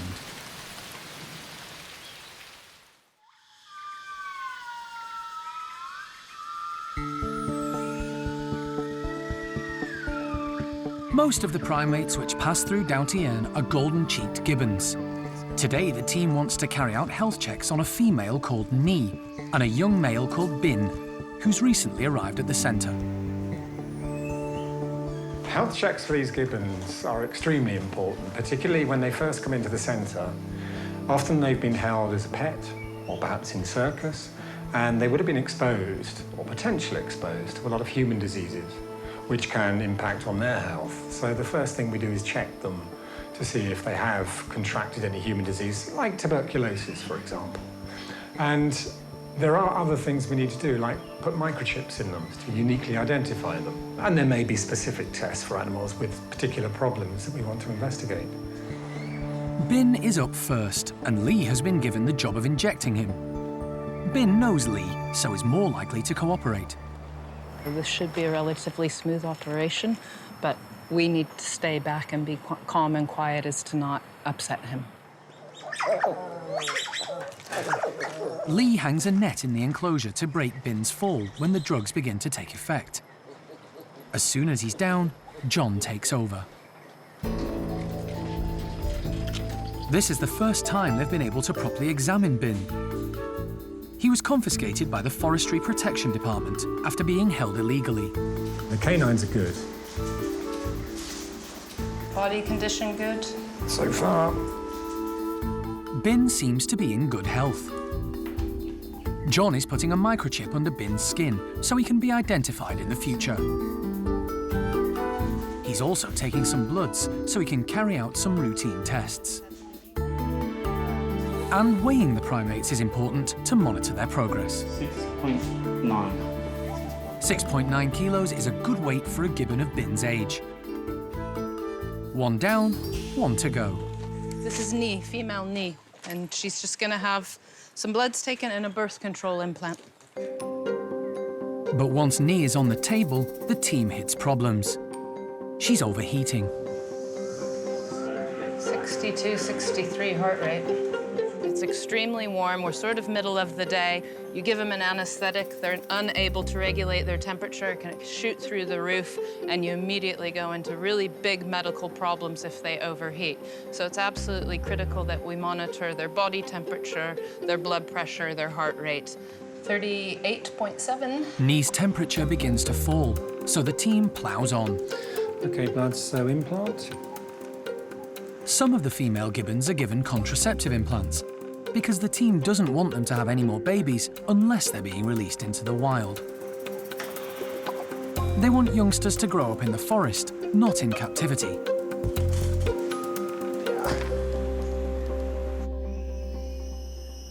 As well as golden-cheeked gibbons, Dao Tien also looks after two other native species: black-shanked Duke-langurs and pygmy loris. During her many visits to Vietnam, Alison has observed the illegal trade in pygmy loris firsthand. Most are stolen from forests, either for the pet trade or they're killed and their body parts are used in traditional medicine. Baby Huai is the latest loris to end up at Dao Tien. He's just 15 weeks old. His mother came to us as a victim of the pet trade. We know she was a victim of the pet trade because her teeth had been removed, which is quite common for pet trade loris because they have a venomous bite. And so she came in pregnant and gave birth to little Huai with one other infant. Sadly, Thor, the mother, and the other infant died. We think predator attack. So sadly, little one here is having to be hand-reared, but is doing really well under the circumstances. He's very strong. He's got a very feisty little personality.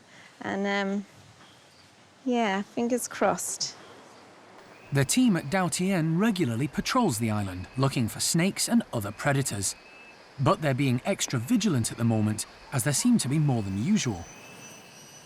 A monitor lizard could easily take out a loris. Heavy rain showers are part of life in Vietnam, and the team has to work through them. Lee and John are on their way to a city called Binh Hoa, with 2 golden-cheeked gibbons who need x-rays. Dao Tien doesn't have the specialist equipment needed to do them. 8-year-old Ellie has been at the centre for 4 years. Recently, the staff have noticed she's having a problem with her back and want to find out why. They're also taking a young male gibbon who was riddled with gunshot pellets when he arrived at the centre. They need to know if any remaining pellets are either too close to or have damaged any of his major organs. After a 3-hour drive, they arrive in Binh Hoa. And while Lee checks on the patients, John prepares the anaesthetic. Ellie is of particular concern to John. Since being in the centre, she's developed a profound curvature of the spine. So we want to know what's happened to the bones. And it's difficult without some sort of imaging to identify the exact problem simply by examining her clinically. So we're going for X-ray to start with. For speed, John uses a blowpipe, and she's soon asleep. They need to place Ellie carefully to make sure they get the best view of her back on the X-ray. It doesn't take long for the Vietnamese technicians to produce the images. Okay, let's have a look. The curvature is extreme. There's a kink, for want of a better expression here. I'm not sufficient of an orthopaedic specialist to tell you what's caused that, although for me that looks traumatic. Some trauma, some fall or whatever. But what's surprising, with that degree of spinal deformity, that there aren't neurological problems further down, because you'd expect some degree of spinal cord damage to go along with that degree of spinal damage. So it is still curious, and I'd like to refer that for a better opinion of mine. Once Ellie is safely awake, all eyes fall on the little male called Tien. The X-ray will help John decide whether he needs to operate to remove the gunshot pellets. 3 pellets, I think it was, were removed from just under the skin when it came in. But as you can see, these white spots are lead shot. So there's another 6 shot particles in the body. Now, that may not cause a problem. And if they're not surgically very accessible and the gibbon is behaving normally, I would leave that alone. The only issue would be whether those pellets had damaged some vital structure, and that we can determine clinically. So, with Ellie and Tien carefully back in their travelling crates, John and Lee head back to Dao Tien.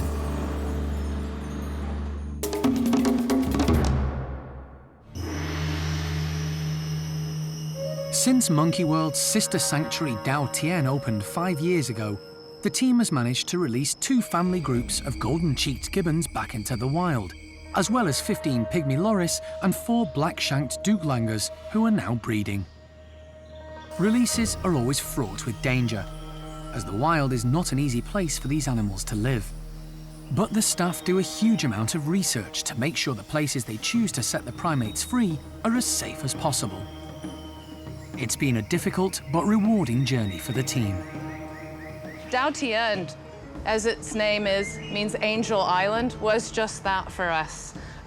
It was a godsend because it ticked all of those boxes we needed in order to get these primates rehabilitated and back out into the wild.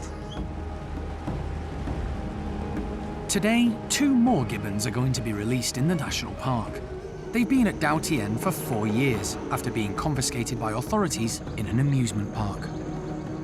Both the female Misu and the male Limwin were originally stolen from the wild as infants, and staff believe they're now ready to be set free again.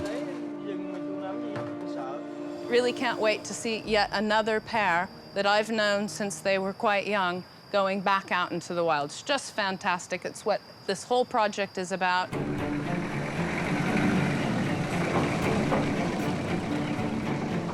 Misu and Limwin have been living in a semi-free area at Dao Tien for the last 18 months to prepare them for the big moment, and so have already had to fend for themselves to a certain extent. We're just a short trek now away from the release site, so we'll get the gibbons quietly, gently off of the truck out to the release site and into their holding pen. We'll stay for the day, overnight, and tomorrow's the big day, so far so good. Cat Tien is a lot safer for wildlife than most national parks in Vietnam because they have more trained forest rangers there who are known as the Kim Lam. The team at Dao Tien, along with Mr. Bin and other Kim Lam, has chosen a site which has good strong trees for the gibbons to swing through and plenty of fruiting trees so they have enough food. They've also done surveys to make sure there are no other gibbons in the area, as they're fiercely territorial. Yes. Fruits that Mr. Bin has just picked up are boa fruit, which is one of the main feed items for the wild gibbons. So he's picked a few up and we'll give them to the gibbons now. So it's fantastic. Misu is released into the holding pen first, closely followed by Limwin. The team needs to keep them as calm as possible. The pair of them really are coping with the move and the release into that cage, that release cage, extraordinarily well. So I would have thought they were good to go tomorrow. The fact that they're eating is a good sign, as it means they're not too stressed. The team always put tracking collars on their rehabilitated gibbons so they can monitor them. This is the directions where you should point. Dr. Curtis Pei, who helped to set up Dao Tien, has flown in from Taiwan to advise Mr. Bin and the Kim Lam, who will follow the gibbons in the months to come. Strong. Once Misu and Limwin are settled, they're left alone to adjust to the new smells and sounds around them.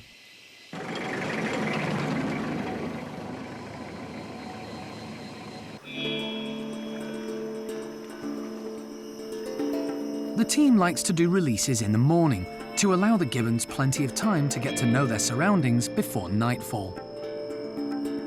Misu and Limwin are waiting expectantly when they arrive. This morning they will have been given a little bit of food inside of the cage, but really what we want them to do is to come out and start going after the wild fruits in the area, because we know that this is a really good quality of forest and there's plenty of food out there for them. So we've got a few people here to be following them today, and we'll just have to see how we go. But fingers crossed for Limwin and Misu. It's been a long way to get them here.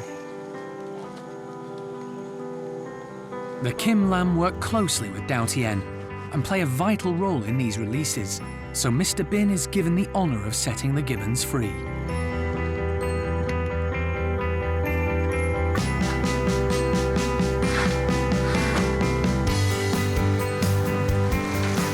Misu lets Limwin take the lead.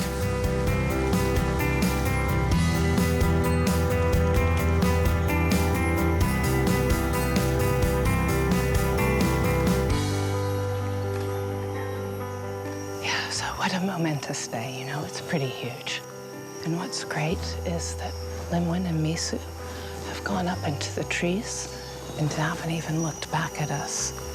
I think we've got all of the boxes ticked and just really pleased for them.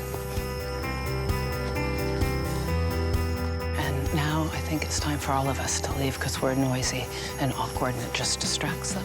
And we'll come back tomorrow morning, get out the telemetry gear and see how far they've traveled, if at all. So, really good day.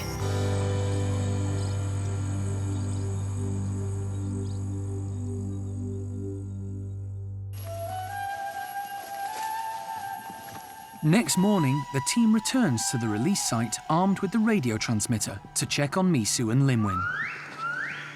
And they hear them calling. This is it. That's them calling.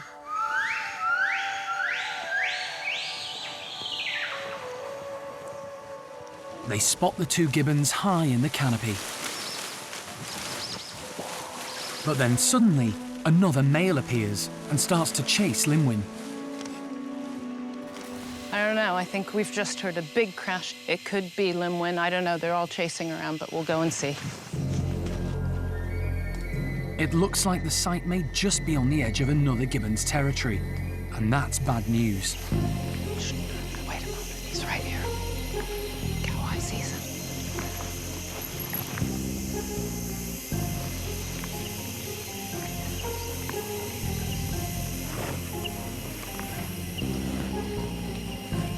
They spot Limwin on the floor and now have to make the difficult decision as to whether to intervene. It's possible the other male is trying to pair up with Misu. We've got Limwin down on the ground, which for a gibbon is always a bad sign. We just need to know right now that actually he's physically fit, and I'm not entirely sure. They decide they have to try to help Limwin. We're gonna try and push him to the cage. But he starts moving. He's up. We back off. Back off. Hello, my friend. Limwin seems okay, just a little shell-shocked. I think he's healthy, but he's only staying at this height and he's frightened. We've got a standoff right now between Limwin and the rival male that came into the area this morning. Limwin's down low on the ground. Misu's left, probably waiting to see which male's going to be the winner. And we just now need to make sure that Limwin can find himself a place up off of the ground. We can't leave him here down low. He won't survive. So, tense time right now. And he's fit and he's healthy, but he's terrified and staying down really low. So we're going to have to work on this and monitor this for a bit.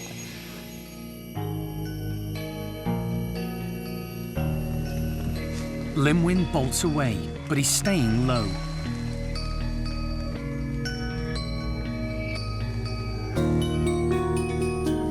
As he heads deeper into the forest, the team tries to track him using the transmitter.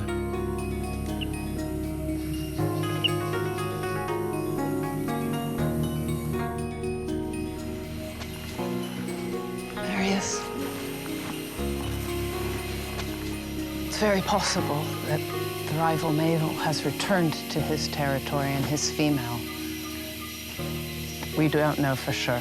We do know for sure with the radio collars that Limwin's still over in the trees here, not terribly high, and that Misu's up the road this way. He's got to get his act together and get back up into the trees and get strong. Otherwise, we can't leave him out here. Limwin and Misu's future is not guaranteed. Only time will tell whether the rival male will be successful and take Misu away as his mate. The wild is wonderful and the best place for gibbons, but it's not always the safest option.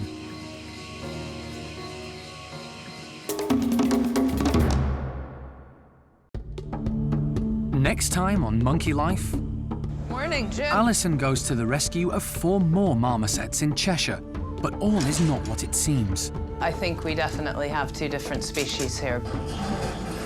And it's all change at the Orang nursery to make way for an orphaned baby from Hungary.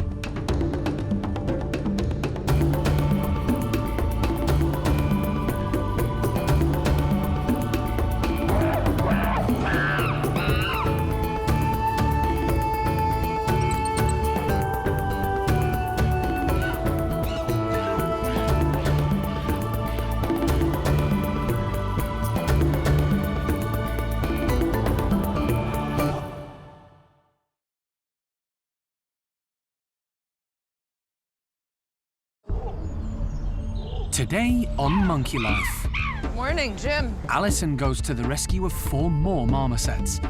But there's a surprise in store. I think we definitely have 2 different species here. It's all change at the orang nursery to make room for a baby who's on his way from Hungary. It's very, very important that he can meet other young orangs and possibly foster mothers. And a specially built enclosure to keep baby woolly Bueno Junior safe.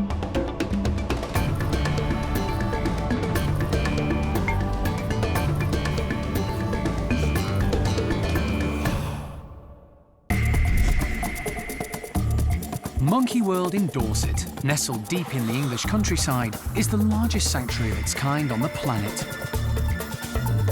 The team, led by Dr. Alison Cronin, rescues and rehabilitates abused and unwanted primates from all over the world.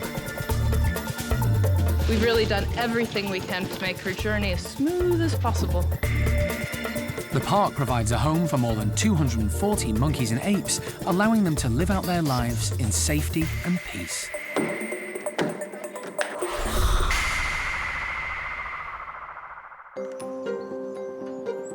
The recent influx of marmosets to the park is continuing to be a problem. Building work has started on a new marmoset complex, but it'll be a while before it's ready to take any residents. Today, Alison is heading north to Cheshire to pick up 4 more little monkeys, once again victims of the British pet trade. She's been contacted by a pub landlord who's moving out and can't take them with him. But she's confused about the information she's been given. The photographs that came through, it's very clear to me that he doesn't have a group of common marmosets. He has a female common marmoset and what appears to be 2 completely different species.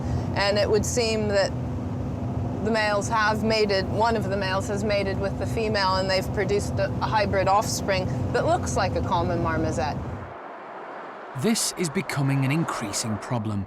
Unscrupulous dealers are selling primates as one species, when in fact they're something entirely different.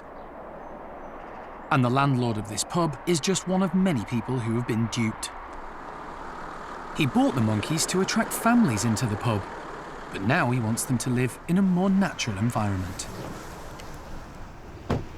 Morning, Jim. Jim McPhee is one of the better owners. He's tried to give the marmosets a decent home by building a large outdoor enclosure and feeding them the correct diet. But like so many owners, he doesn't have the knowledge to look after them properly, and he's had to spend a lot of money. And for the 3 marmosets, how much did you pay? I paid £3,900. Approximately everything probably costs something in the region of about 8,000 to 10,000 an hour. It's very sad. Inside, the monkeys are being kept in a bird cage. Hey, you, so you're one of the little men? Hi, you. Oh, your ears are laid back. Not common marmosets, I don't believe. So Alison's suspicions are confirmed. Jim thought he'd been sold 3 common marmosets by the pet shop, but he was wrong. I've seen 3 of the marmosets, the 3 adults, and I think we definitely have 2 different species here. But, you know, once again, I'll reserve judgment until we get them back to the park and they come out of their nest box and we can see them moving around. But the 2 boys look distinctly different to me than a common marmoset, so my gut instinct says that we have 2 different species. Along with the 3 adult marmosets, there's also a baby, which belongs to the female. So it's baby rice or baby milk? There's different types. I give them various, I think I've given them about 3 different types, banana flavoured. Jim gives Alison a detailed list of the food he's been giving the monkeys. It's clear he's made a big effort to try to care for them properly. These marmosets are lucky in having had a good owner. In most of the cases Alison sees, they're in a much worse state. All really good, and he's done a really nice things, and we'll take good care of his monkeys. So, we'll see you later. I'll give you a shout as soon as we get back home. So it's all changed for these little marmosets. In just a few hours' time, they'll get the first glimpse of their new home.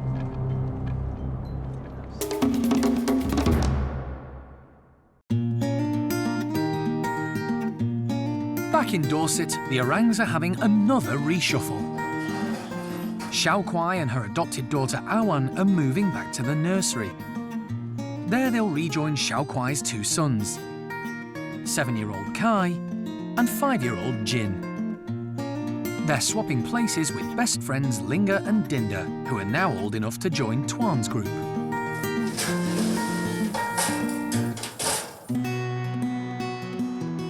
The reason for the switch lies in the Hungarian capital, Budapest. The zoo there has asked Monkey World for help because they have a young male Sumatran orangutan in need of a new home. Bulu Mata, whose name translates as eyelashes, has had to be hand-reared for the last 3 months because his mum tragically died when he was only a few days old. Monkey World runs the European creche for orphaned orangutans, and the primate care staff have years of experience in looking after youngsters, so it's the obvious place for Bulu to go. We had a contact with Monkey World, and I was very, very pleased to get a very, very positive answer that they are really ready to receive this animal. It's very important in the future of this orangutan, particularly in terms of social life, because the general care we can give him. It's very, very important that he can meet other young orangs and possibly foster mothers.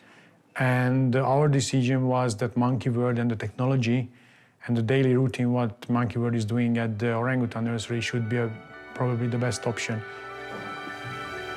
The keepers at Budapest Zoo have been socialising Bulu with the other orangs, including his dad and sister, as much as possible, so that he doesn't become too human-focused. We hope that it will help him during the introduction process in Monkey World. He can smell, the others can a little bit touch him, he can feel an orang. So for the future perspective, I think it's going to be very, very hopeful. It's hoped that Xiao Kuai will act as surrogate mum to Bulu, which is why she's been brought back to the nursery. She's very maternal and over the years has proved to be a great mother figure. And she took on Awan when her mum rejected her. An added bonus is that she's still producing milk. But whether her milk is of a good enough quality or quantity, no one knows. And it is a gamble that she'll look after Bulu. The team are hoping her instincts will kick in once again when she sets eyes on him.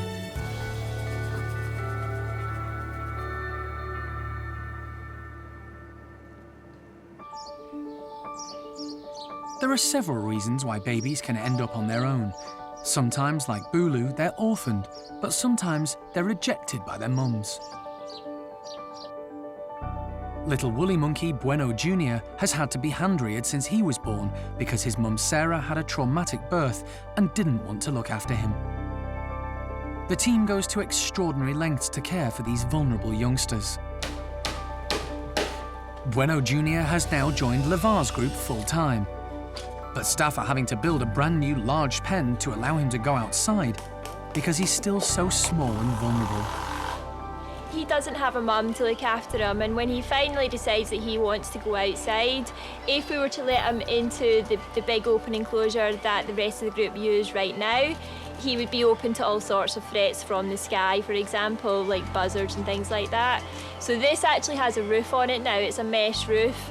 So he can still see the sky, but nothing can get to him. So he's going to learn what trees are and what the grass is and all sorts of things out here before he's then big enough to go out into the big enclosure. The team is going to get the whole group to test the enclosure, so they've brought some tasty treats to tempt them outside. The woolies watch on, intrigued. Ready? Yeah, go ahead. They all seem eager to explore. Leader Levar immediately gets territorial and starts scent marking.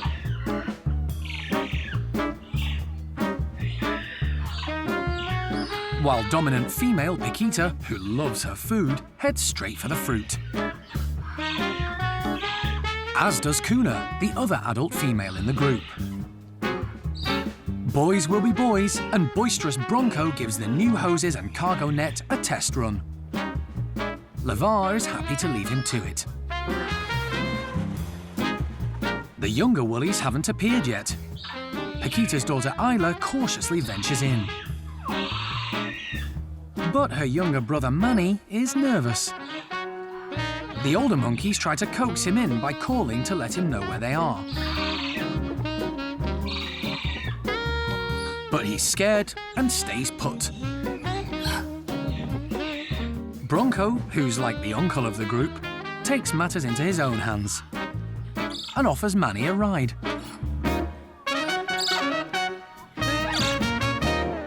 Bronco has actually nominated himself the protector of this group. He's just really nice, especially when it comes to the youngsters. He adores his females, and whenever they have babies, he's just right there beside them, making sure that the babies are okay. So it's actually quite nice to see Bronco do this. Manny looks a little bewildered, but at least he is outside. The reason this new enclosure was built was because of Bueno Junior, but he's still in the bedroom.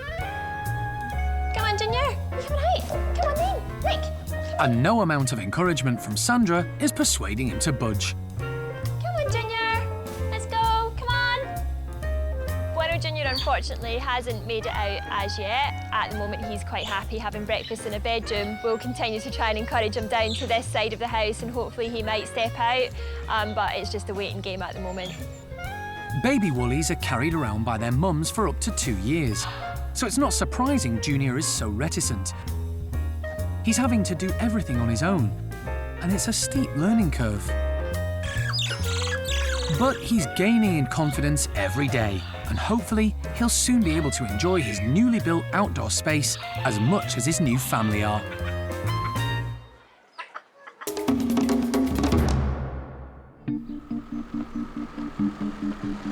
Alison is just arriving back at the park with 4 new marmosets after a long journey from Cheshire. There are 2 males, 1 female, and a baby, but Alison is still unsure of their specific species. We can make a decision about what we think they all are. The family are going to be put in a bedroom together for the time being, until the primate care staff have had a chance to see how well they all get on together. They seem eager to explore their new surroundings, and the first signs are hopeful. Of course, this is the first time I've actually been able to see them move and run because they were all tucked up this morning, so they look pretty good. She's definitely in charge and quite stocky and robust. The boys look sort of scrawny, but that might be because just the fur's missing and they look that way. So we'll keep an eye on them, and the youngster's fine and very independent, because right now the 3 adults are sort of sticking in this side and the youngster's over in the room next door. The 3 adult marmosets have already got names. The large female is called Little Red. She's a common marmoset. But the 2 males are a puzzle. One is called Brass, and the other is Evie. The dealer who sold him originally said he was a she. But the baby has yet to be named, and animal manager Jeremy has had an idea. Jeremy hit the nail on the head. Basset, because he's all sorts. So he's got all sorts mixed up in there. In the wild, marmosets live in small family groups, and that's how the team like them to live here at the park. Hopefully, these 4 will get along harmoniously, but if for any reason there are problems, they could separate Little Red off and put her in with another male. We'll have to wait and see how they develop and how their relationship goes and if they stick together. But really pleased, they're looking good.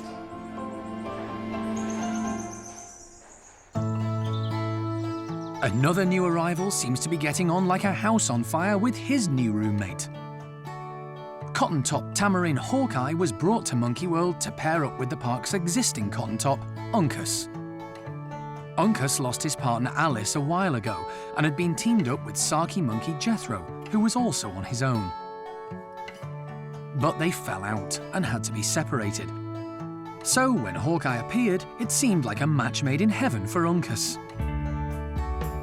And since they've been together, he's been much happier. This is definitely an old geriatric couple. We don't know Uncas's age, but you just have to look at him and see that he's getting on a little bit now. He's in his latter stages of life. And Hawkeye himself is really elderly as well. He's about 18 years old, which is really quite old for a cotton-top tamarin. So, yeah, they're both, none of them are spring chickens, so, you know, you don't see them flying around the enclosure. But if you see one, you'll definitely see the other. They don't spend an awful lot of time apart from each other. In the wild, cotton-tops feed on, amongst other things, sap from trees, which gives them many of the minerals and nutrients they need. In captivity, this is substituted by a natural gum made from hardened sap. The tamarins absolutely love the gum. It's probably their favourite time of the day. Along with the insects, yeah, it's definitely a favourite. Come on! Uncas has a healthy appetite. He's using his long tongue to lick the gum out of the holes in the log. Hawkeye isn't far behind. In the wild, cotton-tops gouge out holes in the bark of trees with their teeth to get to the sap. Cotton-top tamarins are one of the most endangered primates in South America. There are less than 1,000 of them left in the wild. They get their name from the long white hair flowing around their black faces, like a mane of white cotton. The keepers haven't made it easy for Uncas and Hawkeye. They've suspended the logs around the enclosure to encourage the two cotton-tops to get some exercise. Hanging them on ropes tests their agility, balance, and strength. It's still really important to keep them active and to keep them busy. If we just made everything simple for them, then what's the point really? They're just going to sit there and get old. So anything that we can do to keep them busy, as long as they're obviously still able to do it, it's still important to try and keep them stimulated. Cotton-tops are social animals, so it's great that Uncas now has another friend to grow old with. At Hernania's house, the chimps still seem rather dejected after the tragic death of one of Cherry's twins, her 2-week-old daughter Louise. But the post-mortem has proved interesting. Little Louise had a hole in her heart. And it was 2 to 3 millimeters in size. Now, that doesn't actually sound very big, but if you look at the tip of, say, a pen, that's probably about 2 to 3 millimeters. And if you put high-pressure fluid behind it, i.e. a heart pumping blood from one side to the other, that's a fair amount of fluid that's not going the correct direction, let's put it that way. As it happens, the post-mortem can at least relieve our concerns and worries that we missed something. There was no way we could have known that Louise had a hole in her heart. So good to know. Doesn't make me feel any better, and I'm still terribly sad for Cherry and terribly sad for the group and for Velma, who gets to grow up in the group, albeit a fun group, but it would have been nice if she had her sister with her to sort of grow up together and be able to play together. Morning, guys! To try to cheer the chimps up, the primate care staff have planted coconuts and chestnuts all over the enclosure. Chimps are very intelligent, but these can be hard nuts to crack. Hernania is so busy putting on a display for the others that he's missing out. High-ranking Johnny knows with so many chimps around, you have to grab what you can, when you can. A philosophy Simon also subscribes to, although he prefers chestnuts to coconuts. The boss is still too busy throwing his weight around to notice the treats are disappearing fast. Grabbing the coconuts is one thing, getting into them something else, and all the chimps have different techniques. Tutti is nothing if not determined. And eventually, perseverance pays off. For some. Johnny hasn't had any success so far, and is now trying brute force. But still getting nowhere. Clever Tico, who is second in command, is using his brains. He's sharpening a stick and pushing it into the husk to get at the milk. Watched by an admiring honey.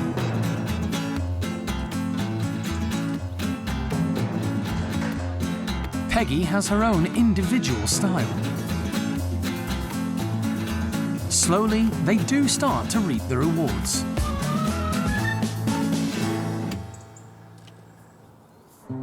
Meanwhile, Cherry is looking after her remaining twin, Thelma. Even before Louise died, there was concern amongst the team as to whether Cherry would continue to care for her babies, but she's proving her doubters wrong. Right now I'm feeling pretty optimistic and good. Actually, more optimistic and good than I was when she had the twins.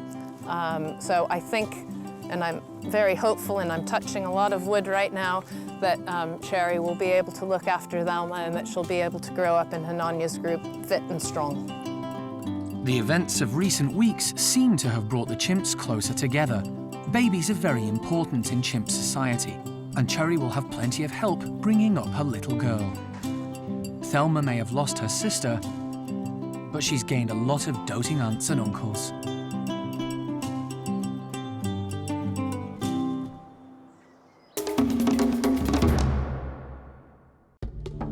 Next time on Monkey Life, all eyes are on Xiao Kuai to see if she will become baby Bulu's new mum.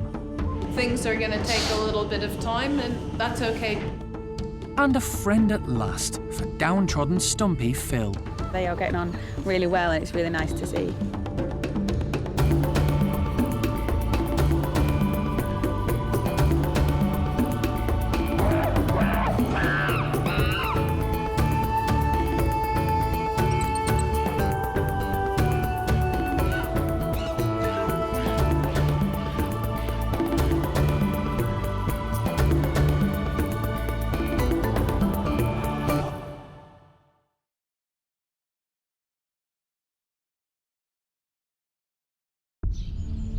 This time on Monkey Life, baby Bulu needs a mum, but will Xiao Kuai step up to the mark? You are conditioned to leave other people's babies alone. It can be really dangerous. Exciting news for woolly monkey Zingu. We've finally got our baby that we've been waiting for a very long time. And flirty Scarlet uses all her charms to try to woo boss Erico.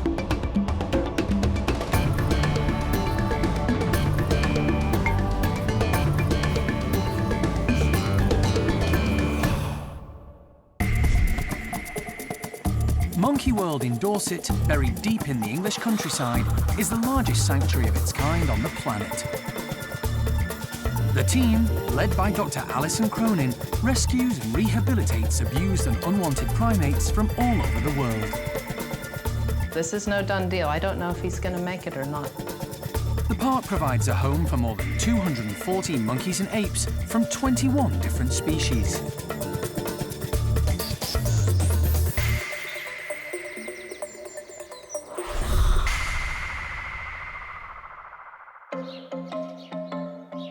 At the Orang nursery, all eyes are on Xiao Kuai.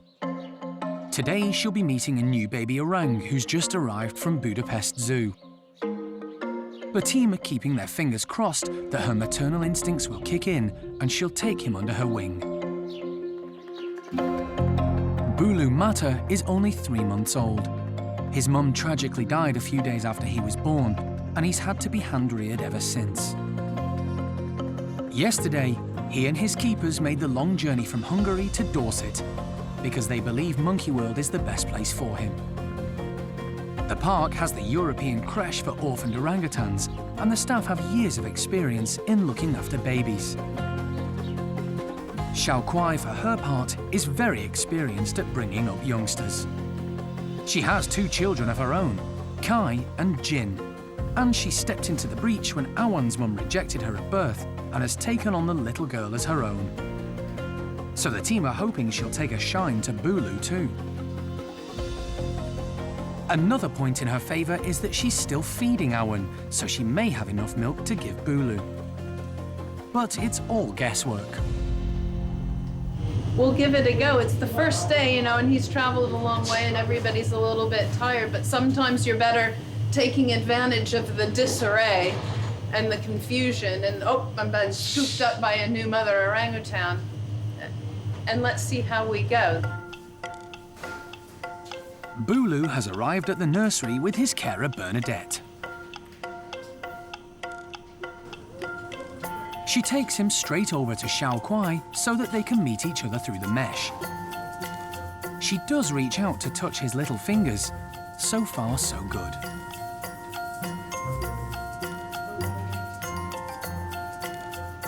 Bulu also gets the chance to say hello to Oshin and Sylvester while he's there. Xiao Kuai and Awen, who still spends a lot of time with her adoptive mum, watch with interest as Bulu is placed in the bedroom opposite them. The moment of truth. The team are all hoping Xiao Kuai will bundle the vulnerable little orang into her arms. As soon as the slide between the bedrooms is opened, she heads straight in to see him. Bulu is squeaking because he wants to be cuddled. Xiao Kuai hovers at the entrance, but keeps her distance. She's worried she'll be separated from the others in the nursery, so heads back.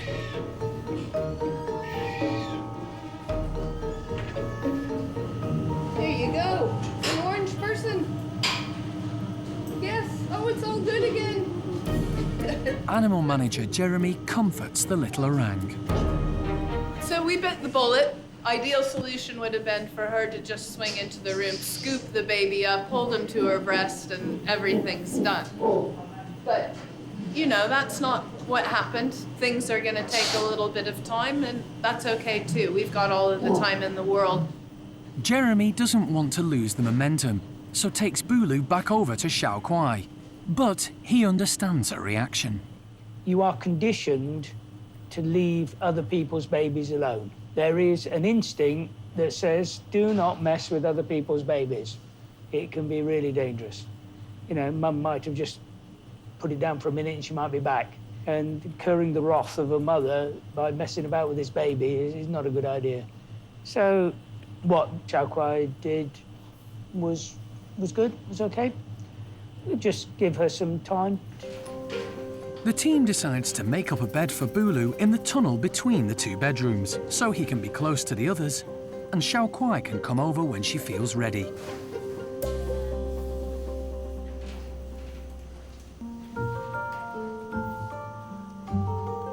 The orangs watch on, fascinated. Bulu looks a little bewildered, but has calmed down and is ready for a nap. Everything can happen in time. Slow is better than fast. We'll take our time, so no problem.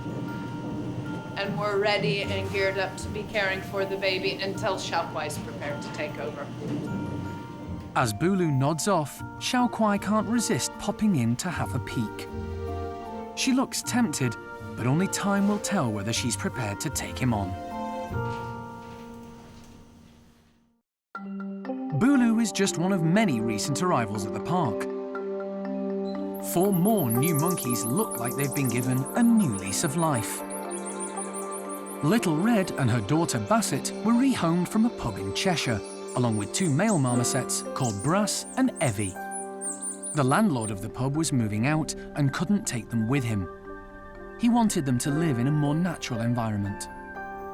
At first, all 4 were kept together as a family unit. But once the group were given more space, the 2 boys started competing for Little Red's affections. So it was decided to move the 2 girls in with a male common marmoset called Rattler. Brass and Evie, whose species are unknown, were left together. And they seem much more settled. They're loving the freedom of their new enclosure.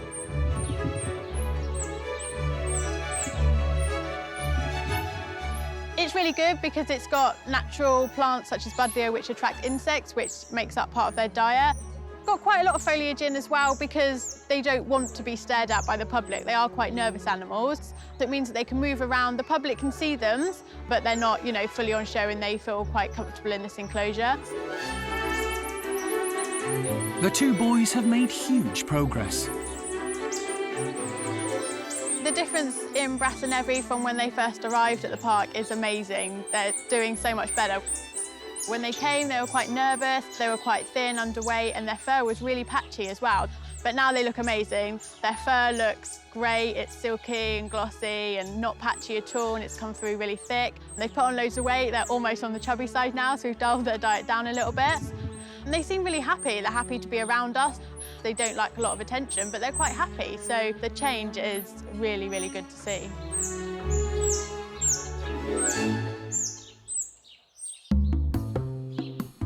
Like the Cheshire marmosets, sometimes primates have to be split up because relationships within the group break down. Recently, capuchin Erico had to be removed from Winslow's group because he'd been having a few issues with the leader. It's thought he was responsible for Winslow's gash, which landed him in hospital. He's now joined Sean's group and has actually taken over as the boss. Capuchins are the cleverest of all small monkeys, and today, Jenny's putting out a challenge for them. Pomegranates may not look tricky to handle, but the monkeys have never had whole ones before. They'll need to use their brains and their sharp teeth to get into them. Jenny's making it as difficult as possible.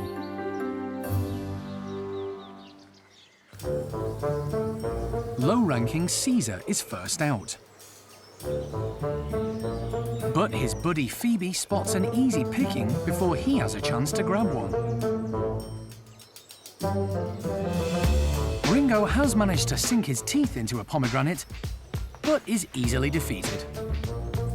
It seems that the low rankers in the group are getting the first shout at the fruit, which is unusual. Erico, it appears, has his mind on more important matters. Zoe is in season, and he's keen to impress her. He tries to play it cool,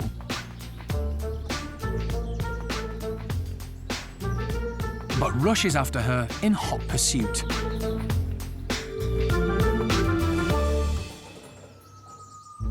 Erico's dad, Archie, meanwhile, has his eyes firmly on the prize. While his son is chasing the ladies, he's going to tackle the hardest challenge of them all, the fruit in the hanging basket. But it's got the better of him. Marlowe's made his life much easier by picking one up from the floor. But old boy Archie isn't giving up without a fight. Capuchins have very nimble fingers, which allow them to easily grab hold of fruit like this. But how to get it out of the basket is the question. Beaten again, he spots one just below. Becky has now taken up the challenge, while Archie's perseverance has finally paid off. Back in the tunnel, Erico is still trying to woo Zoe, but getting nowhere. However, Zoe's departure has left the way clear for Scarlett, who's also in season and has her sights set on Erico.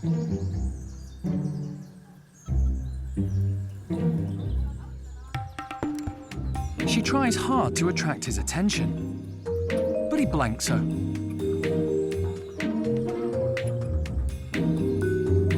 Undeterred, the bold capuchin makes her move, but bottles it.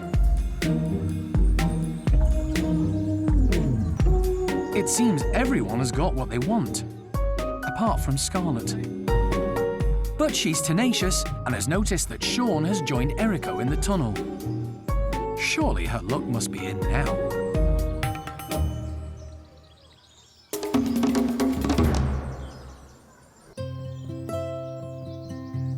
At Oaska's woolly monkey house, there's been a hive of activity because Zingu has had her baby. The newborn is just a few days old and seems to be thriving. The proud mum is taking it all in her stride and stepping up to the challenge. We've finally got our baby that we've been waiting for a very long time. Zingu has finally given birth. Both are doing fantastically well. Baby looks big and strong, and mum looks big and strong as well, so it's all good.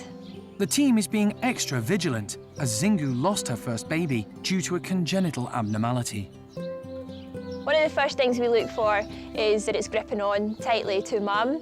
Any sign of weakness is obviously a sign that there's a bit of a problem there, because it really should be gripping onto mum very, very tightly indeed. And it's doing that, so we're happy about that. And then the next thing we start to look for is whether it's suckling. It's Dad Owaska's second child, and he seems delighted. Any baby woolly is a welcome addition, as they're seriously endangered in captivity. But Owaska's offspring are particularly important because he was wild-caught, and he's therefore introducing a new and unrelated bloodline into the tiny captive population. Oscar is fantastic. He's always been a brilliant dad. We actually seen Oscar trying to play with it already. Obviously Zingu didn't allow that to happen, but he is sticking very close by to Zingu and the baby. He's making sure that both are okay. He keeps going over, having a little look, having a little sniff. Sometimes we've even seen him try to give it a little lick or a little snuffle. And yeah, very, very attentive and very protective. The team are keen to let Zingu do things her way, so for the time being, are taking a step back.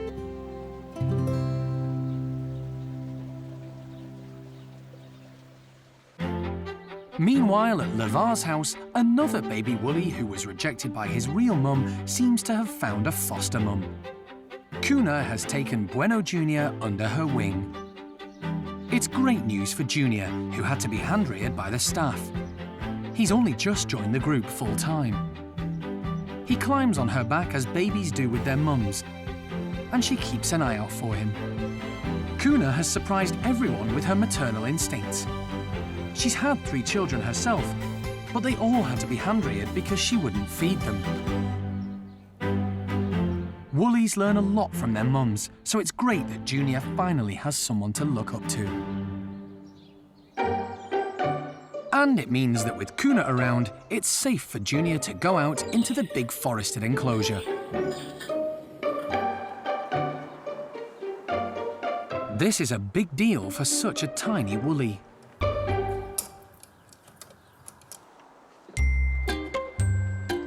He pops out his head for a nervous first peek. Kuna sidles past him, and then he has to dodge the others, who come thick and fast. It's all a bit daunting, so he stays put. Until he sees Paquita, who's a bit overbearing. He quickly scrambles out of the tunnel and hides at the bottom of the fence. When the coast is clear, he makes his way back into the safety of the tunnel.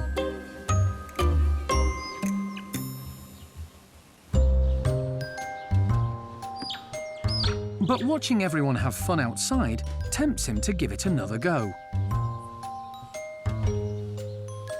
However, he's too scared to venture any further. Kuna suddenly appears to reassure him, and he gratefully jumps on her back.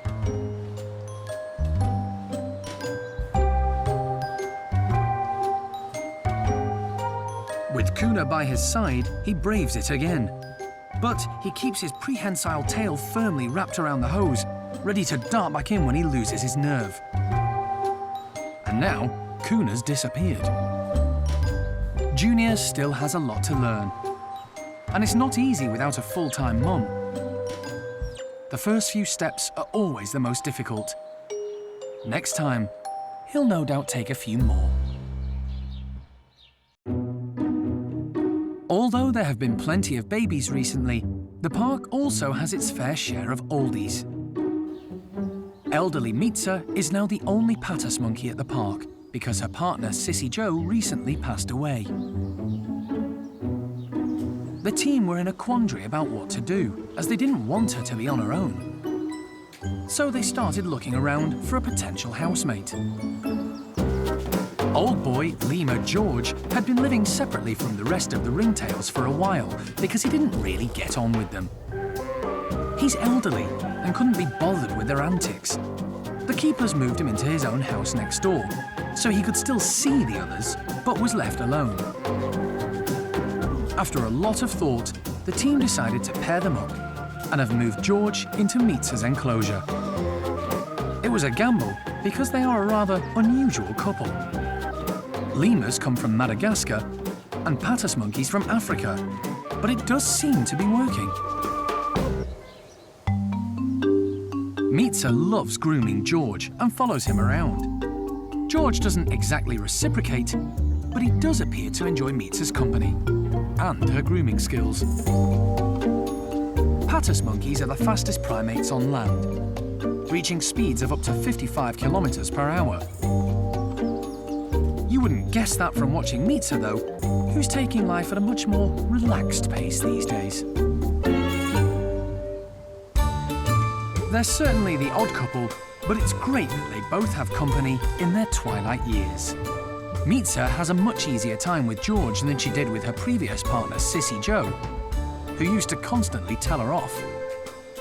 And George, well, he's probably grateful he's no longer being hounded by the younger ringtails.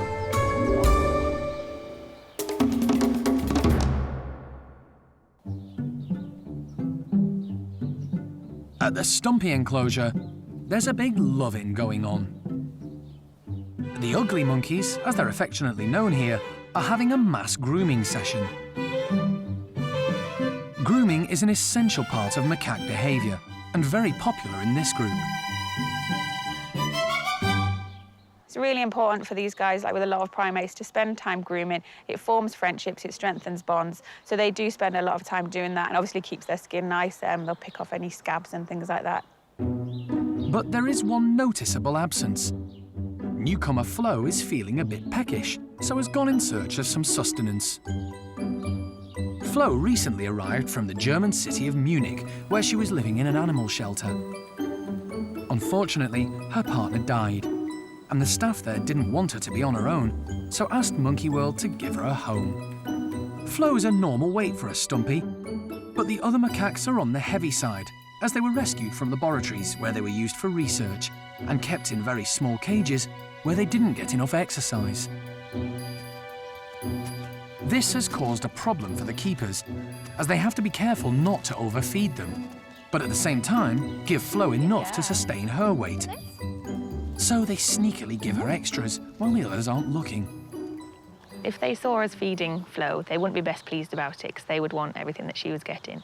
So we just have to take the opportunity when they're not watching what's going on, then we can come down here. And Floh does like hanging out down at the bottom of the enclosure, so it's quite nice to take the opportunity at that point to give her some extra nice food. And the other guys don't realise she's having it, so they're not bothered.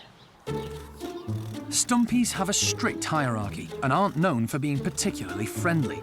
So Floh has had her work cut out to be accepted in this group. But she's wisely started at the bottom and has befriended lowly Phil first, who can't believe his luck. Once the others retire inside, the two meet for a secret grooming session. It is really nice to see Phil and Floh together. Floh lost her partner when she was living in Germany, so it's coming over here, and it has taken a few months for her to get up the confidence to groom someone else, and she really did have to make that first step. She has only lived with one other stump-tailed macaque her whole life, so to meet these guys, it was a big ask for her, really, and she's done amazingly well. Phil is a very low-ranking male in this group, probably now the lowest, and he did lose Paddy not so long ago, so it is nice for him to have a friendship as well, so they are getting on really well, and it's really nice to see.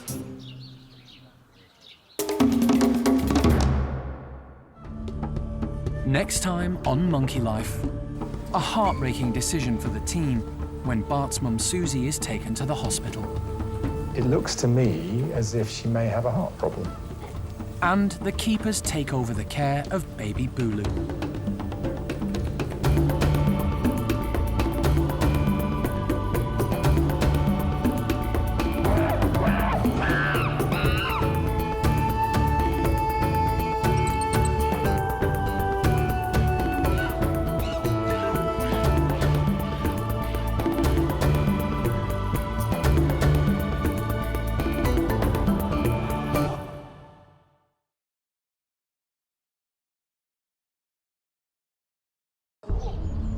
Today on Monkey Life. Worrying times for the team when Bart's mum Susie is taken to the hospital. It looks to me as if she may have a heart problem. Bueno Junior celebrates his first birthday. Who's coming first? The birthday boy? Go on, Junior. Your boy. And with no foster mum coming forward, the keepers take over the care of baby Bulu.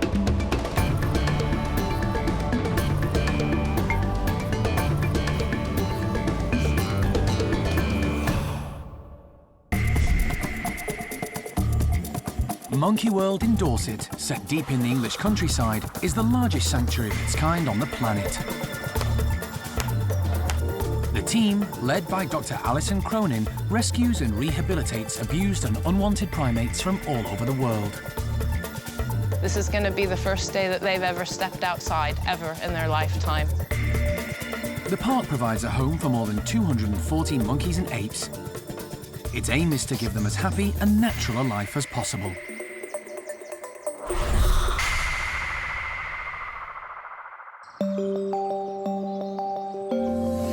The chimp team have become increasingly worried about Bart's mum, Susie.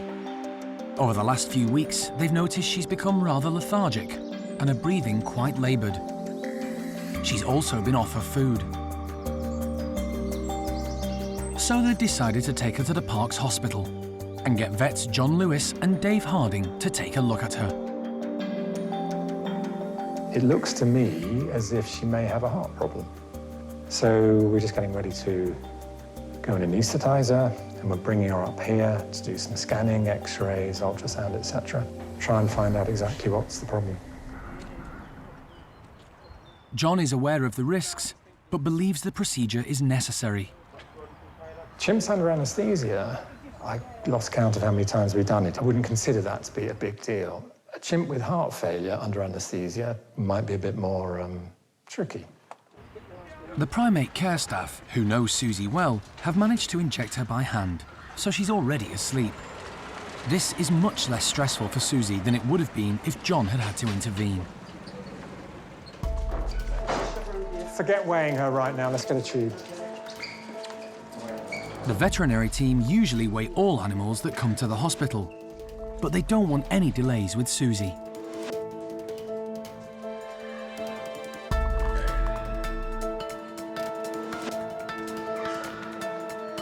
Dave performs the ultrasound first, a scan of her heart, and immediately spots something sinister. Ooh, John. Hey. Whoa! Can we just have the light out, please? Yeah. The scan shows some sort of mass near the heart, which shouldn't be there. It's a lump. That doesn't mean a tumour, it's a mass in the, yeah. Although it may not be a tumour, it's not good. And everyone suddenly realises this is very serious. It's interior, it's on the right-hand side of the heart. If I had to say, I'd say it's more likely to be a mass than anything else because it's so dense. Yeah, the body's struggling to get into the right atrium. And not in a good place. Medications? Diuretic symptomatically, but... It's a terrible outcome. Dave thinks Susie's heart condition is inoperable. They decide to take an X-ray to see if that will give them more of an idea of what's going on. You can't see the heart as expected on that, John. It's just pleural fluid, so... There's so much fluid around Susie's chest that Dave can't see her heart. So they do one more ultrasound. They want to be as sure as they can that they've got this diagnosis correct and haven't missed anything. You see it's quite a large area of the right atrium is occupied by that mass. And this is the blood vessel, the vena cava coming into the right atrium here. And that mass is right sitting over where it should come in. So it's blocking blood flow coming back into the heart. And there's no chemotherapy, drugs? Unlikely. Further, other than, yeah. I think it's trying to make her comfortable and freeze her mind or some sort of diuretic. What a shame. What I suggest you do is we bring her round and then give her fairly heavy diuretics and see what that does clinically to her. Okay. With absolutely no guarantee of much improvement at all, but just to see. It depends how rapidly that's growing. The team are desperate to help Susie, but there's not much they can do. It's really just about as bad a prognosis as we could come up with, and it's terrible because I was hoping that if she had a mass, a tumor, whatever it might be inside, that it would be external to any of her organs and that we would be able to operate and remove it, but today's not our day. Difficult decisions are going to have to be made now because Susie's children, Bart and Eddie, are very close to their mum. The team are going to have to think of the best way to look after them, as well as Susie. All primates need their mothers when they're young, but sometimes it's just not possible. Baby woolly monkey Bueno Junior had to be hand-reared when he was born because his mum rejected him after a traumatic birth. But he's now living with Lavar's group full-time and is settling in well. Today, he's celebrating his first birthday, and because he's had such a difficult year, the primate care staff have decided to do something special. So we've got him loads of presents all wrapped up, just full of really tasty treats, dried fruits, nuts, cereals, things like that. Things they normally get in their scatter, but we've just made it a little bit special today by popping it in some nice wrapped up presents. So we're gonna fill it all in the playroom and hope he really enjoys it. The team are constantly thinking of ways to make life more interesting for the monkeys and apes who live here. They regularly give them enrichment to keep them busy, or to make them work a bit harder for their food.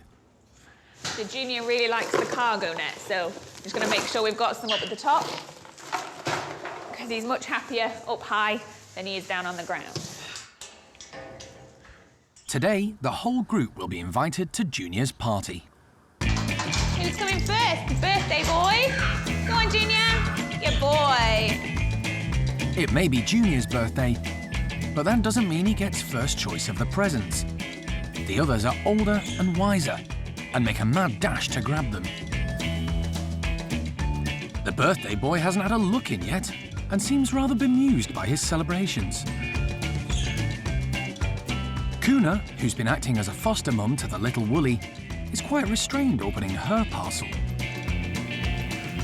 Unlike dominant female Paquita, who's already ripped hers open to get to the food. 2-year-old Manny is having a whale of a time with the till rolls the staff have used to decorate the playroom. Finally, the birthday boy has got his hands on a present. Although, like all children, he seems more interested in the packaging than the actual contents of the parcel.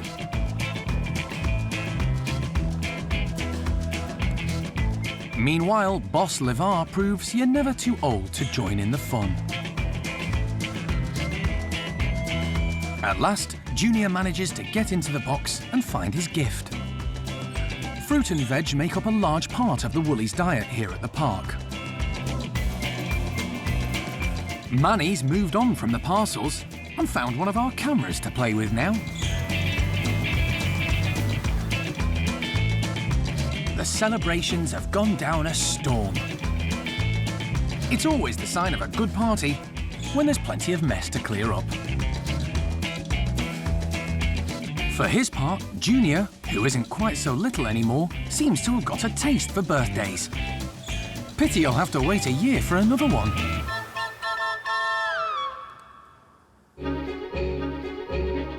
Junior isn't the only one growing up fast. Golden-cheeked gibbons Tien and Kim are also maturing into adolescence. And their relationship is going from strength to strength. They've developed a very strong bond since being paired up a few months ago. Tien is the older of the two, and the team knew he was ready to leave home because he'd started singing on his own. A sure sign that he was looking for a mate. But Kim was only 5, and there was concern she might be too young. However, she's embraced her new life and seems blissfully happy.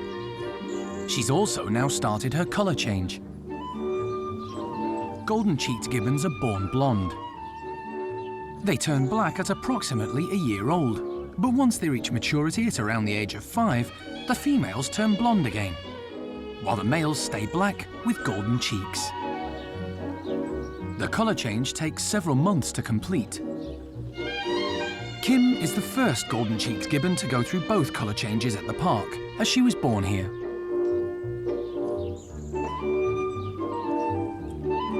Meanwhile, Tien's old family seem to have got used to life without him. His siblings, 5-year-old Tia Nang and 3-year-old Tio, play well together.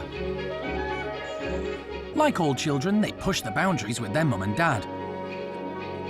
But Peanut and Pungyo take it all in their stride. They're experienced parents and know when to pull in the reins.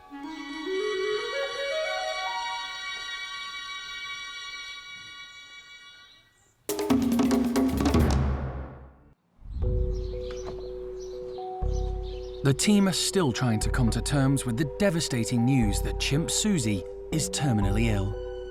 She was brought to the park's hospital for an investigation because she was struggling to breathe. The veterinary team discovered she has a serious heart condition. As soon as we put the ultrasound on the chest and the heart, it was immediately obvious that there was something grossly abnormal in there. They found a growth which is inoperable. It's stopping blood flowing freely into her heart. I mean, the prognosis has to be poor, and you know, if you're sticking your neck out, you would say in the region of weeks to months, but you never know, and you like to be proved wrong with these things. Susie is one of the more dominant female chimps in Paddy's group and is not particularly old. She was brought to Monkey World in 1994 after being rescued from Spain, where she was being used as a beach photographer's prop. While living here, she's had 2 children, a girl called Eddie and mischievous Bart. They're both growing up now and are not totally dependent on her, but they are still close to their mum, and Bart still snuggles up to her at night. Susie was a natural from the beginning and has brought both Eddie and Bart up just brilliantly, so that they too are strong and confident individuals. With no hope, the team could have chosen to euthanize Susie while she was in hospital, but they think that will be too much of a shock for Bart and Eddie. They feel the 2 chimps need to see their mum isn't well and is withdrawing from them. Susie's terminal. She's not going to get better. But if we can manage her so that she feels okay, even though we know she's got a heart that's going to be a problem for her, she might be able to continue for, a couple of weeks or something. And then at least Bart and the rest of the group will at least be able to understand what's happening with Susie. So at the moment, it's a balancing act. You know, this is going to be terribly tragic for Paddy's group. Susie's a significant member, and Bart and Eddie are going to be distraught. We'll wait and see. If the medication improves her quality of life and it's a very slow-growing tumor or mass, then maybe she'll have a longer period of time. I suspect that's not going to be the case, though, because the way her condition has progressed quite sharply in the last couple of weeks, I'm not hopeful, but most important now, we have to keep the focus on monitoring Susie's welfare. She has to respond to those diuretics and feel better, or we're gonna have to help her out. It's tragic. It's terribly, terribly tragic.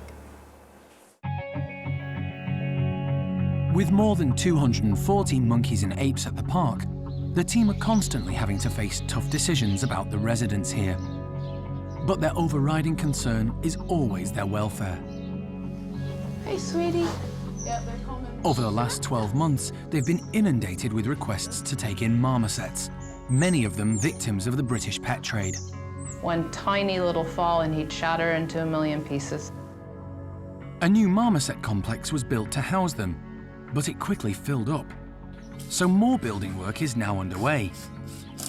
However, the team know that even that won't be big enough to care for the number of monkeys who need to be rescued. So, reluctantly, they're having to say goodbye to some marmosets who they've rehabilitated and find new homes for them at other wildlife centres. We literally have every single marmoset room we have filled at the moment. There is no room to spare. And unfortunately, there are still an awful lot of marmosets in the UK pet trade waiting to receive our help. So we've had to make the really hard decision to let one of our family groups move on to a new home, which is not something that we ideally would want to do. But like I say, we've got some cases that really need our specialist help. So it's a decision that we've had to make. Romeo. Bubble, Squeak and their baby son Rio are going to Twycross Zoo in Warwickshire. They've been chosen because they're a very happy, close-knit group and the team are confident they'll do well there. Bubble and Squeak were confiscated by the RSPCA from a house in Stourbridge in the West Midlands 2 years ago. Squeak was already pregnant and gave birth to Rio soon after arriving at the park. As this is their last day, they're being given some tasty grubs, which they love. Locusts are particular favourites of the marmosets. Obviously, extra big and juicy things are always going to catch their interest. They can be quite good fun as well. Obviously, when they start hopping around the enclosure, they've really got to have a good hunt for these guys sometimes to capture them. So yeah, we try and give them locusts quite often as an extra treat. Here we go then, guys. Come on then. Bubble immediately spots one of the locusts and tries to grab it. His son Rio moves closer, eager to learn from his dad. Squeak, meanwhile, is quicker off the mark and is already chomping away. Rio has followed in his father's footsteps and managed to get one for himself. Rio's very inquisitive, really interested in anything that's going on, but Squeak and Bubble are a little more wary, so they keep a close eye out. They're usually the first ones to alarm call if they see anything a bit strange. But yeah, they certainly keep a very close eye on Rio. Bubble, Squeak and Rio have been lucky. They were rescued and will now live out their lives happily together in a safe environment. But not all marmosets are so fortunate. Until stronger laws are brought in insisting on better standards of care in the British pet trade, primates like these will continue to suffer.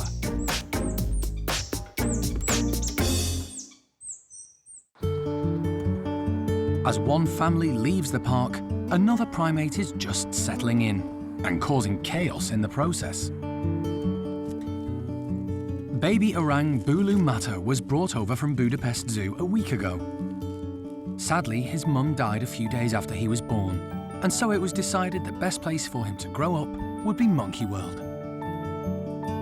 The park has the European creche for orphaned orangutans, and the team have a lot of experience looking after youngsters. It was hoped that Xiao Kuai, who's very maternal, would take Bulu under her wing, as she did Awan a few years ago. But despite showing an initial interest in him, she's so far declined the offer. So for now, at least, it's going to be down to the primate care staff to look after him 24/7. And he's certainly keeping them on their toes. I think everyone would love the thought of looking after a baby orangutan, but believe me, it's a lot harder than it seems. It's just like a newborn baby, really, and you have to be completely dedicated to him and be at his beck and call, basically, while he's this young. And it's tough. It's very tiring. The team don't want Bulu to get too attached to any one person, so there's a small group of 4 carers who are dedicated to him. This will make it easier when they eventually move him in with the other orangs.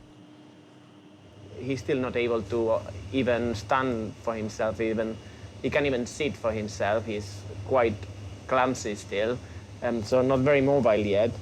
And yeah, that's the reason why we are actually hand-rearing him now. The staff want to familiarise him with his future housemates, so he spends most of his time at the nursery, although he still has plenty of naps. And just like any other baby, they can't leave him alone, so wherever his carer goes, he goes too. Whether it's up on the roof to feed his prospective playmates, We're going out. Be quick.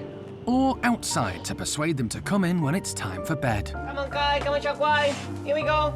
Come on. It's quite tiring. They sleep a lot, but they wake up a lot as well, so we don't sleep that much when we're taking care of them. And it's high maintenance, baby orang.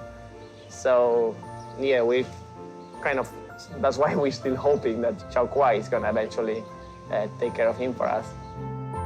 Demanding he may be, but he's also adorable.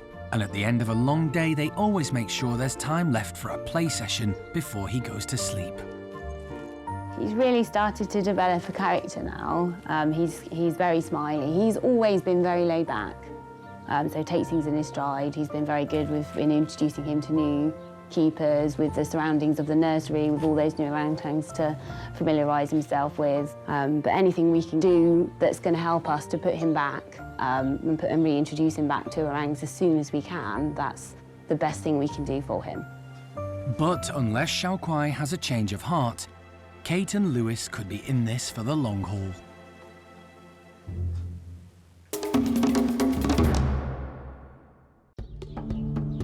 Next time on Monkey Life, Alison heads to the Maldives to rescue a slow loris caught up in a drugs raid.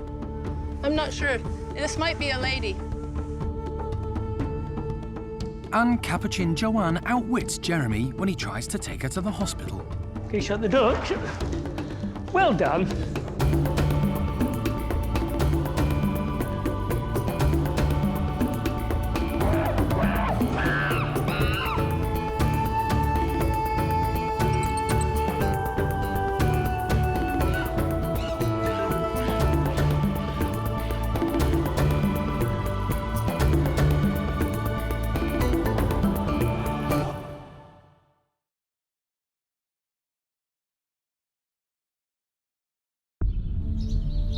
This time on Monkey Life, Alison heads to the Maldives to rescue a slow loris confiscated during a drugs raid. I'm not sure. This might be a lady. But he puts up a fight when Alison tries to move him. You undo his hands from the other side? And Jeremy is outwitted by Capuchin Joanne when he tries to take her to the hospital. You know this game, don't you?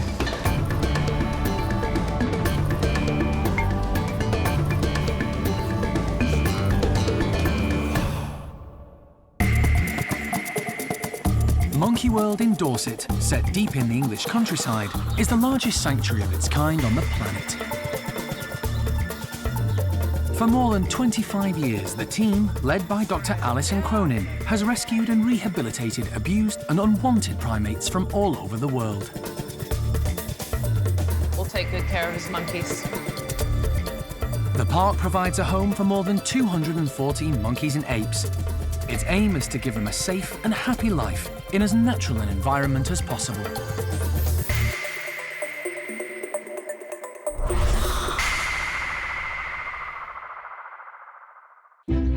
Monkey World has an eclectic mix of primates.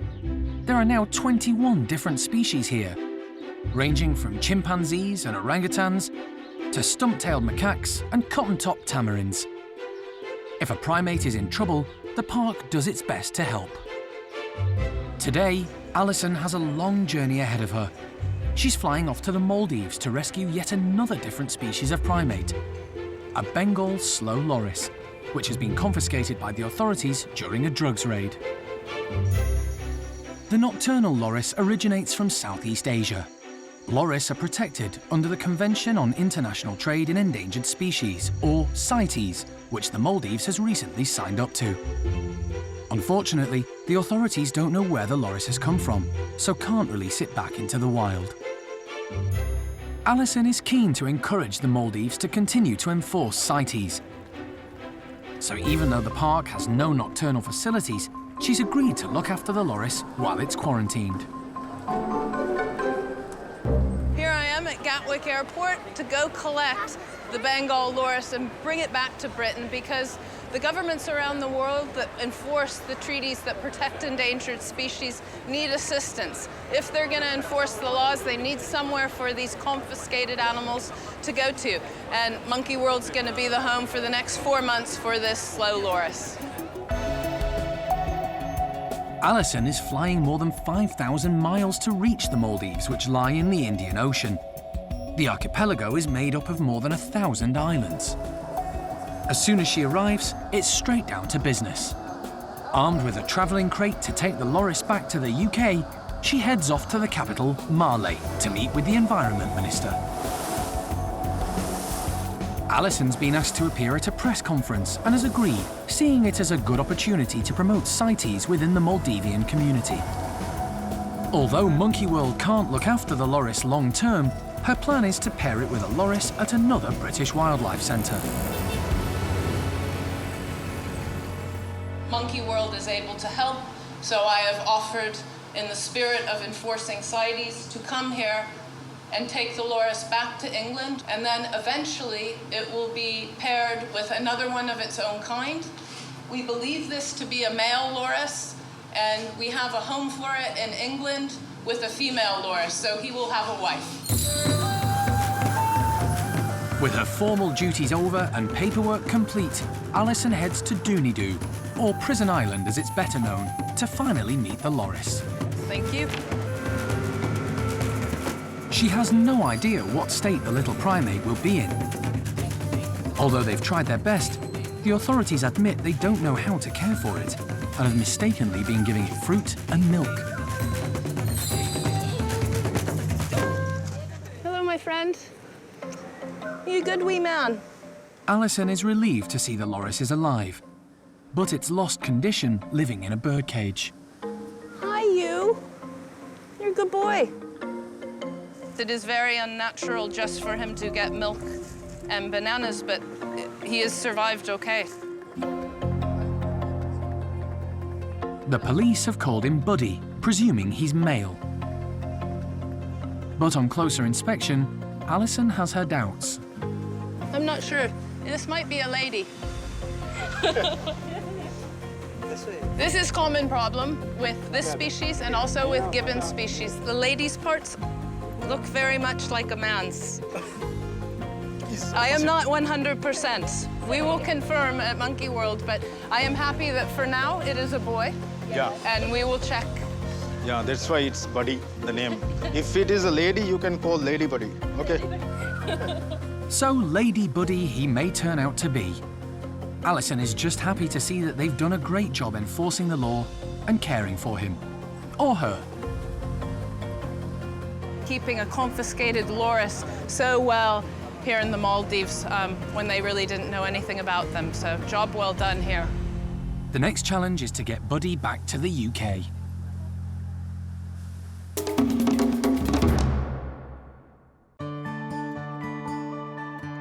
Back in Dorset, it's business as usual. And today the team has called in the services of wildlife vet John Lewis to take a look at one of the capuchins. Joanne has developed a persistent limp, which it's thought was triggered by a fall she had last summer. Immediately after the fall, she wasn't able to use her left leg. Over the next few months, the lameness came and went, got worse, got better on just medical treatments, but it's never gone away. So we're going to x-ray that whole leg in case she did do something that we can help her with. But to take her to the hospital, they're going to have to sedate her. And that isn't as easy as it sounds. First, someone will need to catch her in a net. And that task has fallen to animal manager Jeremy Keeling. She looks vicious, Jeremy. John has known Jeremy for years and delights in winding him up. I can get through there otherwise. He decides his only chance of success is to go in with her. I'm going through, so shut the bottom. I'm worried about you. But unfortunately, the slide is meant for capuchins and isn't big enough for Jeremy. Come on, Jeremy, today would be good. Oh, he's going to swing in legs first. Radical. Like all capuchins, Joanne is very bright and is not going to make this easy for Jeremy. Are you all right, Jeremy? You shut the door. Well done. She's behind you. Joanne is just too smart. Finally, Jeremy manages to get into the same room as the little monkey, and battle commences.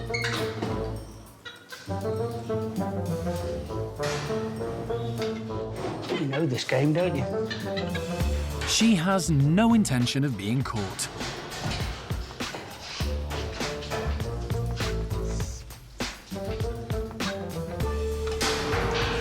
But as she dives into a corner, John spots an opportunity to sedate her. She's cornered. Ready?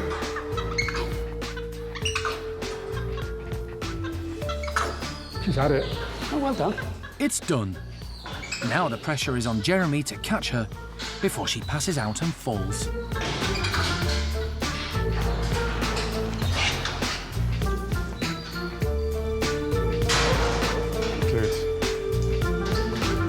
His perseverance finally pays off, and the team wastes no time in getting her into surgery. Once he's happy that she's stable, John turns his attention to Joanne's bad leg. Wow, she lost a lot of muscle off the left leg. There's every chance that's a dislocated leg. And you see they're not the same length. John decides to do some x-rays to confirm his suspicions. Wow. Well, the hips are very different. One as far forward as you can get it, one as far back. The right hip looks normal. The left hip looks degenerated. It looks as though Joanne's bones have grown around the hip joint to try to compensate for the displacement. If you have a partly dislocated joint, there's more instability in the joint. Instead of being a ball in a tight socket, let's say it's a ball in a loose socket, there's often bony proliferation around the edges of that joint to try and stabilize it. It's a way of the body trying to stabilize the joint. And it looks as if you've got a lot of bony reaction here. That looks like a very old injury, probably before it arrives at Monkey World. Now, whether it's worth trying to operate is another matter, and it probably isn't. So they're going to leave Joanne's leg as it is. But while she's asleep, they take the opportunity to treat her injured foot. Capuchins often get wounds because they have sharp teeth. John also notices something else he can help with. The upper left canine here has been broken for some time. There's an exposure of the root canal that allows infection to travel up the tooth, and sometimes they end up with sinuses breaking out on the face as a result, so we're just going to remove it. Oh, how'd you come? And we got it. An interesting thing about that root, it has a very rounded end to it, and not a sharp, pointy end. That's because infection is up there, so that alone is justification for removing it. So they may not have helped Joanne with her limp, but it's been a worthwhile trip to the hospital. Well, that's it, really. Life's tough as a capuchin, I suppose.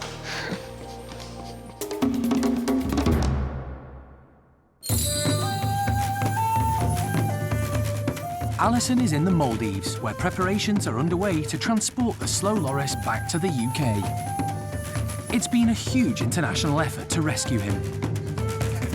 Quite frankly, this loris doesn't even belong at Monkey World because we don't have slow loris. But what I've agreed to do is organize everything for the transport of the loris, get it back to the park where it will have to do 4 months quarantine for rabies. And then after we quarantine it at Monkey World, I've arranged for it to find a mate and a home at a neighboring wildlife park in Devon called Sheldon. So it's really had quite a journey, and there's still a ways to go. Although Monkey World doesn't usually look after loris, its sister sanctuary in Vietnam, Dao Tien, does. So the team do have a lot of experience in caring for these Southeast Asian primates. Alison wants to make sure Buddy, as he's known at the moment, has plenty of food for the journey home. Okay, baby foods, full-fat milk, a pot to mix it in. But I also bought one dragon fruit, also good loris food, so a few small pieces of dragon fruit. Alison wants to keep things as normal as possible for Buddy until he arrives back in the UK, so isn't making too many changes to his diet just yet. To get him from his cage into the travel crate, Alison enlists the help of a policeman. You can try and get him on a branch. Hey, you, come on. This isn't going to be easy. Buddy seems reluctant to move. Come, baby. Yeah, I don't know that he will like that. Unusually for a mammal, a loris has a toxic bite to ward off predators, so Alison is being particularly cautious. Should I just grab him? Come. Yeah, there he is trying to bite me. A little gentle persuasion is going to be necessary. You undo his hands from the other side. Undo his hands, quickly. Buddy is standing his ground. He is coming, I think, the one who looks after. Okay. Last hands.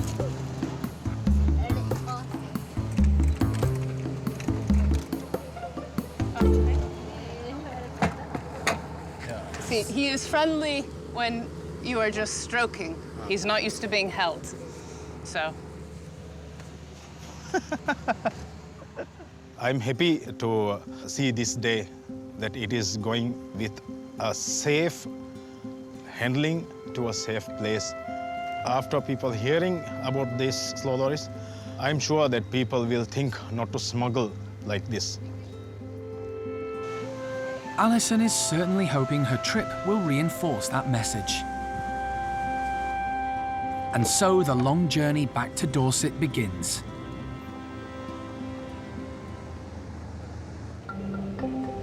Alison and Buddy are causing quite a stir at the airport.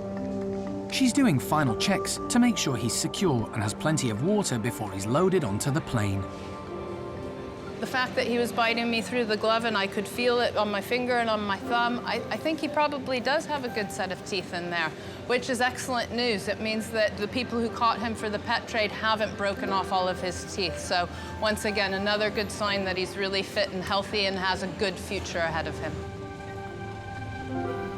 This is a big moment for Alison. It's taken months of negotiation and liaison with international governments and agencies to organise this rescue. Even airlines have gone the extra mile to help little Buddy.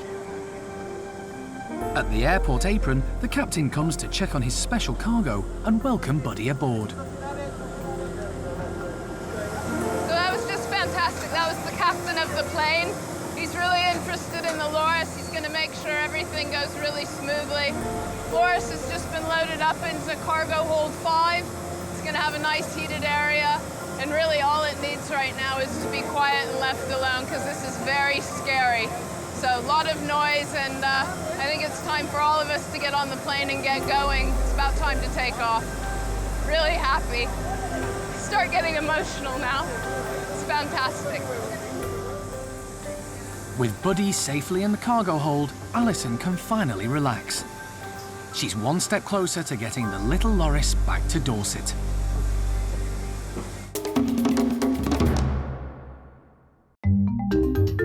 Rescues are an important part of the work Monkey World does, but the rehabilitation afterwards is just as important. It's vital the animals learn to mix with others of their own kind. On the whole, all the groups of primates get on well, but it doesn't take much to tip the balance. One group that's had a lot of upheaval recently is Hernania's gang of chimps. First, second-in-command Tico looked like he was challenging Hernania for the leadership, which unsettled the group. Then Cherry gave birth to twins, but sadly lost one, which was upsetting for them. However, things seem to have calmed down now, although some squabbling has left a few of the chimps with cuts and scrapes. Today they've been given some Hessian sacks to play with. And if they manage to get inside them, there'll be lots of treats in store.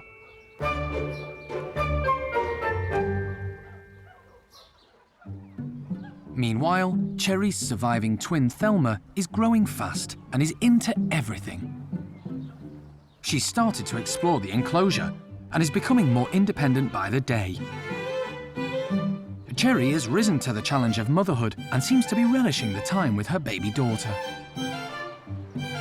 She has a lot of help from Thelma's self-appointed aunts and uncles. Low-ranking Arthur adores Thelma and is always happy to give Cherry a break. While Shamak, ever the comedian, tries to entertain the youngster by turning upside down and generally acting the clown.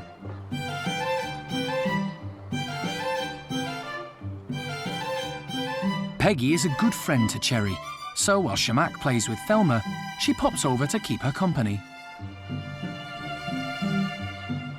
Babies are important in chimp society, and Thelma is definitely proving to be a great tonic for the group.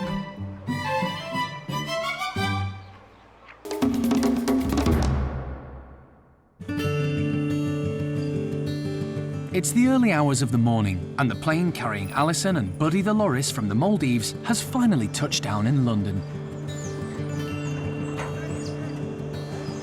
Alison is anxious to make sure Buddy has coped with the flight. Mind your step. Can I just have one look while you're holding it up? hey, little man. Yeah, he's looking right around. He's looking really good. Can't be happier. He's alert. He's looking up. He was moving around, checking it out. He has the fresh air on his face. He looks fantastic, so he's made the journey really well. And he's changed position, too, so I don't know whether that just happened now, but he might have been moving around in the night.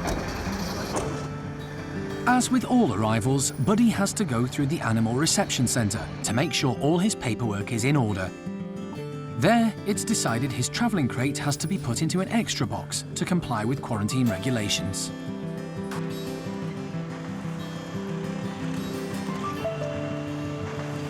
Right.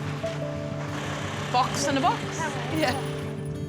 While Alison has been away, the team at Monkey World have prepared a special quarantine room for Buddy, where he'll spend the next 4 months. And to make him feel at home, they've put lots of tasty grubs in there. Hey, you. Are you pretending you're asleep? Little man? Loris are nocturnal, but Buddy's body clock may well be out of sync with all the travelling. It's going to just take him a little time to relax, and that's just fine. No problem whatsoever. We know he's okay in there, and he can walk out in his own time, hopefully find his way up through the branches. But I think if we clear out of here and turn the light off, there's a chance he might come out, especially hearing all of the crickets and locusts that are back in the corner. That might also sort of stir him up and make him want to come out and check things out. For right now, time for him to relax. After a grueling journey, Buddy is finally left alone.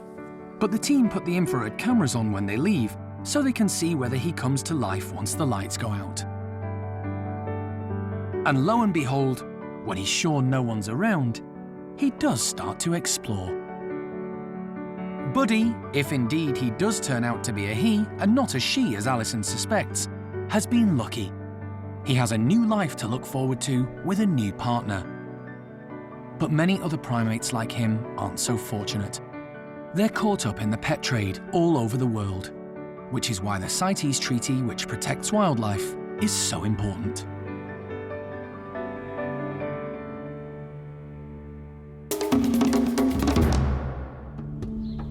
Next time on Monkey Life.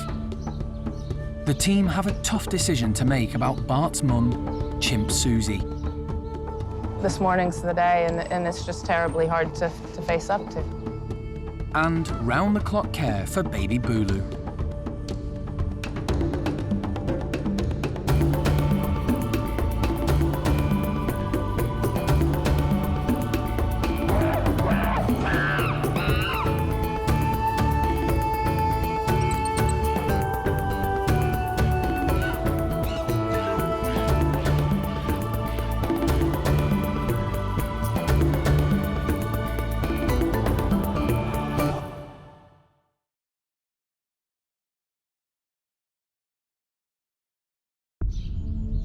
Today on Monkey Life, sad news at Paddy's enclosure. Rather than letting her suffer any longer, this morning's the day, and it's just terribly hard to face up to. It's all change for the woolly monkeys, but Pakaya decides to stay put. Pakaya! Good girl, come on then. And round-the-clock care for baby Bulu.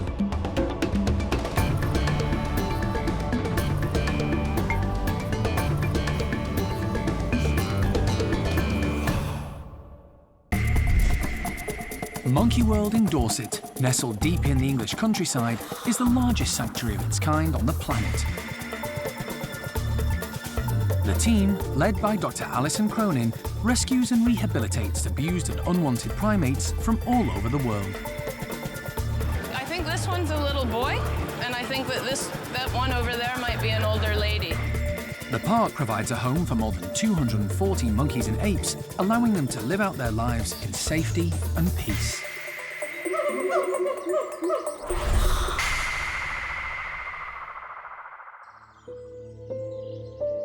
It's breakfast time at Paddy's enclosure, but the chimps are rather subdued. Normally, they'd be raring to go when they're let out in the morning. But today, Bart's mum, Susie, is missing.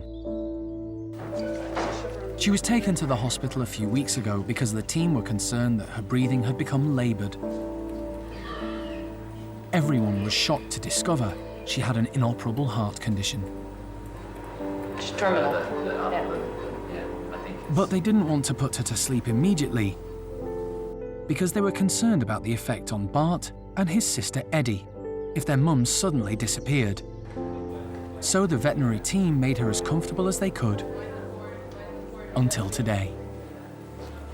We could carry on trying to manage her in the pavilions and give her medication and just watch her get worse and worse, but that's not fair or nice, so rather than letting her suffer any longer, this morning's the day, and it's just terribly hard to face up to. Susie was brought to Monkey World in 1994 after being rescued from Spain, where she was being used as a beach photographer's prop.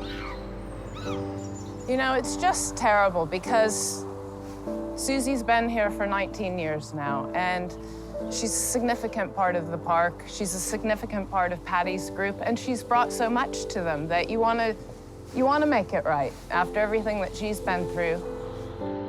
The team's focus must now be on Bart and Eddie. Bart is 6 years old and very mischievous. He tries to act the big man and causes trouble wherever he goes, but underneath, he's still a mummy's boy. The team are concerned about how he'll cope, but he does have a big support network, including his sister Eddie. She's now 12, so almost fully mature and pretty sensible, but will undoubtedly feel the loss. We'll have to keep an eye on Bart and Eddie and make sure that they're okay, but I believe that the rest of the group will rally around and step up to the plate and help them through it. So most important thing to Bart and Eddie at this point in time is their relationship with the rest of Patty's group, and that's solid.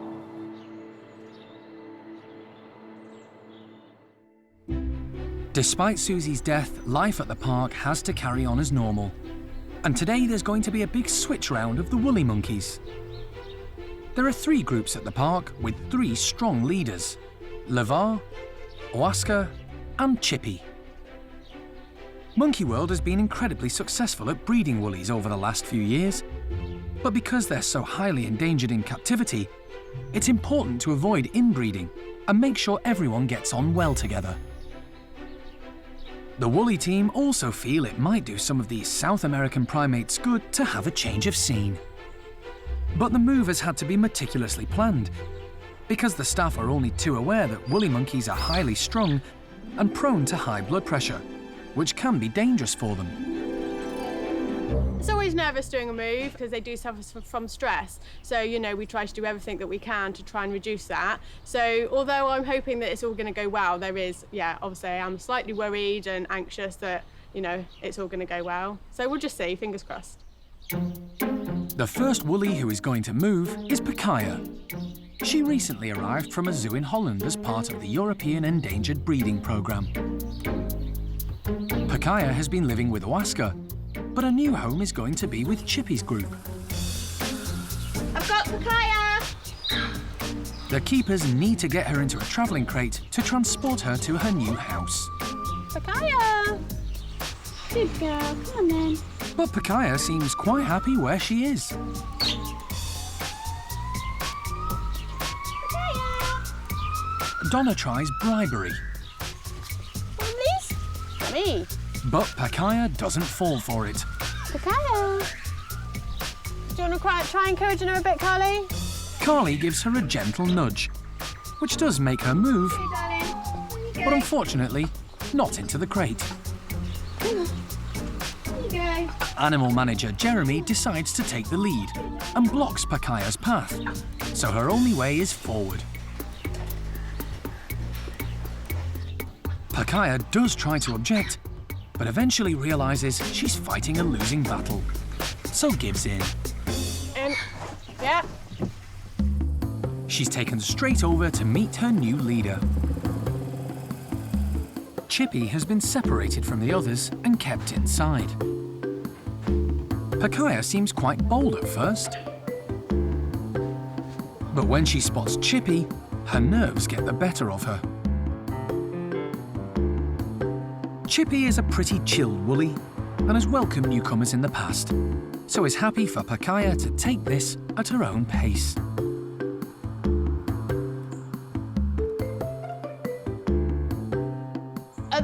they're sort of keeping out of each other's way, really. Chippy just does the odd display. Pakaya's kind of just moving around the space. She's still quite cautious of Chippy, but that's understandable. He's a new male and he is bigger than Oscar as well. So, yeah, so far good. Just give it a bit of time. So one down, plenty more to go.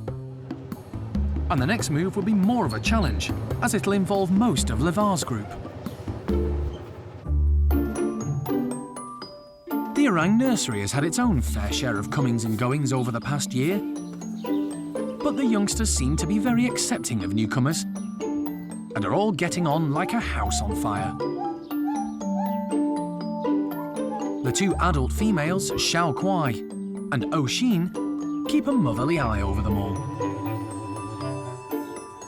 5-year-old Sylvester has always been close to Oshin, but recently he's been spending more and more time with the likes of Jin, who's a similar age. The Sumatran orangutan is a gentle soul, but likes a bit of rough and tumble now and again, and is a great acrobat. He also enjoys hanging out with Jin's brother Kai. But at 10 years old, Kai is approaching adulthood, so his days in the nursery are numbered. Baby Awan is a new addition to the nursery. She's Xiao Kuai's adopted daughter. She may still be young, but she's growing in confidence and loves a good play session with the boys. Although her mum is never too far away. Being the baby of the group, she tends to rule the roost and is happy to jump on Sylvester's misfortune when he drops his blanket. But Sylvester isn't a complete pushover. The cheeky little orang tries to pinch it back, but Sylvester isn't going to give in to her, even if she is the baby. Awan is still in the mood for mischief, so decides to make her own entertainment. She still has a lot to learn. But Awan is no longer the youngest orang at the park. Baby Bulu has recently arrived from Budapest Zoo. His mum sadly died a few days after he was born. Hey, you! The team were hoping that Xiao Kuai would take him under her wing. But unfortunately, she hasn't, so the keepers are still looking after him.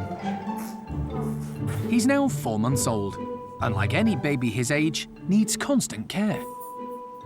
Hand. Wait. So they're having to mind him while carrying out their normal duties. Come on. Properly. Today, Jarno, who's in charge of the orangs, is spraying them with oil, with Bulu in tow. The oil helps keep their skin supple and their hair in good condition. Turn around again. The orangs are taught to present parts of their body to the keepers in return for treats. This helps when they have to be injected for medical reasons, but also comes in handy for oiling. Bulu is getting sleepier by the minute, and long before Jarno's rounds are finished, he's fast asleep.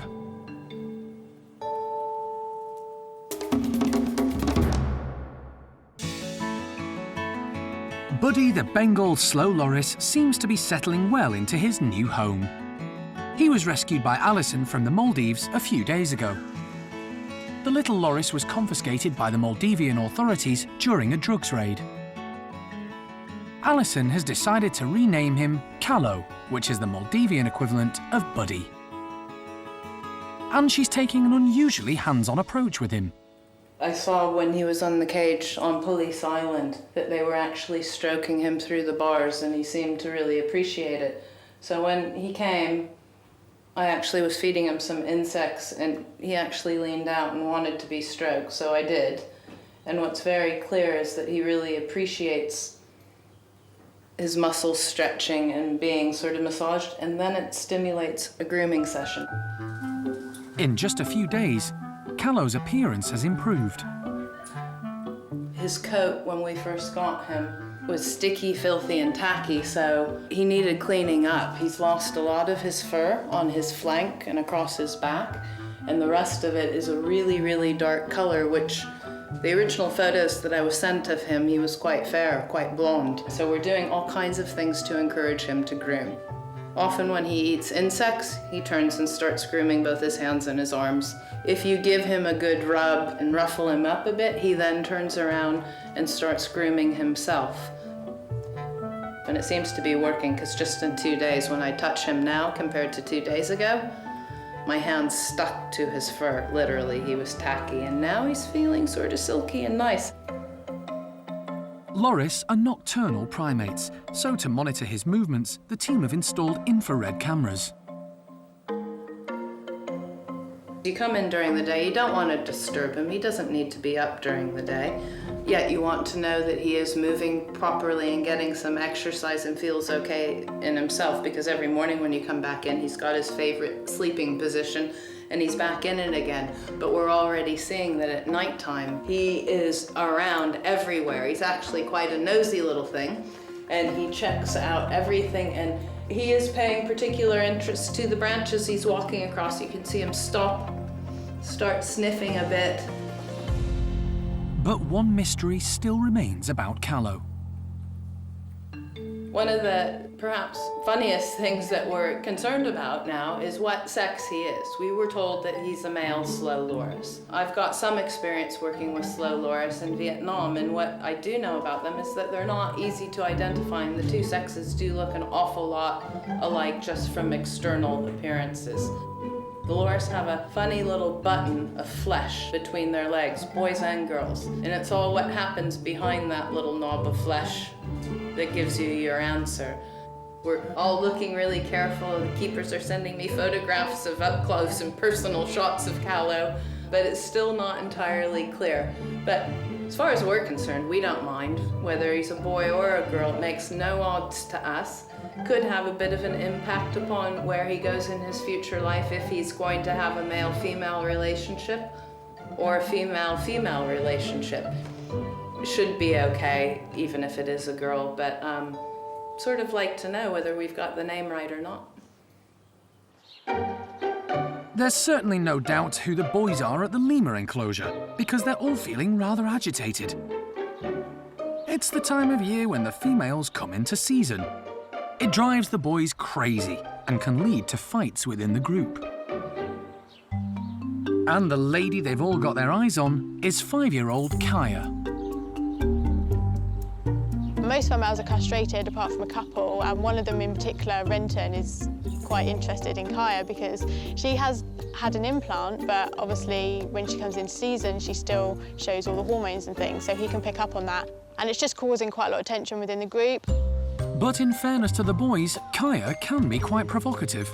Kaya doesn't help herself at all. She sort of attracts attention, so she will kind of like waft her bum at the males and things as well, which, yeah, it doesn't help her at all. And she doesn't really like the attention. If one of the males is pestering her, then she will warn them off. So she doesn't seem to want that constantly. There is a solution. Our other female fennel has had a hysterectomy, so she simply doesn't cycle, and none of the males are really that interested in her. Even though they still know she's a female, she doesn't come into season, so it doesn't have the same effect on the group. But Kaya does, so we've actually taken the decision now to spay her as well, just so that we don't have all these problems that we've got with all the males at the moment. So it sounds really drastic, but we've exhausted all the other options, and this seems to be the last one, so that's our plan for her. The keepers have managed to sedate Kaya, ready for her operation. At the Parks Hospital, the veterinary team get to work immediately. A hysterectomy is a fairly routine procedure, but they don't like any animals being under anaesthetic longer than necessary. Never nice to see one of your animals have to be knocked down, no matter what it's for, good or bad. So, yeah, it's just a bit tense while she's under, but hopefully she'll be fine. It isn't complicated, but, you know, any surgery is... It's actually just like spaying a cat mid-line. Fortunately, there aren't any complications. It was all there to find, which was nice. Sometimes you've got to hunt for the uterus, and the ovaries came out really nicely. So we've taken out the uterus and the ovaries. Kaya seems to have developed an unusual lump under her chin. So Mike is going to check it out while he has the opportunity. What I said to Alison that I would do here was to try and dissect this out. Easier said than done. It seems to be a problem with her salivary gland. The duct has ruptured somewhere and it's leaking out fluid. That's basically what's happening. It's not life-threatening, and it might eventually heal up on its own. So, with all her surgery complete, Kaya can rejoin the rest of the group. And hopefully from now on, the boys will leave her in peace.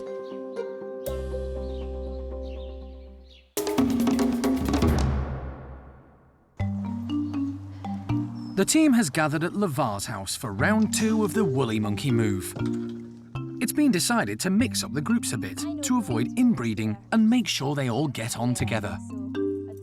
Alison has come to lend a hand. Bronco has already walked into a crate, but is refusing to go any further. Come on, Bronx. Come on, Bronx. They don't want to agitate Bronco, but they are up against time, so they try a different approach. So we'll gently lift him up. Yeah.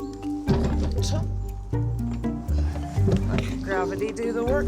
This doesn't faze him at all. He has no intention of climbing into the carrying crate. Go on, Bronx. You're all right.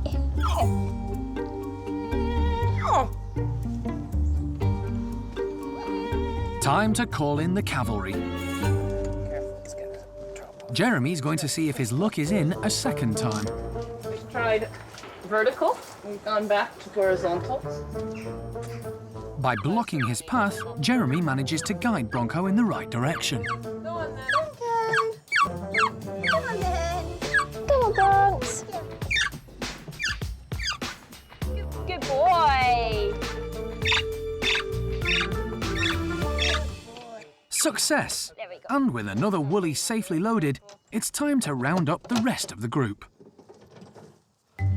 Female Kuna doesn't put up any protest. But what about the big man himself?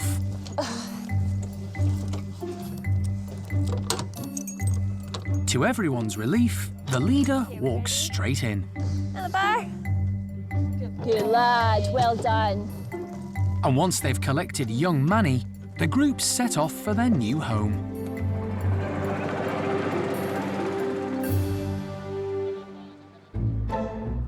It's been a busy day, but all the woolies are finally in the right place and are beginning to mark their new territory. Lavar, Bronco, Manny and Kuna have swapped places with Oaska and Zingu.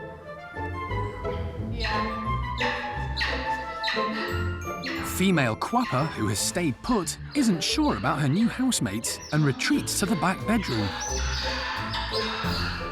Generally, they're all good. Quapper's quite vocal. She's quite nervous of Lavar. He's obviously a new male. He is a little bit bigger than Oscar as well, who she's used to, but he's a perfect gentleman. He's just biding his time, so hopefully she will get there. Manny's confidence has taken a bit of a knock. He's quite nervous. He's sort of spending a lot of time hidden behind the cat flap, but hopefully once Quapper settles down, everything will sort of quieten down a bit and, yeah, he'll build up the courage to come out and meet everybody. But I'm sure he will get there. It might just take him a little bit longer than the others. At Lavar's old house, the remaining residents, Paquita, Isla, and Bueno Junior, are about to meet their new leader. Zingu and her new baby come in first, while Oaska bides his time. Bueno Junior seems excited to see some new faces and heads over to say hello. He's very bold with Oaska, who fortunately doesn't take offence to this over-familiarity. So far, so good. But the keepers will keep a close eye on the three groups over the next few weeks to make sure they all find their feet and play happy, woolly families.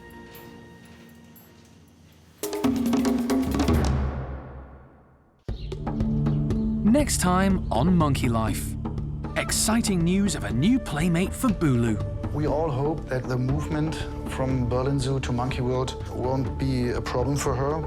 And baby chimp Thelma hangs out with the big boys. She loves playing with ones like Simon, Arthur, Shamak. They're quite big males.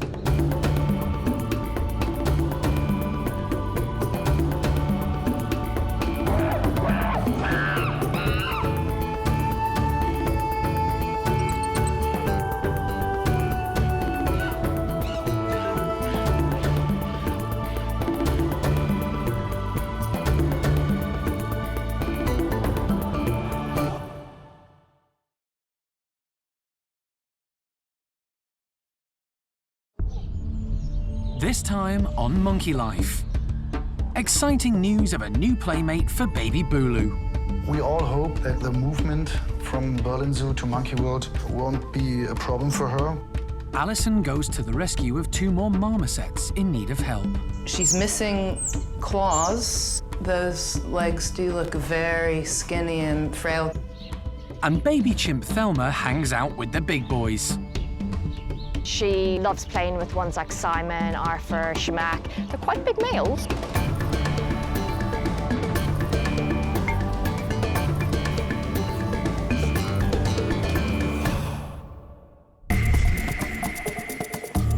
Monkey World in Dorset, buried deep in the English countryside, is the largest sanctuary of its kind on the planet.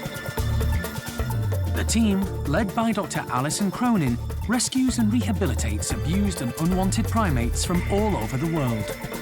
This is always, for me, the most stressful time. I want to see Kiki fit and healthy. The park provides a home for more than 240 monkeys and apes from 21 different species. Its aim is to give them as happy and natural a life as possible.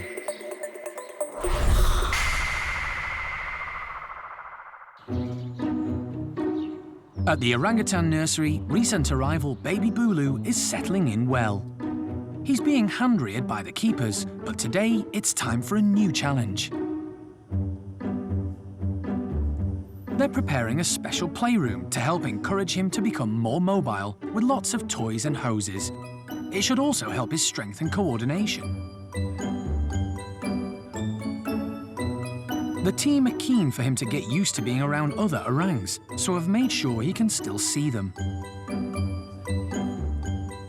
Alison has come along to check how he's getting on.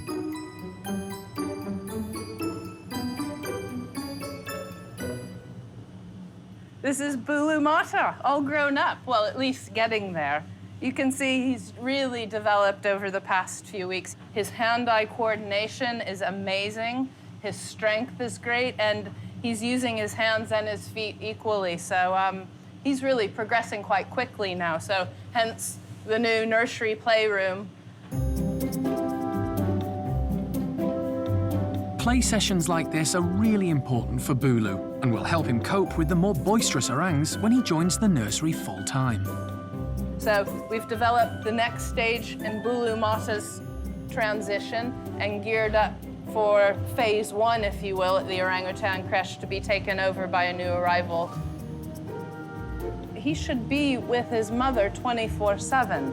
And in the absence of his mum, that falls down to us. So sort of interacting with him and making direct eye contact and letting him know that he's loved and looked after and he can rely upon us is absolutely critical to his development, to being well-adjusted and contented. For Bulu Mata here, we've sort of made the next step from keeping him in a more confined area because you can see now he's capable of not only sitting upright, but lifting his full body weight up with his arms and his feet. So he's starting to climb. We've got a sort of shorter area here on top of a shelf, and it's in line with the tunnel where we first started him out. Bulu's old baby tunnel, where he spent his first few weeks, is now being prepared for a new little orang, who will hopefully be a playmate for him.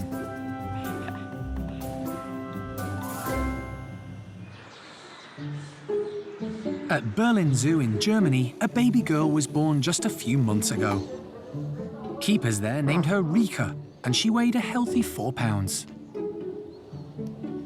But sadly, Rika's mum, who had never had a baby before, didn't bond with her and ended up rejecting the little orang. So the team at Berlin Zoo had to take over and are now hand-rearing her.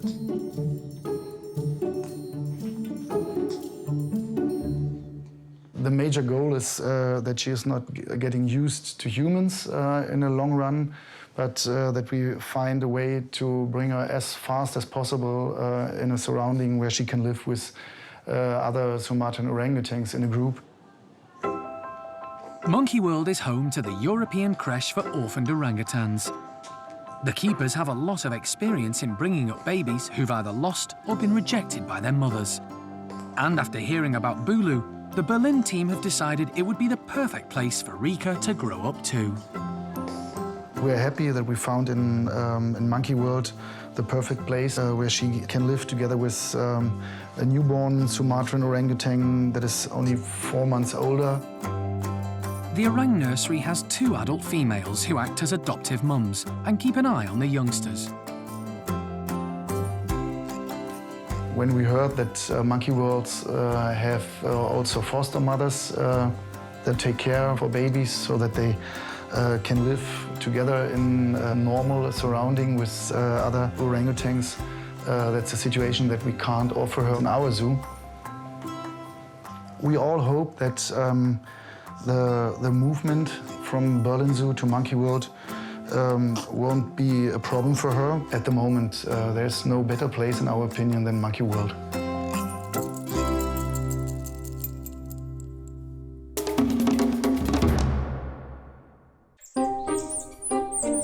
The brand new marmoset house is finally finished and open for business. It's been built with help from the RSPCA, whom the park works closely with to provide a home for the growing number of these small monkeys who are falling victim to the British pet trade. A new complex was built just 2 years ago, but it's already full to bursting. This new house provides 14 much-needed extra bedrooms. Even so, most of the spaces are already taken. Such is the demand for places, Alison has to choose carefully which marmosets are most in need of help. Today, she's on a mercy call to Nottingham. A veterinary practice got in touch about a female marmoset they're concerned about. Her name is Mojo. She was left in an empty house when her owner was sent to prison. She was skinny. Yeah. Potential rickets, bone disease of some sort, low bone density, you feel. She's missing claws. Yes. Those legs do look very skinny and frail because you can see the back of her thighs. Yeah. The bones are quite pronounced. But she should easily be, 300 to 350, so she's missing a third of her body weight. Oh, little girl, you're teetering on my hand. She's surprisingly calm and seems happy to get into the travelling crate. Quit. Having been neglected for so long, Mojo is going to need some TLC.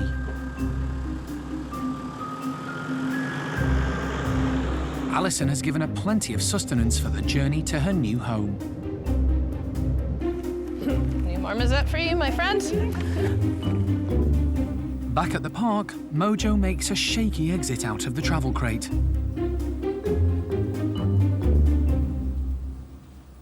Because Mojo's got kind of limited mobility, her back legs aren't very good at all. We've had to think quite carefully about how we've made the room for her. So we've put in extra perching so she doesn't have to make any big jumps or leaps, which she's not really capable of doing at the moment. Mojo is absolutely lovely character. She's really, really sweet, got a real gentle nature about her. Marmosets are really, really social animals. In the wild, they live in their family groups. It's not natural for them to live on their own, and if they are in solitary confinement, then they really do suffer, both physically and mentally. So it's very, very important that we can get a friend in for her and get her a little family and some company.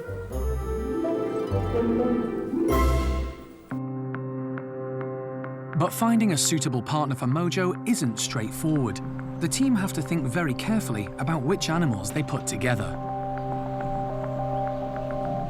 Alison has had a call about another marmoset who's also in need of help and lives quite close by. He's called Albert. We'll go over to his house, see what he's like, learn a little bit about him, and then bring him back here to the park. Following a little bit of an operation at the local vet clinic that's on our way. He's going to have a vasectomy so that there are no babies coming after Albert meets Mojo. There are no guarantees Albert and Mojo will get on. Only time will tell if it's going to be a match made in heaven.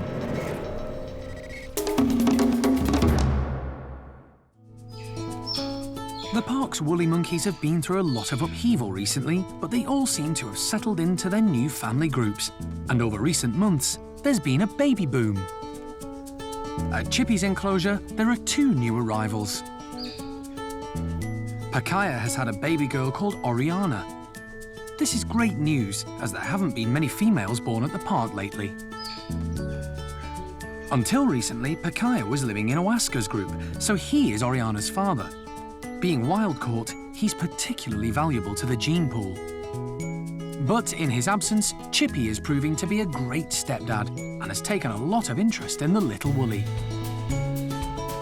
Pakaya is a first-time mum, but has risen to the challenge. Like any doting parent, she was extremely protective of Oriana at first, but recently has been allowing her a little freedom.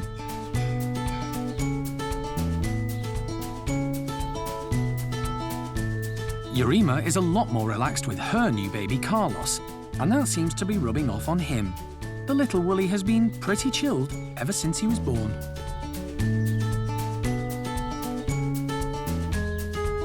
This is Yurima's 5th child, so motherhood comes naturally to her.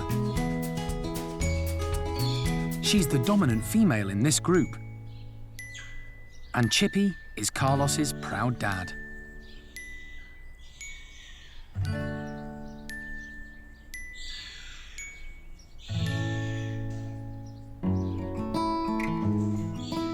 Despite the park's success, woolly monkeys are notoriously difficult to breed. There are less than 40 left in captivity in the world, which makes the new arrivals here in Dorset all the more valuable.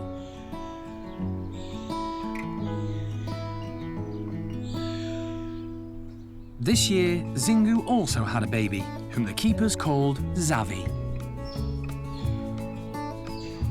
He's growing up fast and is bravely leaving his mum to explore the outdoor enclosure. He's another son for leader Oaska. And there was a baby too for Paquita and Lavar. Young Lucas, who is full of beans. And who knows, there could well be others on the way. Woolies don't always show their pregnancies until late in the day, and in the past, they've often kept the team guessing. Babies are always a welcome addition to any bunch of primates, and they can have a big impact on group dynamics. And over at Hanania's enclosure, Cherry's daughter Thelma is no exception. Thelma's doing absolutely brilliantly. She's no longer a small little entirely dependent baby. She's coming more into her own now. She's actually a little mini chimp. She is feeding, so she's picking up her own bits of food. And she's discovered a new mode of transport. Generally, you find babies when they're born, they cling on to the mum's stomach. It's obviously a bit more secure there. Eventually, when they do start moving onto the back, it opens up a whole new world for them because they can see better.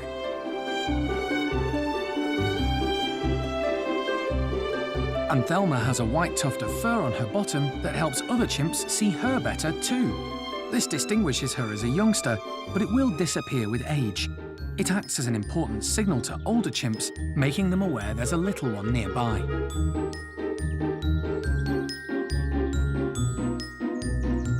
Cherry is coping really well with Thelma, and it actually is a little bit easier now that she's riding on her back. She's no longer holding onto Thelma either in any way, which means that she can use both hands, both feet to climb as well, and obviously pick up the food as she's going around. But riding piggyback means that Thelma can hop off whenever she likes, without Mum's permission.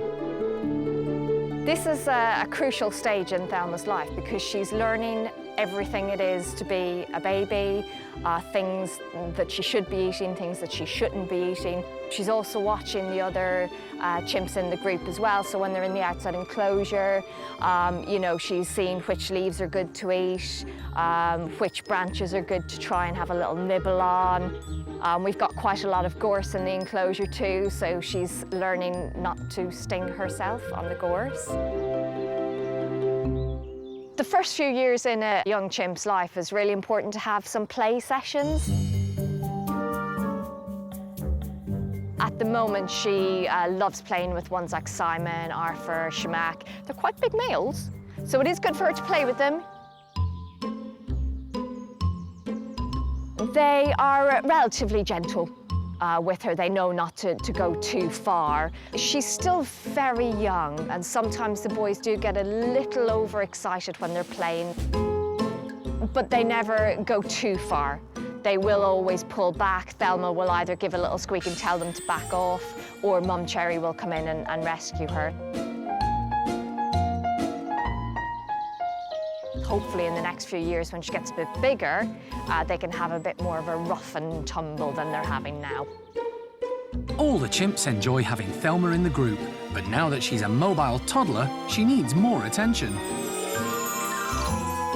Cherry is loving the play sessions because it gives her such a break. Thelma is starting to become a bit more independent now, which is important for both of them. She's got to learn how to handle different situations. It's also good for Cherry as well, and she is an excellent mum, constantly keeping a watch on her, but she is also pulling back a little bit and letting Thelma discover things for herself.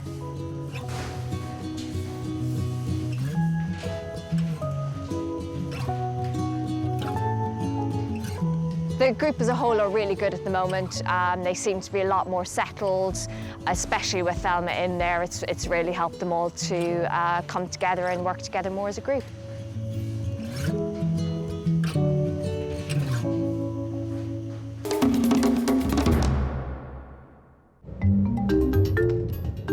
Alison is on her way to rescue a male marmoset called Albert, who could potentially be the perfect companion for Mojo. He's living with a local family. Good morning. Are you Casimira? Yeah. Hello, my friend. Casimira bought Albert from a dealer on the internet because she felt sorry for him. She was told that Albert was having problems with another male marmoset and needed rescuing. Albert's dad died, and the male he brought in for the mother wouldn't accept Albert, and he had to go. The number of different stories and tactics that some of these breeders and dealers have isn't really very nice. Sad situations like Albert's draw in well-meaning pet owners who then can't cope. Okay. Should we try and let him out then and see what you think? And he's fine with Albert. Yeah. Albert's quick and tries to give Alison the runaround. But with no chase, he hops back. Catching Albert in his cage is best. It might look a little rough, but cornering him quickly is the least stressful way for him. It doesn't take long before he's in the travel crate and ready to go.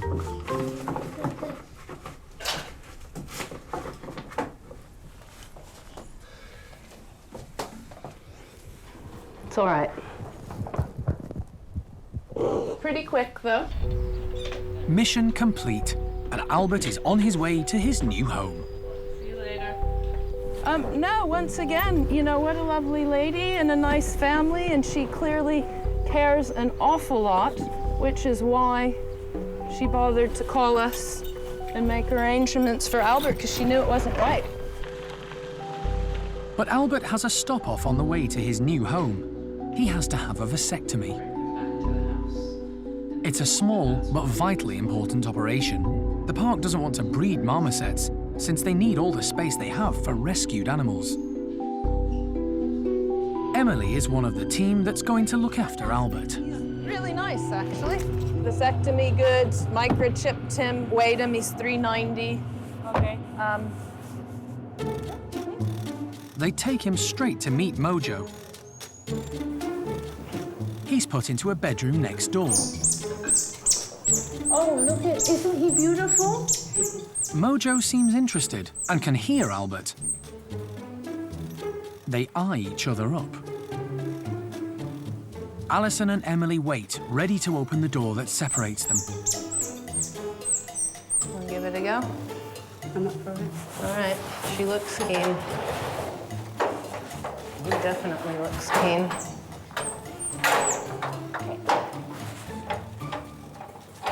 Oh, here she comes. The moment of truth. She looks a little bit feisty herself. Are you gonna tell him? Albert is a little over-keen. He gets a verbal warning. He's totally full of himself. So he tries more gentle tactics. Oh, that's nice. That's a nice approach. The pair seem comfortable together. Albert is keen to get closer to Mojo and edges nearer. And Mojo seems happy with his advances.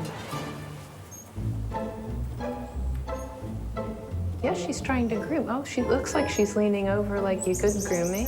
It's impossible to know how rescued marmosets will react to each other. Sadly, some that have been pets don't know how to communicate with their own kind. But for this pair, all the signs are looking good. We'll keep them together. We'll keep a very close eye on them. Someone will be here watching all day just to check how it all goes. And then come tonight, we'll make a decision and decide whether or not we're happy for them to stay together or whether or not we need to give them a bit of a break and let them sleep separate and start again tomorrow. So, yeah, so far so good, and we'll just see how the rest of the day pans out.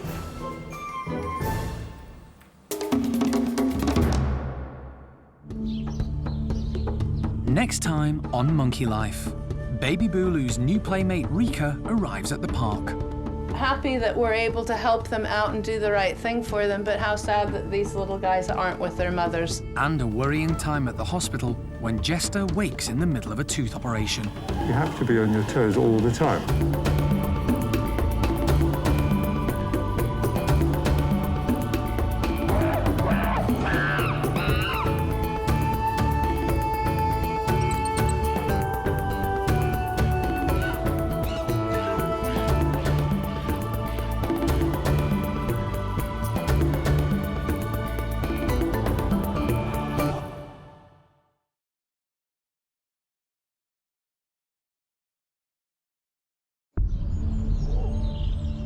Today on Monkey Life, a playmate for Booloo when baby Rika finally arrives at the park.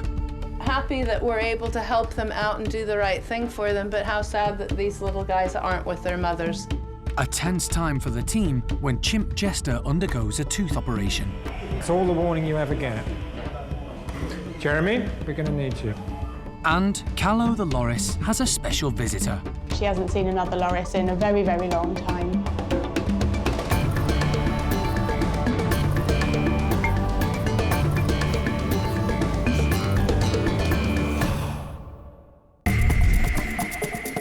Monkey World in Dorset, buried deep in the English countryside, is the largest sanctuary of its kind on the planet.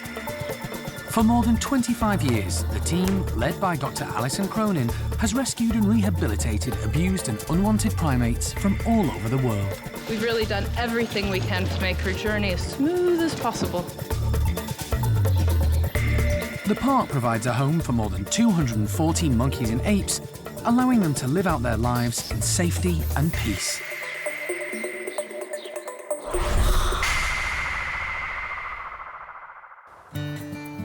Most of the residents at the park are already asleep, but there's excitement among the orang team. They're about to welcome a very special new resident who they're hoping will be a great playmate for baby Booloo. We're just waiting the final few minutes for a new arrival, which is little baby Rika from Zoo Berlin. They left at 3 o'clock in the morning from Berlin, and it's gonna be probably about a 16-hour trip to get all the way here to Dorset.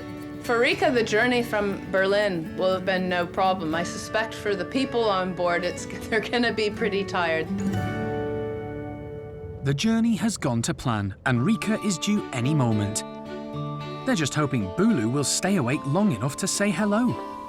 Sort of exciting, 2 baby orangutans, boy and girl, Sumatran orphans. So, you know, tragic, it's really sort of mixed emotions. Happy that we're able to help them out and do the right thing for them, but how sad that these little guys aren't with their mothers. We'll have to make a decision as to whether or not we give Shakwai the opportunity to pick up the new female baby. She hasn't picked him up, but who knows, maybe the signals aren't right and maybe they would be with Rika. Finally, the wait is over. Good evening. Hello, good evening. Hello. You Andre? I'm Andre, yes. I'm Alison. Hello. Pleased to meet you. Nice to meet you. The teams would like the babies to meet tonight before they sleep. Rika is only 6 weeks old and is much smaller than Bulu. Wow. Tiny, tiny. No, 2.8 kilos? 2.6.5. She's surprisingly awake after her long journey and immediately shows an interest in Bulu. Your shoulders, so you're facing it. He seems quite curious about her too. It's nice. Yeah. What a gorgeous baby, huh? It's really a nice cooperative program, huh, between Budapest Zoo, Zoo Berlin, and Monkey World. And so we're all working together to make sure that these babies grow up in the very best circumstances possible, which for them is to be with other orangutans.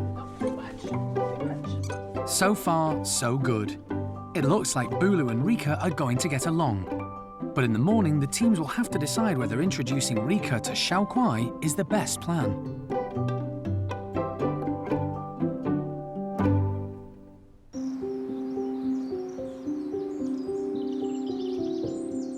It's not just the orang team who have their hands full. Over at the bachelor's enclosure, the chimp team are preparing to take Jester to the park's hospital. He has a swollen face, which they suspect is being caused by a rotten tooth.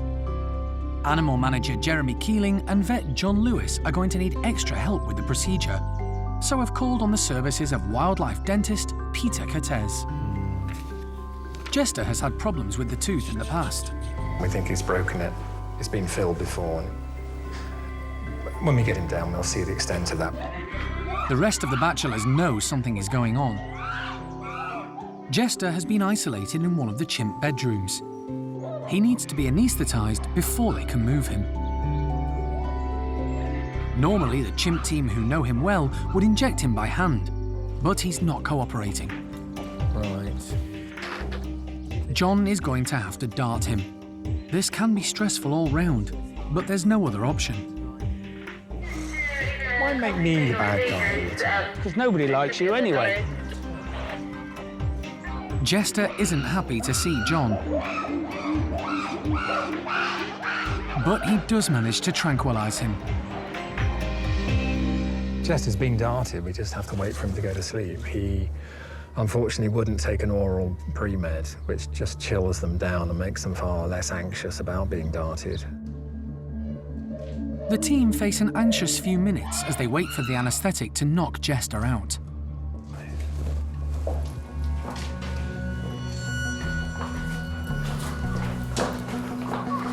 Well done, chaps. It's a bit scrunched up, so let's stretch him out a bit. Let me go a bit further. Right. It's only a short journey to the hospital, but they need to move fast, as John doesn't like any of the primates to be under anaesthetic any longer than they need to be.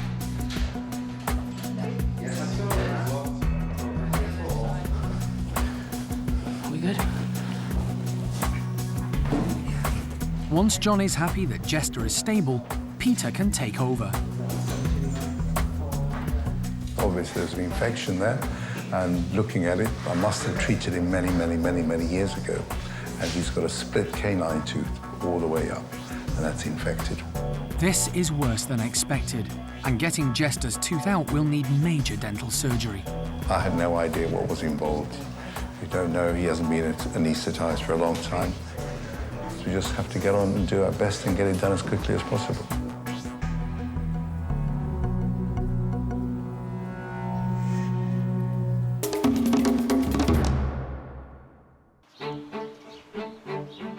Another chimp has also been getting a lot of attention recently. Paddy's son Bart lost his mum Susie after she was found to be suffering from a serious heart condition. There was concern among the team as to how he would cope without her, as he's only 6 years old. But fortunately, his dad, who he's very close to, has stepped into the breach, and the whole group has rallied round. His big sister Eddie is also providing some much-needed reassurance. Bart seems to be bouncing back and is once again testing everyone's patience.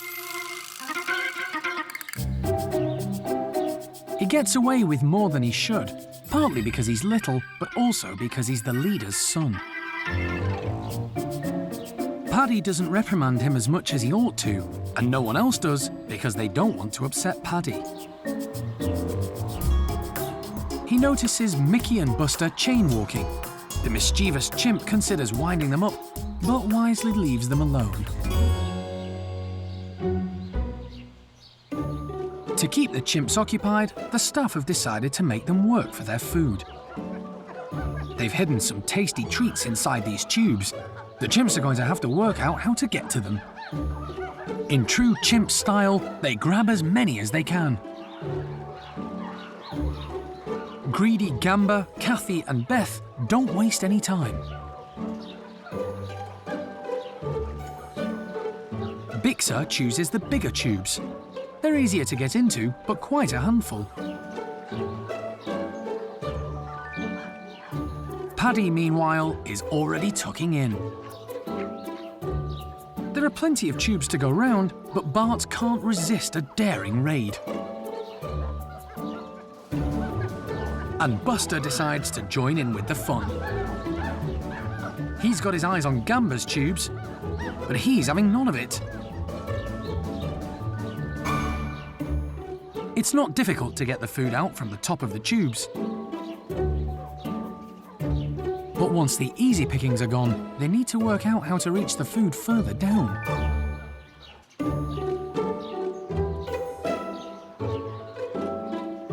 Eventually, they realise brute force works perfectly well.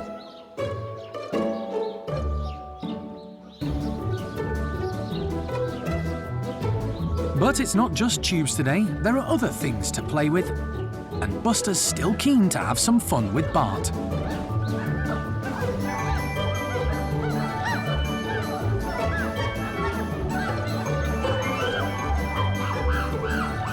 Bart knows if it all gets too much, he can play his trump card and use his privileged position. His dad Paddy is the boss, and he can sit right next to him and even share his food.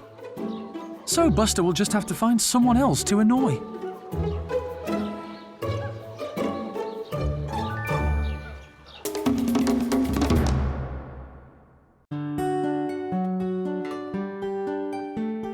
New playmates Bulu and Rika seem to be getting on famously. They are quite interested in each other automatically, which is fantastic to see. It's every primate's instinct. We just have to watch out for his flailing arms, and we'll have to keep an eye on his fingernails and her eyes, because as he flails about, he can actually inadvertently hit her in the eyes, and we just want to make sure that she doesn't get a scratched eye.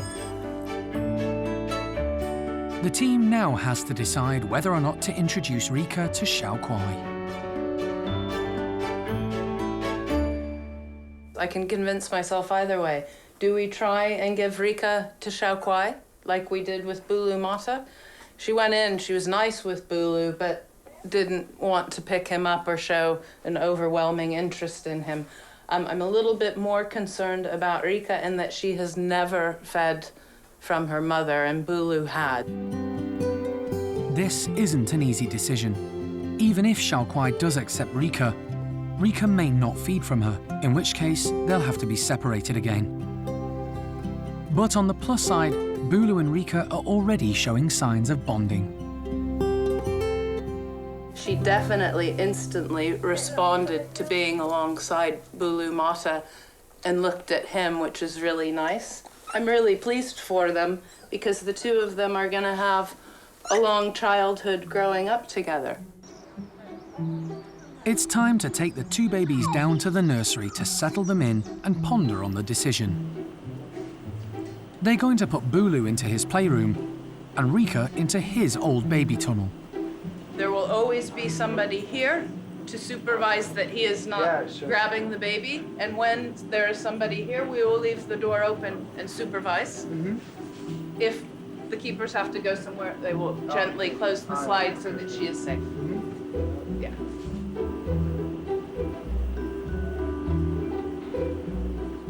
Now we just have to make the big decision. Are we going to let Xiao Kuai have a go or not? And that's a really difficult decision.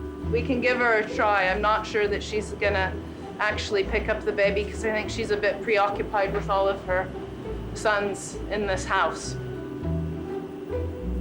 The two babies are blissfully unaware of what could be about to happen.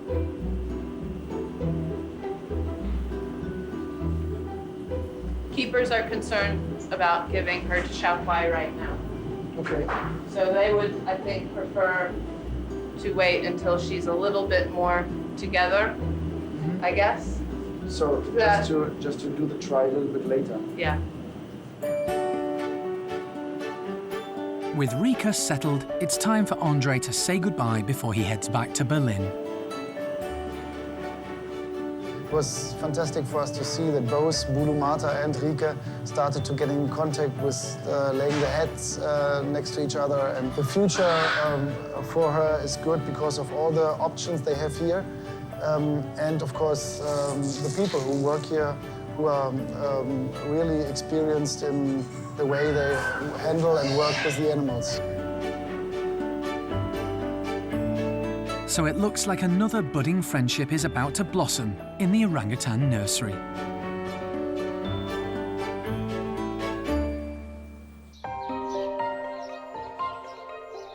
In the park's hospital, Jester is ready to have his infected canine tooth removed. Canine teeth are the big, long, sharp teeth they use for fighting, killing. If the teeth are split, then the bacteria can go all the way up into the bone and you'll get an abscess from it. Canine teeth have very deep roots, and that makes them hard to extract. But for Jester, there's an extra complication.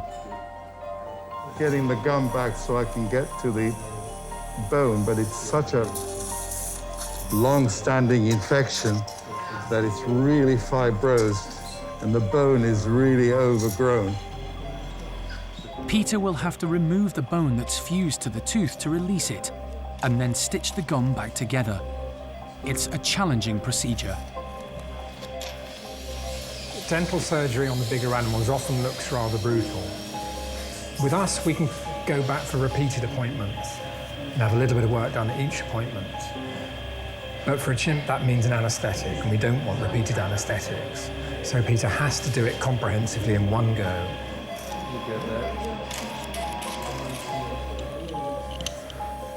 There is part of the tooth that was split.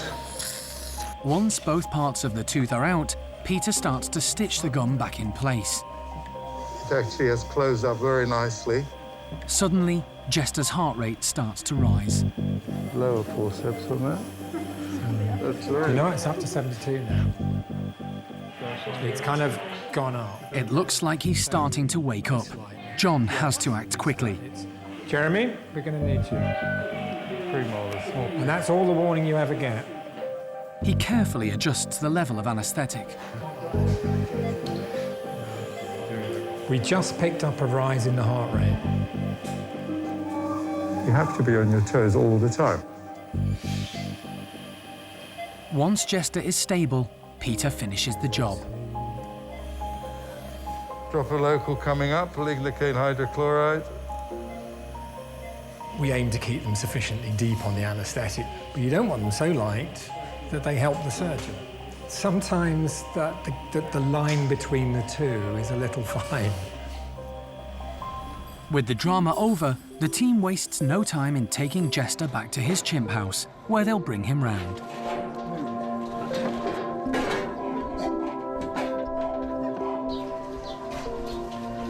A quick check, and then John reverses the anaesthetic to wake Jester up. Thanks. The big chimp slowly rouses. Tomorrow he'll be back with his housemates, feeling a bit sore, but on the road to recovery. At the other side of the park, life is much calmer for slow loris Callow. Loris are nocturnal primates, and the house has been adapted to make it dark during the day so that Callow is active during daylight hours. He's been in quarantine on his own since he was rescued from the Maldives. But today, he's getting a special visitor. We have Doris the loris arriving at Monkey World from Sheldon Wildlife Park. However, recent results from a DNA test on Callow might throw a spanner in the works. He turned out to be a she, so we had to change her name to Kambulo. It's not so straightforward that female slow loris will live together compatibly. Apparently Doris the loris has lived with another lady before, so it's possible. If the two females do get along, the plan is for both loris to live at Sheldon, as they have nocturnal facilities. But it's better that their first meeting is here in Dorset. We've got 4 separate bedrooms in a circular setup where the ladies can sort of move about without having to be confronted with each other. We're all sorted and ready to go, and we'll set them in bedrooms across the corridor from each other. Doris is accompanied by her keepers. This is a big moment for newly named Kambulo. Everyone is hoping they'll hit it off. Kambulo looks on with interest. Look at her watching. She is like...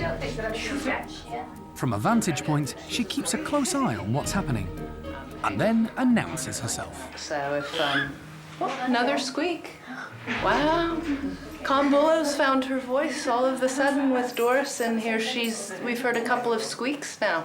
Maybe that'll turn into a whistle and a chatter between the two ladies. Hopefully it's all good. Kambulo seems eager to meet her new neighbour, so the team follow her lead and open the door.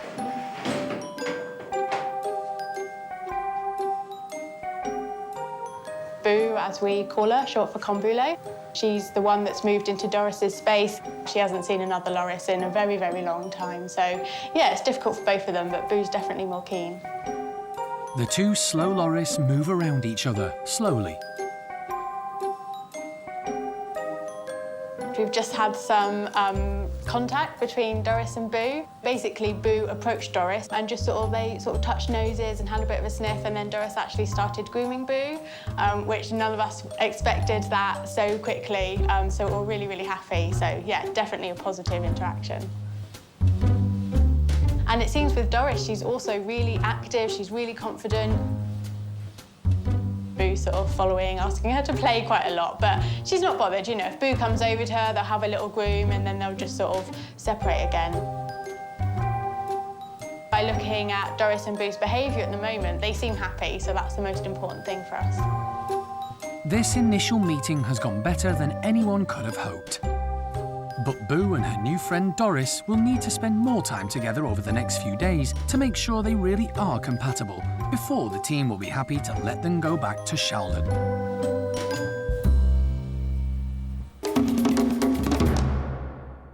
Next time on Monkey Life, Double Trouble, Rika and Bulu prove to be quite a handful. I would liken it to having twins, I think, caring for these two. And Stumpy Phil is given a helping hand as his eyesight begins to fail. He knows that when he hears that sound, that means he's going to get food, so he will come.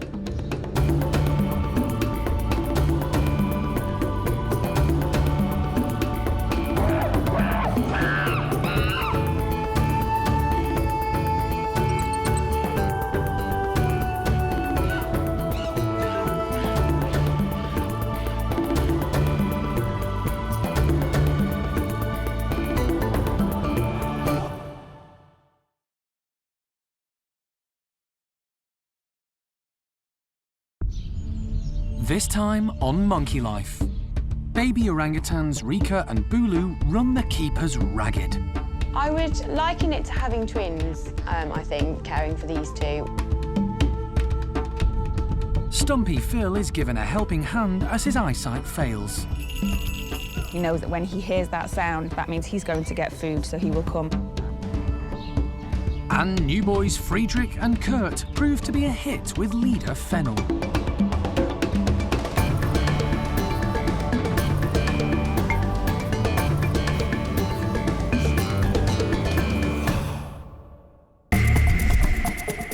Monkey World in Dorset, buried deep in the English countryside, is the largest sanctuary of its kind on the planet. The team, led by Dr. Alison Cronin, rescues and rehabilitates abused and unwanted primates from all over the world. Yeah, everybody's brilliant. Really good. The park provides a home for more than 240 monkeys and apes, allowing them to live out their lives in safety and peace.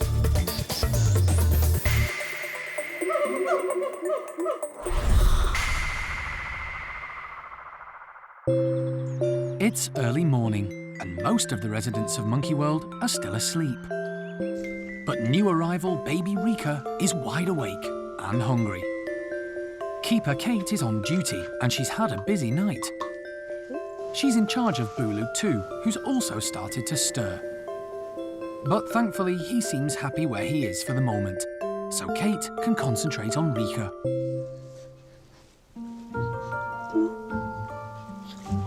Been a reasonably good night. She was up about 3 a.m. this morning, and then she went pretty much straight down, and then she's woke up again now, and it's about 6, so not too bad. She actually feeds really, really well. We do have to slow her down slightly, just because she tends to have quite a lot of wind because she drinks so quickly. So we like to burp her in the middle. Sometimes she doesn't like you doing it. She wants to carry on drinking. Even at her young age, she's already showing her character. She's a typical woman, quite opinionated, knows what she wants, and she'll let me know if there's anything wrong. So, tiny drop of wee in her nappy, she wants it changed. Looking after one orange baby is hard enough, but Bulu and Rika together spell double trouble.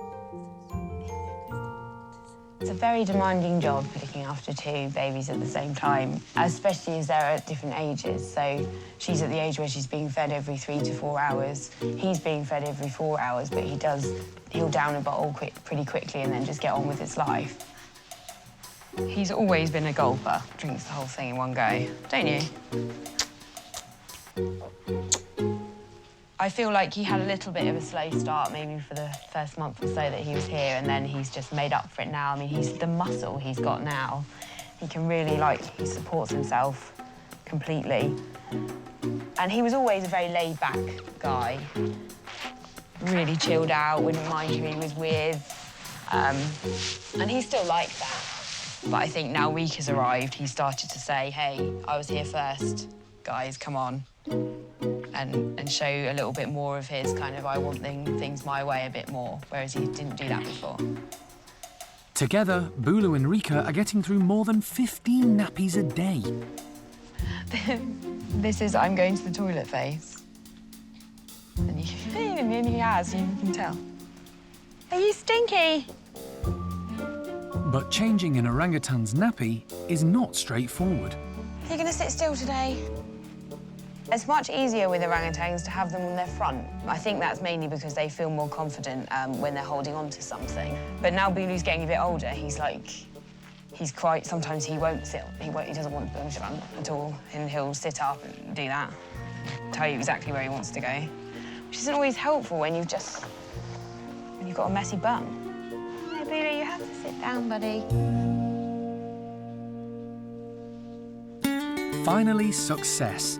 But Bulu needs to be kept occupied while Kate gets back to Rika. I would liken it to having twins, I think, caring for these 2. Rika makes life a little easier, which is just as well, as Kate still has her day job to do. There are 6 other orangs in the nursery that also need looking after. And then we make you like a sausage roll. Ready. You make that go a minute. Have you peed again? Yet another nappy change for Bulu. Finally, they make it out of the house.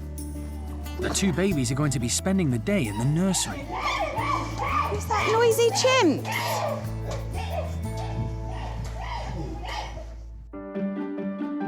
Another newcomer isn't being quite so demanding. Stumpy Floh has been at the park for a while now and seems to have settled well. Today, the team have decided to try to encourage the ugly monkeys, as they're affectionately known here, to take a little exercise. So have hung up some baskets in their enclosure full of treats. Floh has nipped out and managed to bag herself a tub before anyone else, and is making the most of it. Leader Sam hasn't managed to get into one, yet. Floh is a bright stumpy. She knows she has to work quickly before the high rankers get to her. Sylvie, who's one of the youngest, uses her nimbleness to get to her prize. While Sam is hoping dominant female Kelly might have more success than he did. Stump-tailed macaques have a very strict pecking order, and since she arrived at the park from Munich, Floh has been finding her feet. But it seems she's ended up at the bottom of the pile, along with lowly Phil. Floh is really clever, and she has learnt her place in the hierarchy. She understands who the dominant animals are and her place in it. So she's not scared of the high rankers in that she will run away from them when they approach, but she does know to be submissive of them. Floh probably gets on best with Phil. They do spend a lot of time grooming, a lot of time together, and actually Phil has been seen on a number of occasions mating Floh. He's the only one that she's allowed to mate her, so that's really nice for him, because I don't think that's ever happened in his life. So he's got a nice girlfriend. But yeah, they're really, really close bond. Sadly today, Phil is sitting on the sidelines. Over recent months, the team have noticed that his eyesight is failing. For a low-ranking stumpy, that makes life particularly tricky. Come on, Philip! Good boy, that's it. Come on then. Unfortunately, over the last few months, we have begun to notice that Phil is losing his sight. So he is moving a lot slower around the enclosure. Where he's moving, he's checking with his hands where he's going to go, checking where the platforms are and the benches are. Going down. We're able to adapt our management technique with him. Good boy, well done. We've also incorporated a bell, so he knows that when he hears that sound, that means he's going to get food, so he will come. Well done, Phil. Good lad. Come on, you can do it. That's it. Well done, Philip.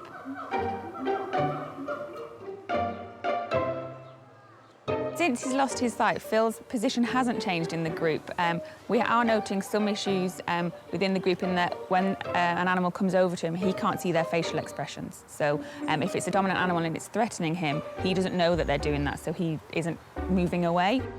We're going to make sure that our structures, the big structures in the enclosure and in the house, don't change. So the big platforms, the big posts, they're going to stay as they are. So hopefully remember how to get around the enclosure.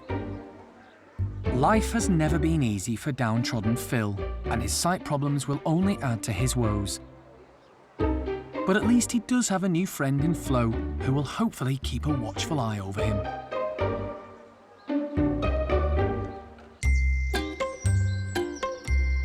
Floh isn't the only one who's had to get used to being part of a hierarchy. Two new arrivals at the lemur enclosure have also had their work cut out. Once again, whenever there's food around, the pecking order kicks in.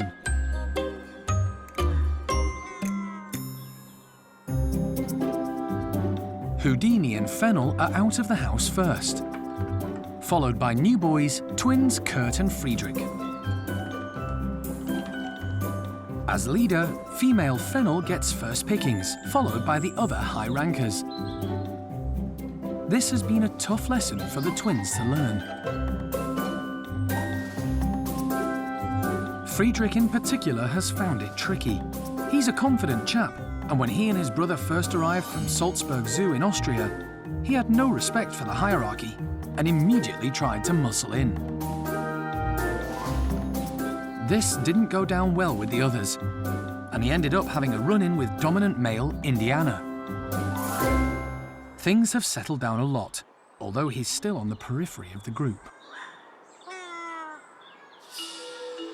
Kurt, on the other hand, is brighter than his brother.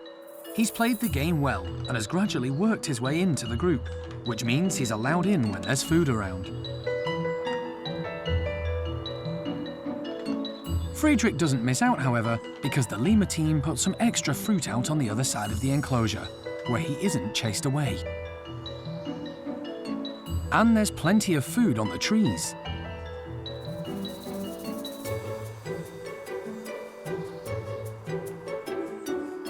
The twins are still close, and Kurt in particular watches out for his brother. Although they are both currently low rankers, they're above White Spot, who's hung on to bottom position. At 2 years old, the twins are by far the youngest in the group. They're gradually making friends and have even been allowed into the lemur huddle at times. Indiana is still a bit prickly. Being the dominant male, he's not keen on the extra competition. But they have managed to win over Fennel, who's quite enjoying having some more boys around.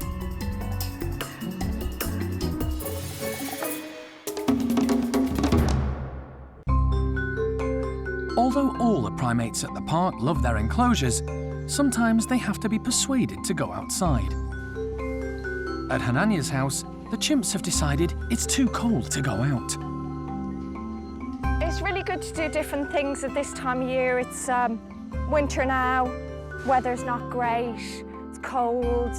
Because it's cold, they tend to spend more time inside. You get a bit agitated when you've got nothing to do. So yeah, we've just gathered a whole load of different sized empty boxes. We're going to put them in the outside enclosure. Maybe put a few treats hidden in there just to encourage them to play, see what they do. It doesn't take long for Hananya and the gang to realise it might be worth braving the cold. And there's a mad scramble for the boxes.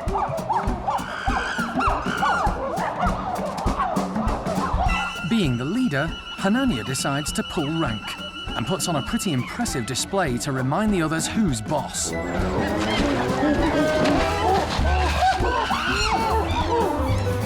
Shamak, who's never far from the boss's side, has also got straight down to business.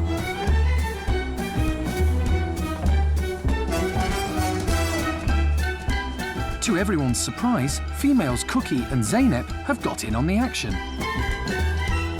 They're fairly low-ranking, so would normally have waited a while. Baby Thelma is enjoying the boxes too, although she's not being as adventurous as normal. Thelma seems to be sticking quite close to Cherry this morning. Most of the time she is off and about exploring. She's been more independent, moving around on her own. This morning, though, she seems to have spent a lot of time on Cherry. I think it's a little bit chilly, so she wants to keep her hands and feet warm. Since we've had Thelma, the group dynamics have changed slightly. We're noticing Cookie is a bit closer to Cherry and Thelma and that group. She's spending a lot of time. I think she's being quite political about things. But she does like to hang out with Hananya quite often as well. Hananya is having a great time with the boxes. Being the leader, he's often too busy to chill out. As dominant male, it's his job to look after the group, so quite often he's in a serious mood. He has to make sure everybody's behaving themselves. Every so often he lets his hair down and he has a bit of fun, and it's really good to see because he is a really nice chimp. He particularly likes to play with Shamak, sometimes Simon and Arthur as well, having a boys' game.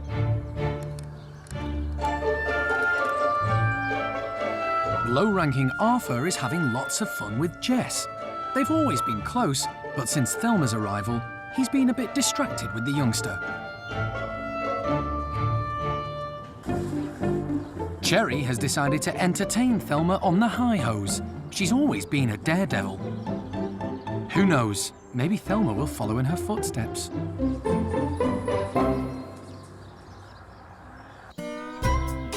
Unlike Thelma, over at the Orang nursery, Bulu and Rika are proving to be quite a handful.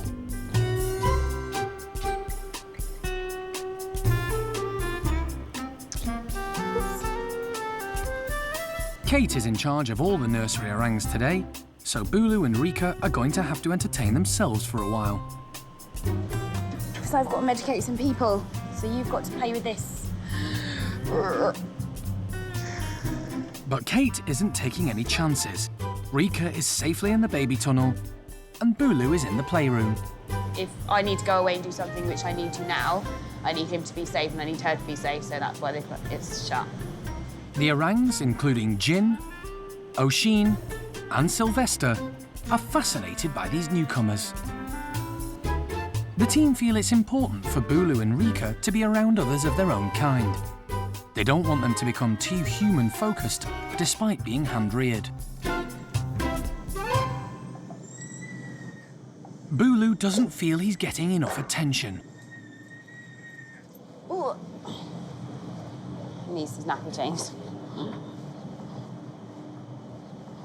He's usually crazy in there. He loves it in there, but they've been staying at the hand rearing house for a couple of days, so he's got lots of cuddles the last couple of days, so he's a little bit clingy. Bulu is teething, so that could explain why he's unsettled. His second tooth is coming through there. The second one is just there. The team are keen for Bulu and Rika not to become attached to any one person, so there's a team of 4 caring for them 24/7. Hand rearing for a whole year is a big commitment, and it can be up to that. So, yeah, you've got your work cut out, basically. Bulu is already on solids, despite his lack of teeth. Your favourite, isn't it? Banana.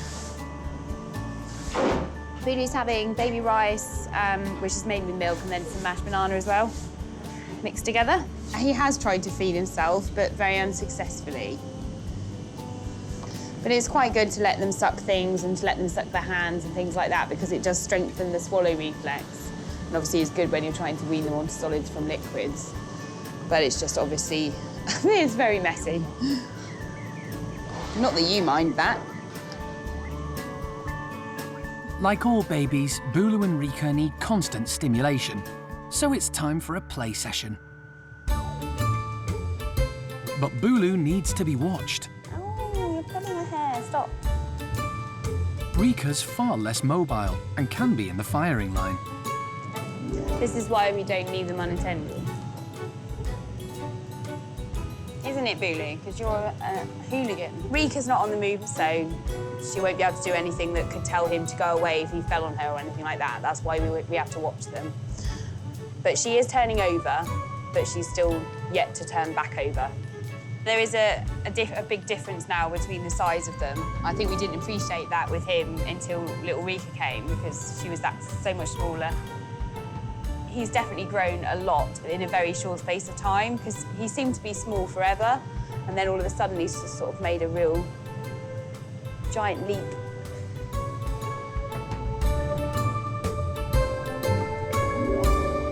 Once Kai, Jin, Sylvester and the other nursery orangs are fed and watered, there's just time to pop into the park's hospital to carry out a few checks on the babies before they go home for the night.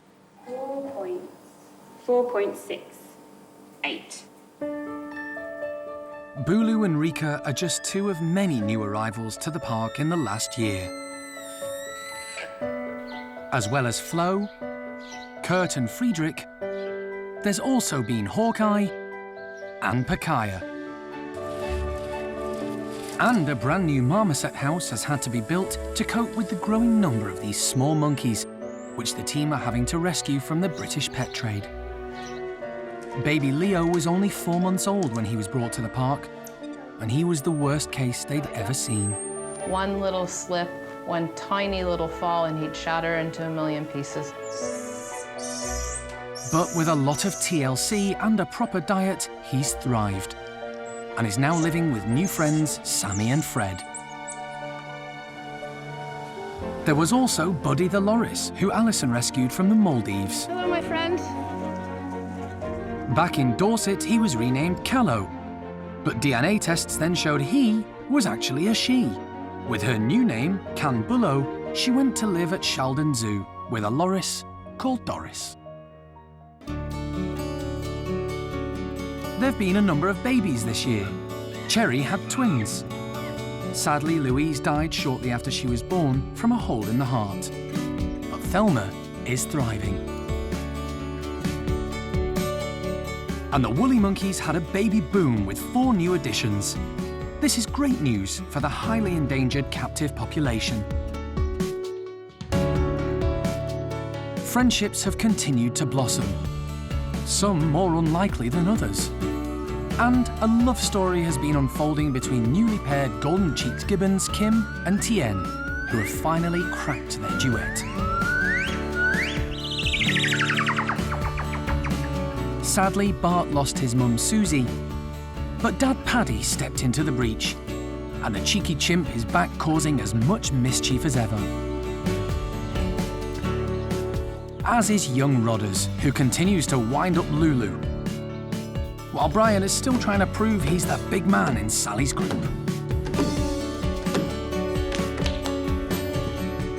These primates are the lucky ones. They've been given a safe haven to live out their days.